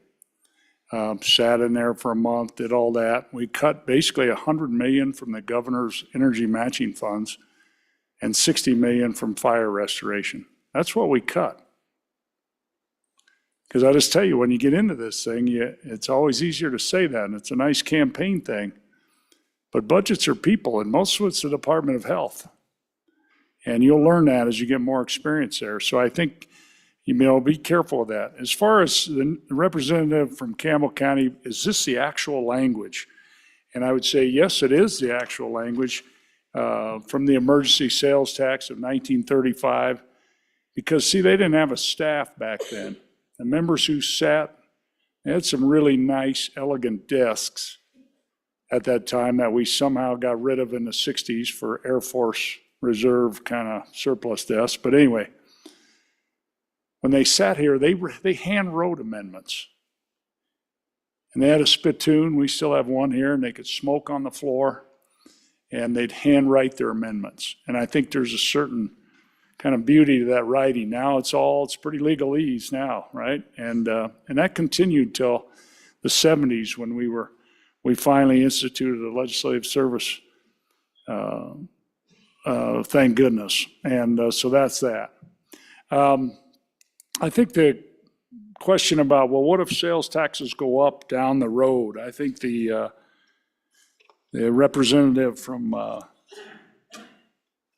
Laramie County said that, and I think you just go to, that was a question we talked about last year too, and I think it's a good question. You go to page 4 of this amendment, and it talks about on lines 20, Roman 3, the additional rate specified shall be reduced to 0 for any reason exemption is unavailable for that year.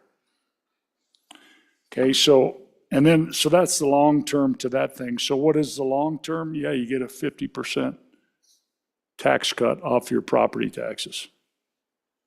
And you can see what it affects and how it affects you. Be the biggest tax cut in Wyoming history, the most money put on any kitchen table ever in our history.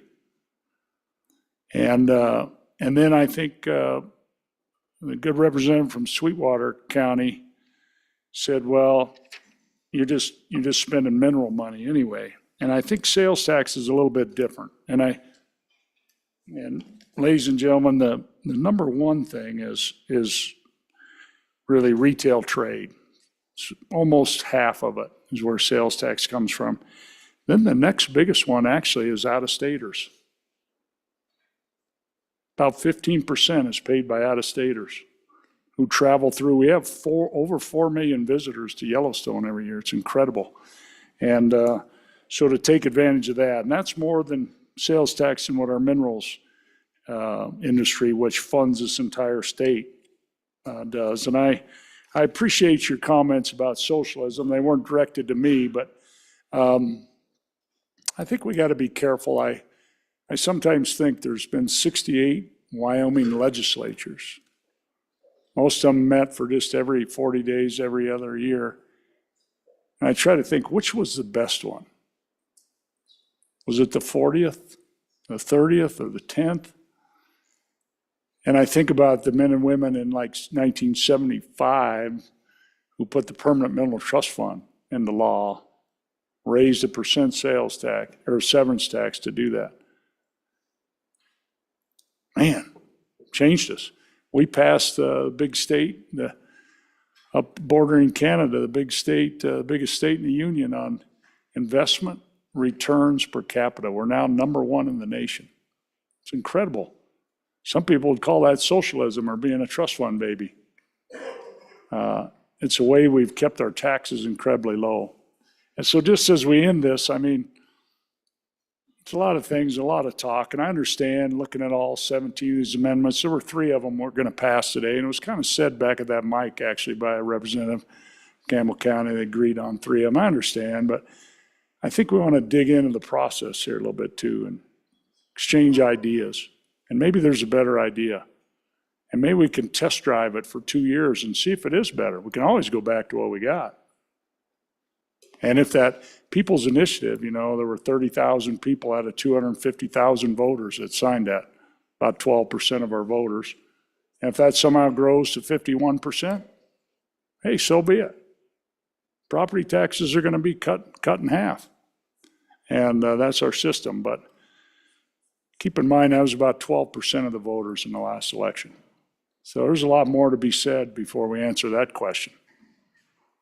So members, I think it might be the coolest thing that the 68th ever does. Everybody just give the loudest aye vote of all time, and we send this bad boy down the hall. And then you change the state. So thank you for the debate. And I'd call for the ayes and noes of 12-4, Mr. Speaker. We'll need, it's already going to be, yeah, okay. So we've got a Thank you. recorded vote. Thank you, Representative. Body, you are voting on third reading amendment number 14 to Senate File 69. Chief Clerk, please take the roll. Allemand? Allemand? Andrew? Angelos? Banks? Bear? Brady? Repeat? Bratton? Brown Gary? Brown Landon? Byron? Campbell Elisa? Campbell Kevin? Repeat? Chestick? Clauston? Connolly? Davis? Eklund? Erickson? Filer? Geringer? Guggenmoss? Haroldson? Excused Harshman? Heiner? Heft? Jarvis? Johnson? Kelly? Knapp? Larson Lloyd? Larson JT? Lawley? Lean? Locke? Lucas? McCann? Nicholas? Ottman? Pendergraft? Posey? Provenza? Riggins excused. Rodriguez Williams? Schmid? Sherwood? Singh? Smith? Storr? Strock? Stivar? Tarver? Thayer? Washut? Wasserberger? Webb? Weber? Worf? Williams? Winter? Wiley? Yin? Mr. Speaker, are there any changes? Are there any changes? Campbell, Kevin, aye. To no, further changes. Further changes. Closing vote. Vote closed. 18 aye, 42 no, 2 excused. By your vote, you have decided not to adopt third reading amendment number 14 to Senate File 69. Next amendment for our consideration, number 15, Representative Harshman. Mr. Speaker, I'm going to introduce this and then quickly withdraw it. I'd move third reading amendment number 15. Members, this is just a smaller bite of the apple. It's the orange. It's 0.45 sales tax, which is about $34 a year to the average Wyomingite. And you could see what your property taxes would be, 25% for this $500,000. You can see that in 9, column 9 is your property taxes, and 9A is your tax reduction. So if you look at that sheet, it's 9 and 9A. It's a beautiful colored orange. Yeah, it's interesting to look at ours. So with that, I'm going to withdraw the amendment, Mr. Speaker. Representative Harshman is asked to withdraw the amendment. Hearing no objection from the body, the amendment has been withdrawn. Next amendment for our consideration, Senate File number 69, third reading amendment 16. Mr. Speaker, these 16 and 17 are both paid for, so I'm going to withdraw amendment number 16 is the LSRA pay for. Backfill, I'd withdraw, please. Without objection, amendment has been withdrawn. And then, Mr. Speaker, on third reading amendment number 17 is actually that 0.45 penny to pay for education and pay for our demands of our sorely depleted public school funds. So I'm going to withdraw that, Mr. Speaker. Thank you. Without objection, the amendment has been withdrawn. Moving on to amendment number 18, Representative J.T. Larson, please. Thank you, Mr. Speaker. At this time, I respectfully withdraw third reading amendment number 18. Without objection, 18 has been withdrawn.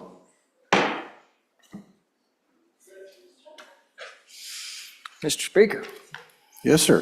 Can I I help you, don't want to get in Representative? trouble, Mr. Speaker, so I'm not going to say that this thing keeps shocking me. But if it keeps shocking me, Mr. Speaker, I would move third reading amendment number 19 and ask for you, these bodies, at least favorable consideration.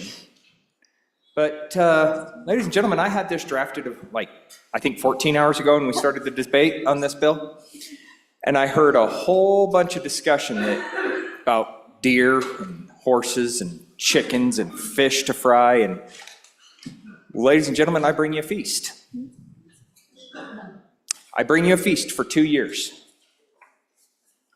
100% property tax reduction. Go home and tell your constituents you voted on the largest property tax reduction in state history.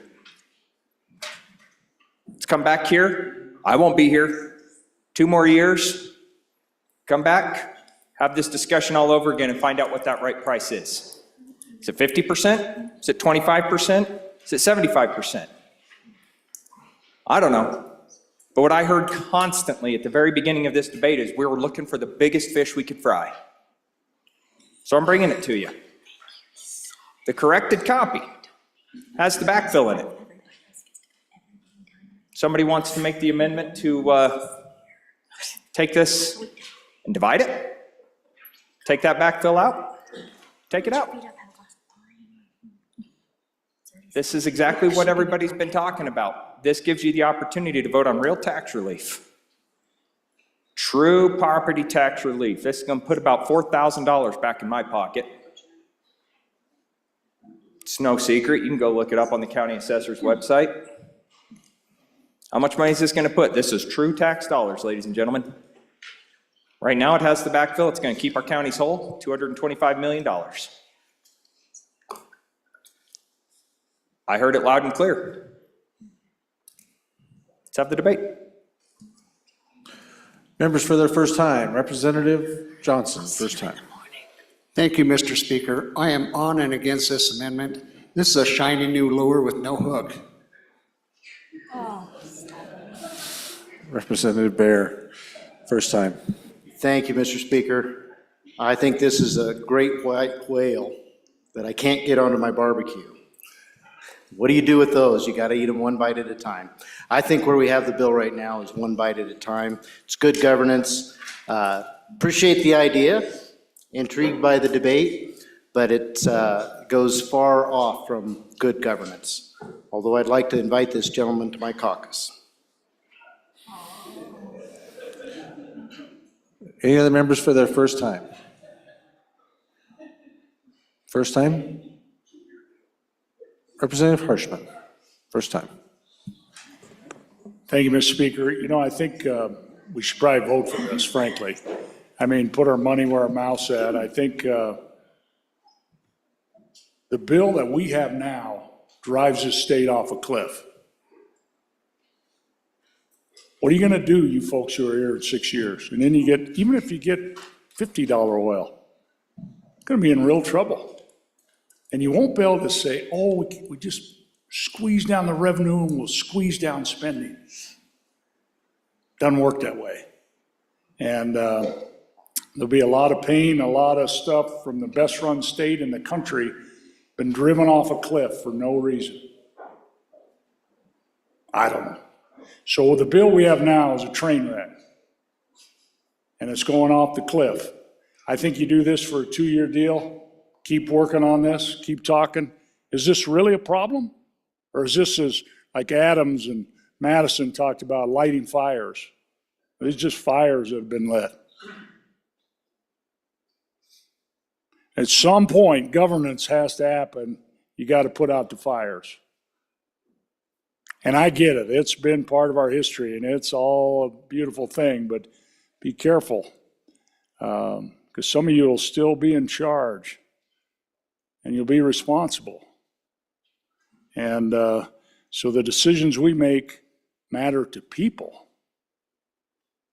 That's what good governance is.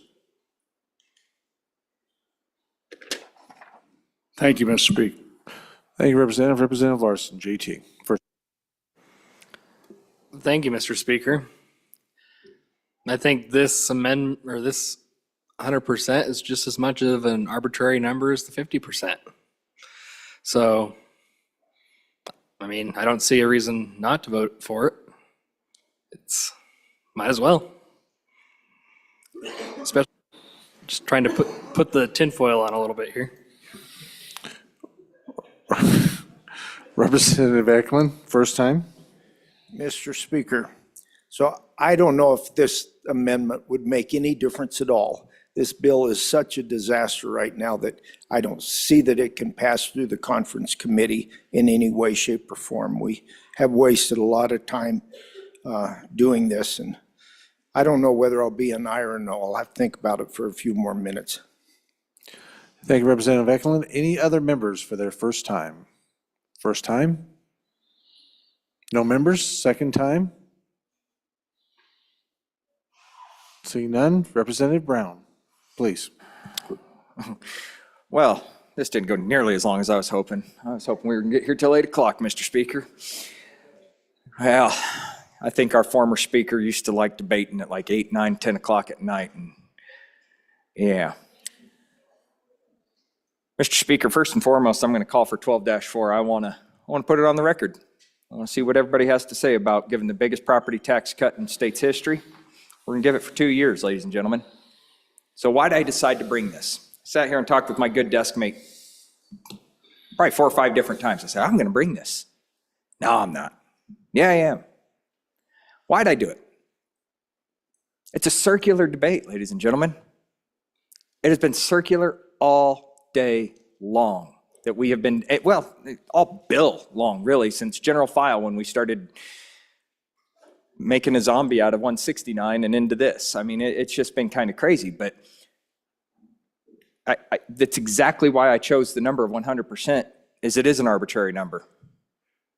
But if we're actually going to make a difference in people's lives and put money back on the table, no, I'm just going to let them keep it there for the next 2 years. Then the next legislature can come in here and battle this one out. Then the rest of y'all can have this discussion with your constituents when we come up here, that they really liked having that $3,000 or $5,000 or $9,000 or up in the land where the pointy rocks are at, you know, the multiple tens of 20s of 30s of thousands of dollars in property tax. They're going to like that. But I also put the backfill in here. Why did I do that? Well, if we're going to make a statement, make ourselves feel good about taking care of our counties and governance, and we're doing those types of things, we may as well put our money where our mouth is there too. I think it's a really, really kind of shame that this is what it actually came to, in my opinion. We defeated every amendment that came up with a different option. Something else to change the way we do business. And we have this monstrosity of a amended bill that we had to have our staff take time and rewrite a bill for us. And I think even after third reading, none of us really can go back home this weekend and probably say what this bill does. I could probably figure it out after a little while, but 100%. Now your counties are going to be more dependent on the state more than ever.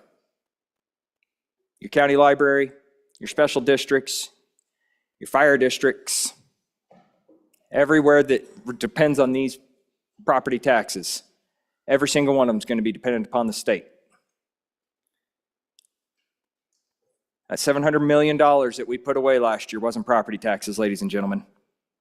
Those property taxes went to your communities. Local communities. I'm just trying to keep all $4,000 that I paid in property taxes back on my table. Do it for 2 years and then let you guys decide how to do this in the future. So again, Mr. Speaker, I'll call for that 12-4. You know what? It's already there because we've got the appropriation in there. So yep. On in favor, ladies and gentlemen. Members, you are voting on third reading amendment number 19 to Senate File 69. Chief Clerk, please call the roll. Allemand? No. Andrew? No. Angelos? No. Banks? No. Bear? No. Brady? Bratton? Brown Gary? Brown Landon? Byron? Campbell Elisa? Campbell Kevin? Chestick? Clouston? Connolly? Davis? Eklund? Erickson? Feiler? Geringer? Guggenmoss? Haroldson? Excused Harshman? Heiner? Heft?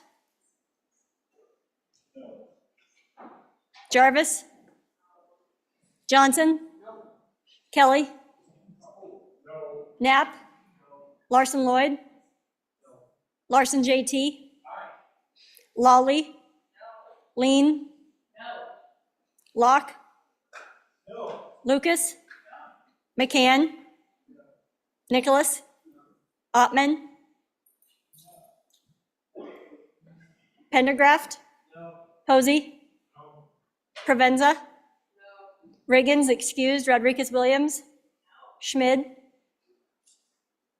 Sherwood? Singh? Smith? Storer? Storer? Strock? Stivar? Tarver? Thayer? Washut? Wasserberger? Webb? Weber? Worf? Williams? Winter? Wiley? Yin? Mr. Speaker, are there any changes? Are there any changes? Haroldson excused to no. Further changes? Stivar, aye to no. Further changes? Larson, JT, aye to no. Further changes? Further changes? Closing vote? Vote closed. 6 aye, 55 no, 1 excused. By your vote, you have chosen not to adopt third reading amendment number 19 to Senate File 69. Next amendment for our consideration, amendment number 20 to Senate File 69, Representative Williams, please. Thank you, Mr. Speaker. I move third reading amendment number 20 to Senate File 69. Members, this is the very similar amendment that we had on our supplemental budget, that a backfill amendment that we supported. And we've been hearing some horse analogies today, some of them accurate. Actually, no, more of them inaccurate. But as someone who actually has spent their life on a horse, I'll explain to you how that works a little bit. When you leave the barn in the morning, you take 1 or 2 or 3 horses with you in the trailer. Sometimes you need them all. And sometimes you get home with horses you never rode. And that's okay. But we really don't know how this is going to go. And I don't have a lot of confidence in our backfill amendment. We've done what we could do, but we all know that there's some question marks between here and the finish line. And so this is just another horse in our trailer. And I feel like we just need all the horsepower we can get. And so I'd appreciate your aye vote. Thank you, Representative Williams. Representative Larson, JT, for your first time. Thank you, Mr. Speaker. My tinfoil fell off, so I'm on and in favor of this amendment. Any other member? Representative Bear, Chairman Bear. Thank you, Mr. Speaker. On and opposed to the amendment. Obviously, it's a well-crafted amendment because it mirrors the one I created on the budget. But we don't need this, folks. This particular bill, remember, has 50% of whatever reduction in revenue there is to local governments already in the bill. So when this gets enacted, if it gets enacted, we also have our backfill from the budget. We're going to do a little work on that. And so those 8 counties should end up with 100% backfill for 2 years. So we're on a great path. Don't need this amendment. On and opposed. Any other members for their first time? First time on the amendment? Seeing no takers, second time? To the bringer? Question being called. Members, you are voting on third reading amendment number 20 to Senate File 69. Chief Clerk will call the roll. Ellerman? Andrew? Angelos? Banks? Bear? Brady? Bratton? Brown Gary? Brown Landon? Byron? Campbell Elisa? Campbell Kevin? Chestick? Clouston? Connolly? Davis? Eklund? Erickson? Filer? Geringer? Guggenmoss? Haroldson? Harshman? Heiner? Heft? Jarvis? Johnson? Johnson? Kelly? Knapp? Larson Lloyd? Larson JT? Lawley? Lean? Locke? Lucas? McCann? Nicholas? Ottman? Pendergraft? Posey? Provenza? Provenza? Riggins, excused. Rodriguez Williams? Schmid? Sherwood? Singh? Smith? Storer? Strock? Stivar? Tarver? Thayer? Washut? Wasserberger? Webb? Weber? Worf? Williams? Winter? Wiley? Yin? Mr. Speaker, are there any changes? Are there any changes? Closing vote. Vote closed. 14 aye, 45 no, 3 excused. By your vote, you have chosen not to adopt third reading amendment number 20 to Senate File 69. Next amendment for our consideration, number 21. Representative Provenza, please. Mr. Speaker, I respectfully, unless people are jumping up, the people want my amendment. I move third reading amendment number 21 for your favorable consideration. Why would I expect anything less? Thank you. Proceed, Representative Provenza. Oh, you're going to wait for a second? Okay. Okay. All right. Representative Bear, first time. Thank you, Mr. Speaker. You know, we've gone through a lot of debate, a lot of amendments, and we think it's just valuable. It was the good representative from the middle of the state came to me and said, we really just need to do a rundown of what this bill looks like for both this body and the public. And so I've asked the good chairman of Revenue to take just a few moments, and thank you to the bringer of the amendment so we could have these moments to just tell the people what this bill looks like right now. Representative Locke. Mr. Speaker, I'm on and opposed to the amendment, by the way. Oh, thank you. Chairman Locke, please. Thank you, Mr. Speaker. And so I'll try to summarize fairly quickly here. But most of you remember how this bill came into the House. It was a 50% exemption.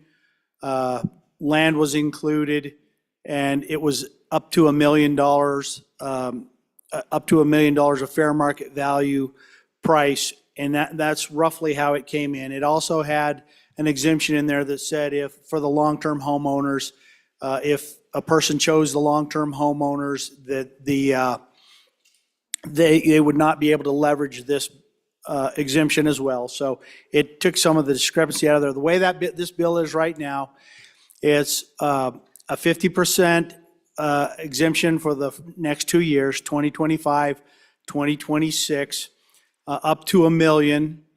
We did remove the land, which reduced the overall amount that the bill actually, the expense of the bill. We did remove the land, and then we backfilled with about, so that's about, it's in the ballpark of about 200 million a year, roughly. And I'm sorry, maybe I'm a little tired after 21 amendments, but it's roughly about 200 million a year is roughly the cost. That being said, in the second year, there's an amendment that places that a person must occupy it only applies to residential structures that are occupied for up to 8 months in the year, so that will reduce that second year cost. The backfill on that for over the 2 years is about $225 million $225 million of backfill. And then starting in 2027, it will go to a 25% exemption ongoing with no sunset date on that. And in that amendment, it makes it clear that if the People's Initiative were to be voted in, this amendment would be removed, basically replaced by the People's Initiative. So hopefully I covered it. Hopefully I made it. It isn't all that complicated. If I missed anything, and I might have, please put it in on and for the bill and against the amendment. Any other members for the first time? Representative Lean, for your first time. Thank you, Mr. Speaker. On and for the bill, as we follow the Cowboy Code and we finish what we start. Any other members for their first time? Representative Yin, for your first time. Mr. Speaker, thank you. So, whew, what a day. What a day. It is 7:04. We started this at 2 p.m. And it's third reading. We had so many amendments. If anything has told me that we are not quite sure what we wanted, it's the whiplash from Thursday to today.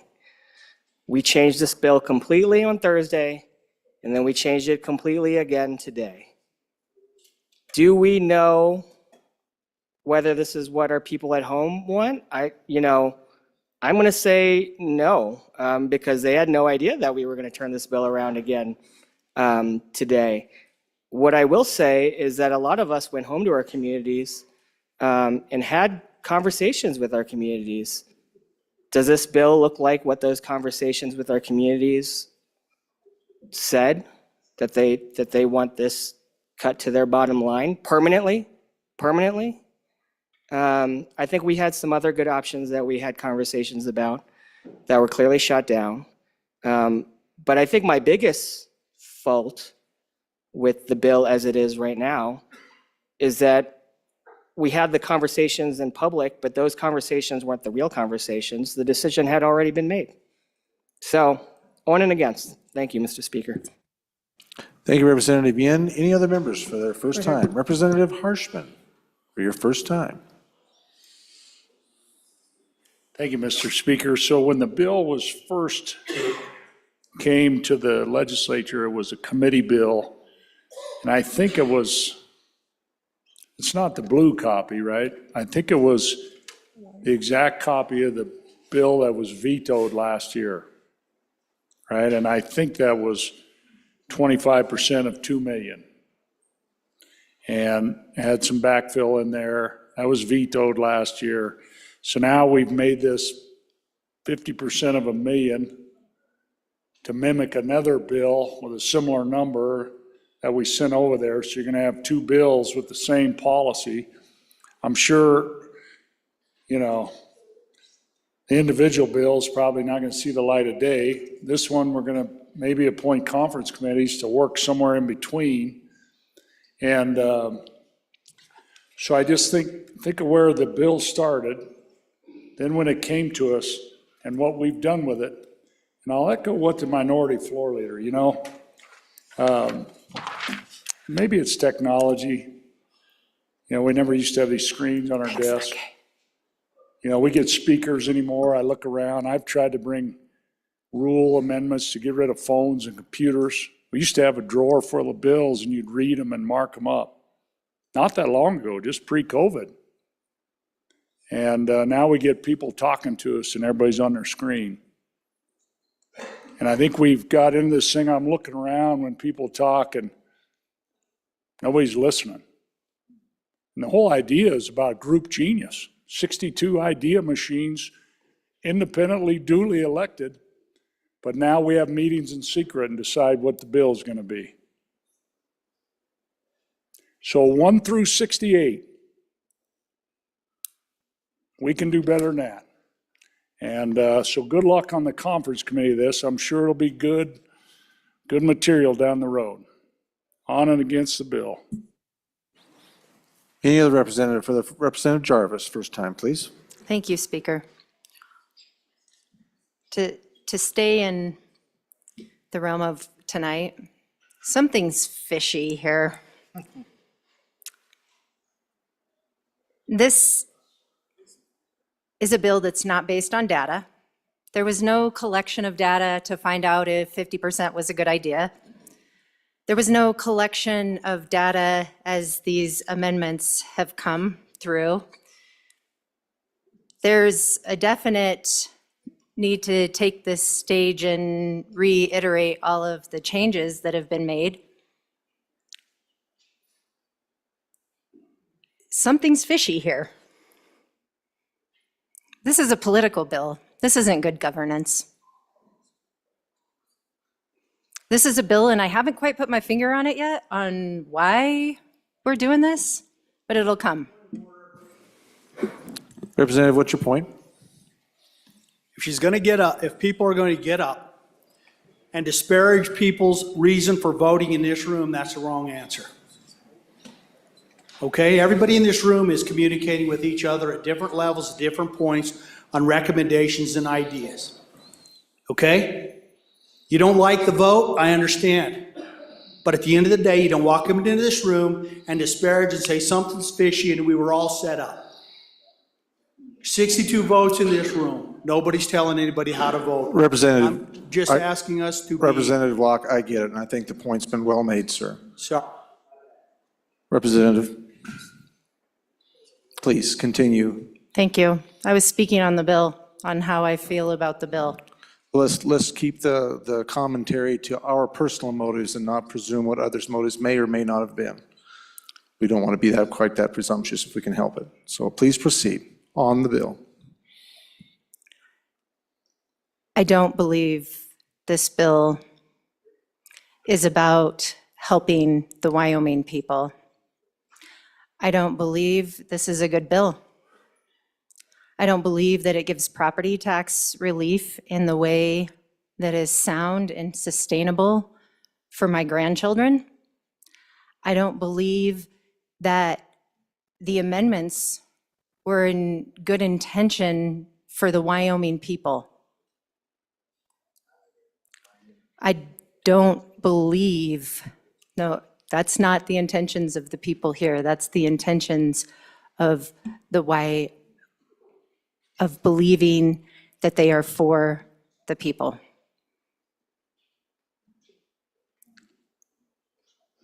This is a bad bill now. It is the amendments that have been created that were decided ahead of time or whatever.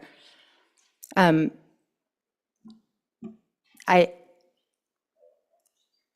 ashamed as like that I would be part of this. Any other members for their first time? Any other members? Representative Heft, first time. Thank you, Mr. Speaker. This bill is strikingly similar to a bill that went out of here, 169, that went 40-20. I've listened very carefully all day today. I've been quiet all day today. I've considered what you've all had to say. The bottom line is, I received a lot of encouragement from home today. They like this bill. We know the numbers. We know where we're at. We say we vote our conscience. Let me remind you of something. Conscience is something that's fed. It's something you're born with. It's something that's instilled to you in your whole life. Today I heard people talk about spending other people's money. We're not done with this. We got more work to do. We know we have more work to do. But when we talk about what we're really spending, it's not that horrible. We're not going to cut police. We're not going to cut fire. We're not going to cut ambulances. Let's be realistic about those things. There's nothing worse than scare tactics. We all talk about real solutions. Well, why don't we do that? I heard a lot of scare tactics today, and I don't like the word hate. That's not me. Let's continue to do good work. I have a lot of confidence in this body. Thank you, Mr. Speaker. Representative Wharf, for your first time. Mr. Speaker, thank you. I rise in opposition to the amendment in support of the bill, and I wanted to say I'm grateful for the debate and discussion that took place. I think we've had good debate. I think we've tried to do the best that we can do. And I disagree. I do not believe that we're headed for a cliff. I have more faith and confidence in this body and our abilities to find solutions to the problems. And as was just stated, this is not the end. We still have a lot more work to do. We have a lot of options that are still on the table. It isn't the end all, and I do believe that at the end of the day, we can all go home. We can face our constituents and say we did the best we could do. That's all that's asked, is that we do the best we can do to represent the people at home. Whether you're for it or against it, I think what's important is that you stood up and you spoke. You spoke for the people in your community, and we do. We need to remember why we're here. But I applaud the body's effort. It's not always easy to get up and talk about difficult decisions that have to be made. And yeah, we could turn a deaf ear and a blind eye, and we could keep walking down the same path that we've been on for far too long. We have to correct that path, and I believe we're on the right direction of trying to correct that, and I have faith in this body. So I would say, speak against this and in favor of the bill. Thank you. Any other representative for their first time? First time? Second time? Seeing none, to the bringer, Representative Provenza, please. Thank you, Mr. Speaker. On and against the bill. Roughly the first year, we're looking at $200 million, 170 to 180 the second year. So we're still left with the problem that we're gonna drain our accounts. And we're not going to be able, we're gonna end backfill. And I believe people when they tell me things, unless I have reason not to. So I believe our county commissioners when they say that they're gonna have to cut services. I believe my sheriff when he says that he's already been unable to get mental health services for the next year because he doesn't have the money that he thinks that he will need to fund that. And I believe him when he says that it is going to harm my community. The people that came to us with their concerns, they were telling us the truth. And I think we should do the honest thing and stand by them. So I'm going to vote no on this bill, because I think it's the best thing for our communities, and I think that's what they want. They were sold a lie, that property tax comes for free, because it doesn't. At this time, I will withdraw my amendment. Thank you, Mr. Speaker. Thank you, Representative. Amendment has been withdrawn without objection from the body. Seeing no objection, amendment has been withdrawn. Members, you are voting on House Bill Senate File 69. Chief Clerk, please call the roll. Allemand. Andrew. Angelos. Banks. Bear. Brady. Bratton. Brown Gary. Brown Landon. Byron. Campbell Elisa. Campbell Kevin. Repeat. Chestick. Clouston. Connolly. Davis. Eklund. Erickson. Filer. Geringer. Guggenmoss. Haroldson. Harshman. Heiner.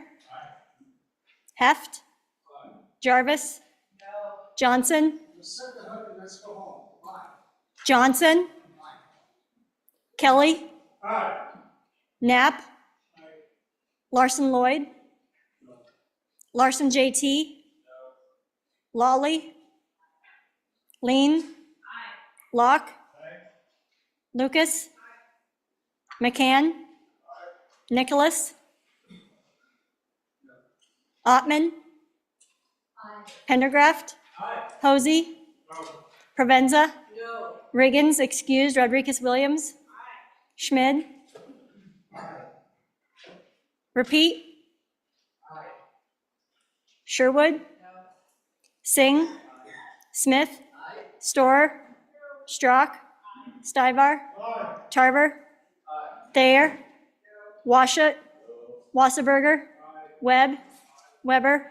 Worf. Williams. Winter. Wiley. Yin. Mr. Speaker. Are there any changes? Are there any changes? Closing vote. Vote closed. 42 aye, 19 no, 1 excused.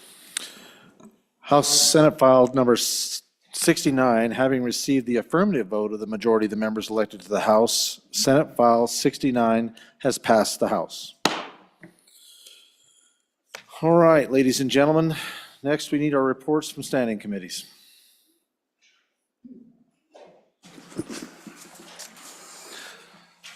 Senate File 39, sponsored by Senator Olson. Automatic transfer of automobile title upon death, an act relating to motor vehicles.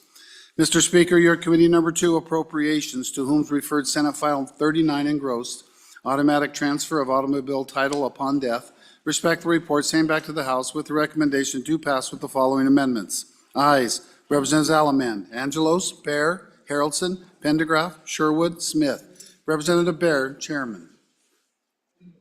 Senate File 46, sponsored by Senator Landon. Water and sewer districts, bid requirements, an act relating to water and sewer districts. Mr. Speaker, your committee number 7, corporations, elections, and political subdivisions, to whom is referred Senate File 46. Water and sewer districts, bid requirements. Respect the report, same back to the House with the recommendation that do pass with the following amendments. Ayes, Representatives Brown, Heft, Johnson, Knapp, Locke, Lucas, Webb, Weber, Yin. Representative Knapp, Chairman. Senate File 56, sponsored by corporations, providing false information to registered agents, an act relating to corporations, partnerships, and associations. Mr. Speaker, your committee number 7, corporations, elections, and political subdivisions, to whom is referred Senate File 56, providing false information to registered agents, respect the report, same back to the House with the recommendation that do pass with the following amendments. Ayes, Representatives Brown, Heft, Johnson, Knapp, Locke, Lucas, Webb, Weber, Yin. Representative Knapp, Chairman. Senate File 74, sponsored by Labor. Immunity for drug overdose reporting, an act relating to controlled substances. Mr. Speaker, your committee number 10, Labor, Health, and Social Services, to whom is referred Senate File 74 engrossed. Immunity for drug overdose reporting. Respect the report, same back to the House with the recommendation do pass with the following amendments. Ayes. Representatives Klauston, Guggenmoss, Heft, McCann, Ottman, Rodriguez-Williams, Wasserberger, Yin. Excused, Representative Stivar. Representative Rodriguez-Williams, Chairman. Senate File 82, sponsored by Water. Omnibus Water Bill Planning, an act relating to water development projects. Mr. Speaker, your committee number 5, Agriculture, State and Public Lands and Water Resources, to whom is referred Senate File 82, Omnibus Water Bill Planning, respect the report, same back to the House with the recommendation do pass. Ayes. Representatives Banks, Davis, Eklund, Johnson, Ottman, Provenza, Schmid, Strzok, Winter. Representative Winter, Chairman. This bill was re-referred to Committee number 2, Appropriations. Mr. Speaker, your Committee number 2, Appropriations, to whom is referred Senate File 82, Omnibus Water Bill Planning, respect the report, same back to the House with the recommendation that do pass. Ayes. Representatives Alaman, Angelos, Bear, Haroldson, Pendergraft, Sherwood, Smith. Representative Bear, Chairman. Senate File 113, sponsored by Senator Hutchings. Brader Opportunity Act, an act relating to professions and occupations. Mr. Speaker, your Committee number 10, Labor, Health, and Social Services, to whom is referred Senate File 113, Brader Opportunity Act, respect the report, same back to the House with the recommendation do pass with the following amendments. Ayes. Representatives Klauston, Guggenmoss, Heft, McCann, Ottman, Rodriguez-Williams, Wasserberger, Yin. Excused, Representative Stivar. Representative Rodriguez-Williams, Chairman. Senate File 126, sponsored by Senator Rothfuss. Establishment of K-8 Public Lab School, an act relating to education. Mr. Speaker, your Committee number 4, Education, to whom is referred Senate File 126 engrossed, establishment of a K-8 Public Lab School. Respect the report, same back to the House with the recommendation do pass with the following amendments. Ayes. Representatives Andrew, Guggenmoss, Kelly, Singh, Strzok. Noes. Representatives Bratton, Erickson, Lawley, Williams. Representative Andrew, Chairman. Senate File 127, sponsored by Senator Boner. Administrative Rules, Legislative Review, an act relating to administrative procedure. Mr. Speaker, your Committee number 7, Corporations, Elections, and Political Subdivisions, to whom is referred Senate File 127 engrossed. Administrative Rules, Legislative Review. Respect the report, same back to the House with the recommendation do pass with the following amendments. Ayes. Representatives Brown, Heft, Johnson, Knapp, Locke, Lucas, Webb, Weber. Noes. Representative Yin. Representative Knapp, Chairman. This bill was re-referred to Committee number 2, Appropriations. Mr. Speaker, your Committee number 2, Appropriations, to whom was referred Senate File 127 engrossed, Administrative Rules, Legislative Review. Respect the report, same back to the House with the recommendation that do pass. Ayes. Representatives Alaman, Angelos, Bear, Haroldson, Pendergraft, Sherwood, Smith. Representative Bear, Chairman. Senate File 191, sponsored by Senator Beitman. State funds, proxy voting, and pecuniary investments, an act relating to state funds. Mr. Speaker, your Committee number 2, Appropriations, to whom is referred Senate File 191. State funds, proxy voting, and pecuniary investments. Respect the report, same back to the House with the recommendation that do pass with the following amendments. Ayes. Representatives Alaman, Angelos, Bear, Haroldson, Pendergraft, Smith. Noes. Representative Sherwood. Representative Bear, Chairman. Senate File 195, sponsored by Senator Beitman. Small Business Emergency Bridge Loan Program, an act relating to emergency loan programs. Mr. Speaker, your Committee number 9, Minerals, Business, and Economic Development, to whom is referred Senate File 195 engrossed, Small Business Emergency Bridge Loan Program.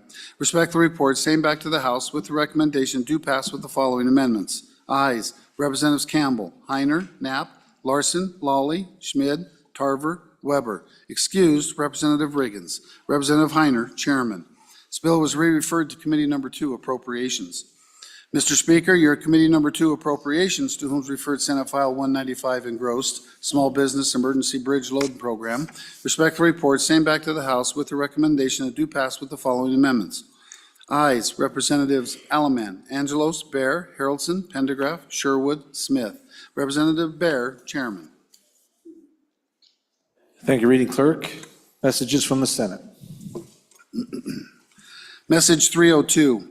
Mr. Speaker, the Senate did concur on House amendments to the bill listed below by the vote indicated. Senate File 13, Reading Assessment and Intervention Amendments. Ayes 31. Message 303. Mr. Speaker, the Senate did concur on House amendments to the bill listed below by the vote indicated. Senate File 49, Tangible Personable Property, Index and Depreciation. Ayes 31. Message 304. Mr. Speaker, the Senate did concur on House amendments to the bill listed below by the vote indicated. Senate Joint Resolution 3, commemorating Nellie Taylor Ross. Ayes 31. Message 305. Mr. Speaker, Senate File 40, Zoning Protest Petition Amendments. The Senate failed to concur on House amendments to the bill listed above by the vote indicated. Ayes 1, noes 30. Message 306. Mr. Speaker, the Senate appointed Senate conferees to meet with a like committee number 1 from the House on amendments to Senate File 40. The Senate conferees are Senator Garou, Chairman, Senator Ide, Senator Landon. Message 307. Mr. Speaker, the bill listed below passed the Senate on third reading by the vote indicated. House Bill 86, Public Property and Building Amendments. Ayes 30, noes 1. Message 308. Mr. Speaker, House Bill 166, State Auditor Payment Transparency. The House bill listed above passed on third reading in an amended form as follows by the vote indicated. Ayes 31. The Senate respectfully asks the House to concur by adopting the listed amendments. Message 309. Mr. Speaker, House Bill 199, Wyoming Freedom Scholarship Act. The House bill listed above passed on third reading in an amended form as follows by the vote indicated. Ayes 20, noes 11. The Senate respectfully asks the House to concur by adopting the listed amendments. Message 310. Mr. Speaker, the Senate did concur on House amendments to the bill listed below by the vote indicated. Senate File 81, Tax Exemption, Property Owned by the State. Ayes 29, noes 2. Message 311. Mr. Speaker, Senate File 77, Compelled Speech is not free speech. The Senate failed to concur on House amendments to the bill listed above by the vote indicated. Ayes 14, noes 17. Message 312. Mr. Speaker, the Senate did concur on House amendments to the bill listed below by the vote indicated. Senate File 73, Charter School Funding Amendments. Ayes 30, noes 1. Message 313. Mr. Speaker, the Senate did concur on House amendments to the bill listed below by the vote indicated. Senate File 96, Wyoming Gold Act. Ayes 23, noes 8. Message 314. Mr. Speaker, the Senate appointed Senate conferees to meet with a like committee number 1 from the House on amendments to House Bill 11. The Senate conferees are Senator McEwen, Chairman, Senator Case, Senator Ide. Message 315. Mr. Speaker, the Senate appointed Senate conferees to meet with a like committee number 1 from the House on amendments to House Bill 28. Senate conferees are Senator Anderson, Chairman, Senator Cooper, Senator Kolb. Message 317. Mr. Speaker, the Senate appointed Senate conferees to meet with a like committee number 1 from the House on amendments to Senate File 77. The Senate conferees are Senator Hutchings, Chairman, Senator Boner, Senator Garou. Sincerely, Ellen Thompson, Senate Chief Clerk. Thank you, Reading Clerk. Okay, we've got a couple of the conferees that we need to appoint in regards to message number 317. This is in regards to Senate File 77. I have appointed Representative Andrew as the chair, Representative Lean, and Representative Chestick.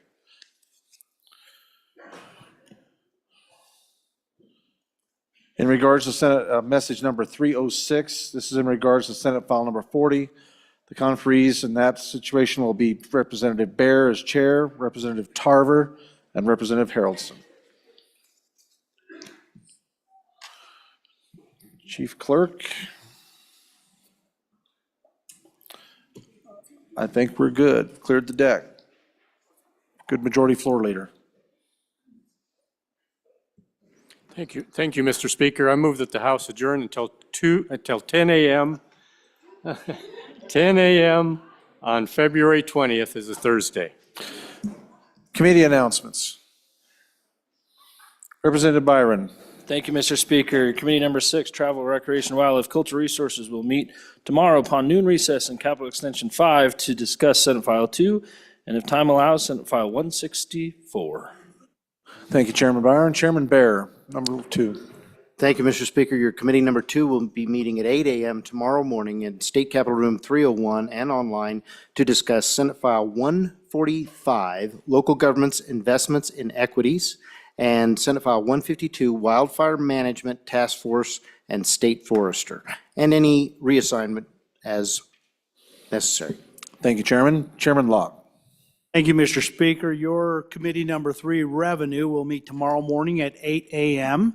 in the extension room number 5 and online, and we will hear one bill, Senate File 38, Performance Compensation Investment Performance Amendments. Thank you, Chairman. Chairman Winter, number 5, Ag. Thank you, Mr. Speaker. Your committee number 5, Agriculture, will meet at 8 a.m. in the morning in room 3 in the extension. And we will be discussing Senate File 147 and Senate File 181. Thank you. Any other announcements? Any other committee announcements? Seeing none, you have heard, Representative Tarver, Vice Chair Tarver, Transportation. Mr. Speaker, upon noon recess tomorrow, Transportation, Highways, and Military Affairs will take up Senate File 146, Senate File 102, and if time, Senate File 26, and Extension Room 03. Thank you, Representative Tarver. Any other announcements? Seeing none, you have heard the motion of the good majority floor leader. All those in favor signify by saying aye. All those opposed, no. The House will stand adjourned until 10 a.m. tomorrow, the 27th day of session, February the 20th, 2025. Have a good evening, ladies and gentlemen.